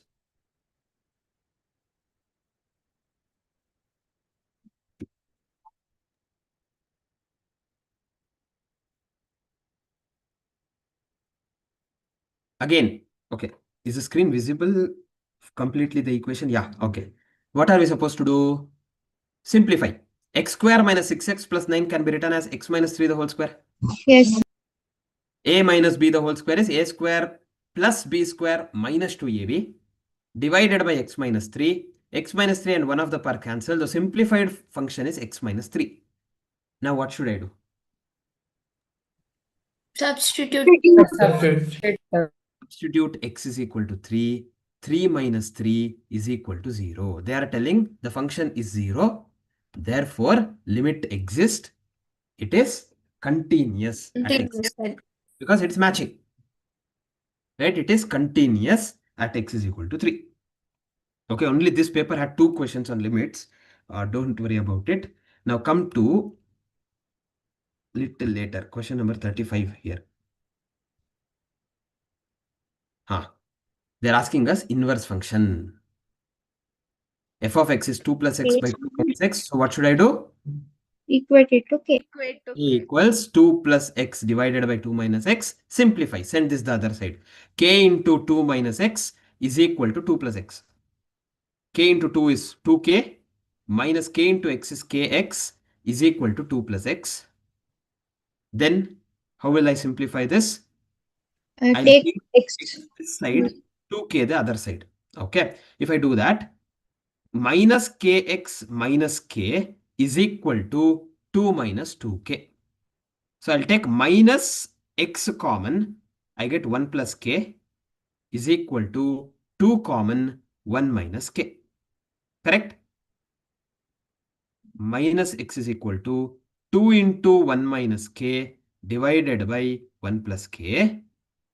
Or if I multiply both by minus 1, what happens? Minus x into minus 1 is x equals minus 2 into 1 minus k divided by 1 plus k, which is 2 into k minus 1 by 1 plus. x is equal to 2 into minus 1 minus into minus plus k divided by 1 plus k or k plus 1 as the case may be. So I got x in the simplest form. Now substitute k with x. 2 into x minus 1 divided by 1 plus x or x plus 1. 2 into x minus 1 by x plus 1. Option A. Option A. Okay. Did we understand? Yes.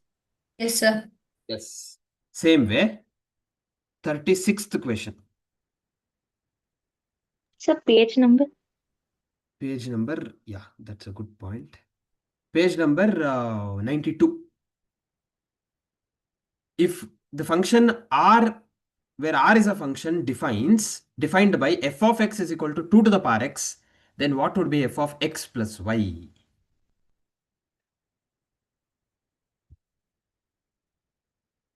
What would be f of x plus y? F of x plus y will be 2 to the power x plus y. Correct? 2 to the power x plus y can be written as 2 to the power x into 2 to the power y. A power m into a power m is a power m plus n. So if f of x is 2 power x, this is f of x. 2 power y will be f of y. So it will be f of x into f of y, option B. Option B. Okay. They have given f of x, g of x. They are asking g of f of x. G of f of x means inside g of x function, I have to substitute f of x. So what is g of x function here? 7 Or 7 to the power. 7 power. 7 to the power x. So here for x, I have to substitute f of x. What is f of x? X plus 2. Plus X plus 2. X So plus 2. 7 to the power x plus 2. But if you look at the options, we don't have 7 to the power x plus 2. Can I go with none of these? Sir, no, sir. No, 7 sir. into 7. to the power. Very good. 7 power x plus 2 can be written as 7 to the power x into 7 to the power 2. A power m into a power n is a power m plus n. 7 square is 49 into 7 to the power x. So 49 into 7 to the power x, option C. Are we clear? Yes, sir. Yes, Yes, sir. sir. These are the questions that we had in this paper. Same way, come to page number 115. Page number 115, come to question number 37. Two finite sets have m and n elements. The total number of subsets of the first set is 56 more than total number of subset of the second set. Find the value of m and n.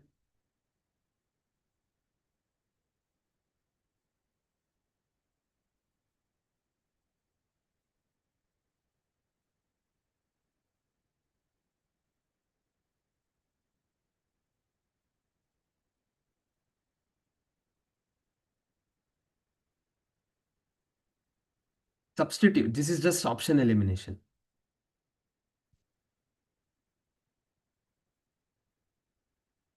You want option D?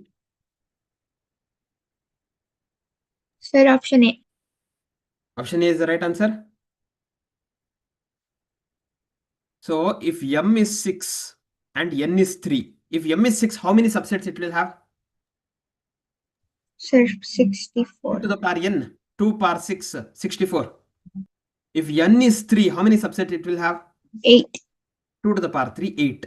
Now what is this difference? 64 minus 8? 56. They are telling total number of subset of the first set is 56 more than total number of subsets of the second set. Is this matching? Yes, sir. 56 more. Number of subsets of M is 56 more than number of subsets of N. Therefore, 6, 3 is the correct answer. Did we understand this? One more. They are asking about inverse function again. See how many times you had inverse function. Almost every attempt there will be one. So they are asking 1 minus 1 divided by 1 minus p. Can we try this? It will take 2 minutes. That's all. After this, we have one more paper. That's all. After this question. Option B. Option B. Very good. Very good. That is the correct answer.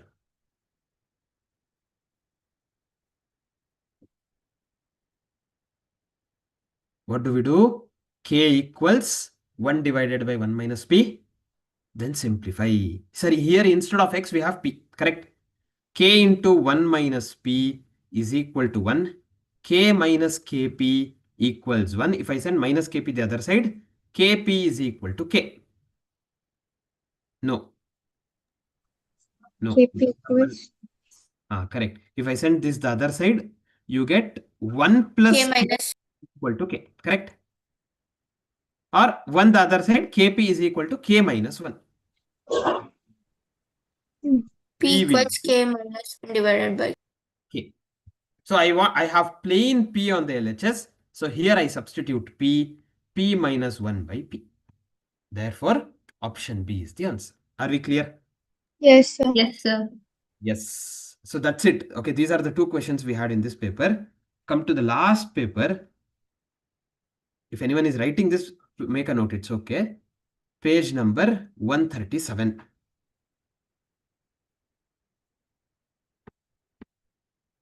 In page number 137, come to question number 34. This is the same one.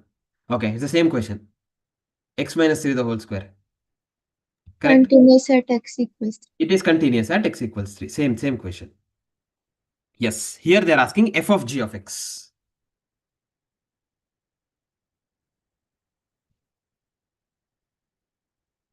One second.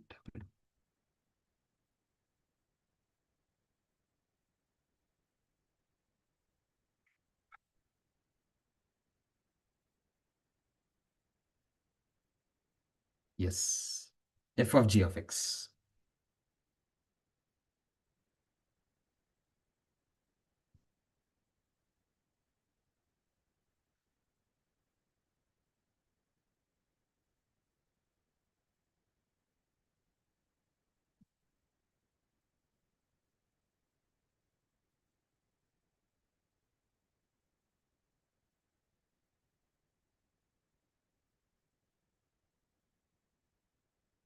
Option D.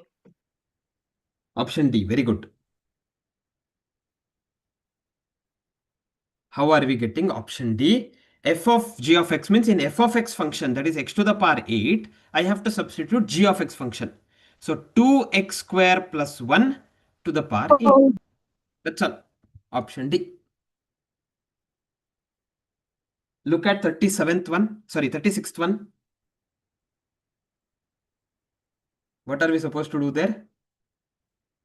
Substitute. Substitute That's 1 all. by That's all, right? 3 by 2. That's why I'm telling we cannot ignore these chapters, right? Even if it is complicated, ignore complicated concepts. Answer these, you'll get 1 mark easily. 1 by x minus x, I have to substitute x as 1 by 2. 1 divided by 1 by 2 minus 1 by 2. 1 divided by 1 by 2 is 2. 2 minus 1 by 2, 2 LCM, 4 minus 1, 3 by 2. That's all. Did we all get this? Yes, sir. Yes. 37th one is a difficult function that they have given. Okay, it's not so easy. It's not part of a syllabus for that matter, right? So it's a out of syllabus discussion that they have given. So we'll not bother about it. It's totally unrelated. Okay. Apart from that, all other questions are calculus. So these were the discussions that we had. So even if you look at 2 questions, 3 questions, not more than that from this chapter, right? Even in these MTPs, right? That's how the questions will be. Did we understand how to solve? Yes, sir. Right? Yes, That's the sir. ultimate objective. After the reason why I discuss these MTPs is we should be confident that yes, these kind of questions will come. We should be able to answer. Clear? Yes, sir. Yes. That we are done with mathematics of finance and sets, relations, and functions. We still have 6 chapters left in mathematics, which we will be completing tomorrow. We should be able to do it. Okay, what are the things left? We have ratio, proportion, index, logarithm, equations, inequalities, APGP, permutations, combinations to revise, calculus to learn. Right? So same concepts we do. First half of tomorrow, we will complete the revisions. The last part, we'll discuss the calculus part of it and conclude. Yes. So that you will get Saturday full day and Sunday half day for preparations for mock test. Okay, that's how the plan is. Okay, anyone has any doubts? No. Okay, fine then. Before we conclude, yellow.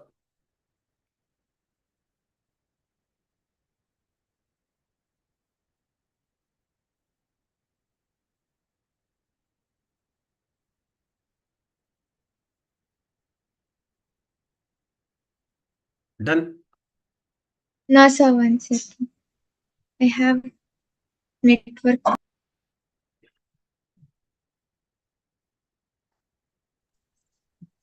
Ganavi, can you take screenshot? It is done. Okay, fine then. We'll continue in the next class, guys. Thank you. Thank you, sir. Thank you, sir. Thank you, sir.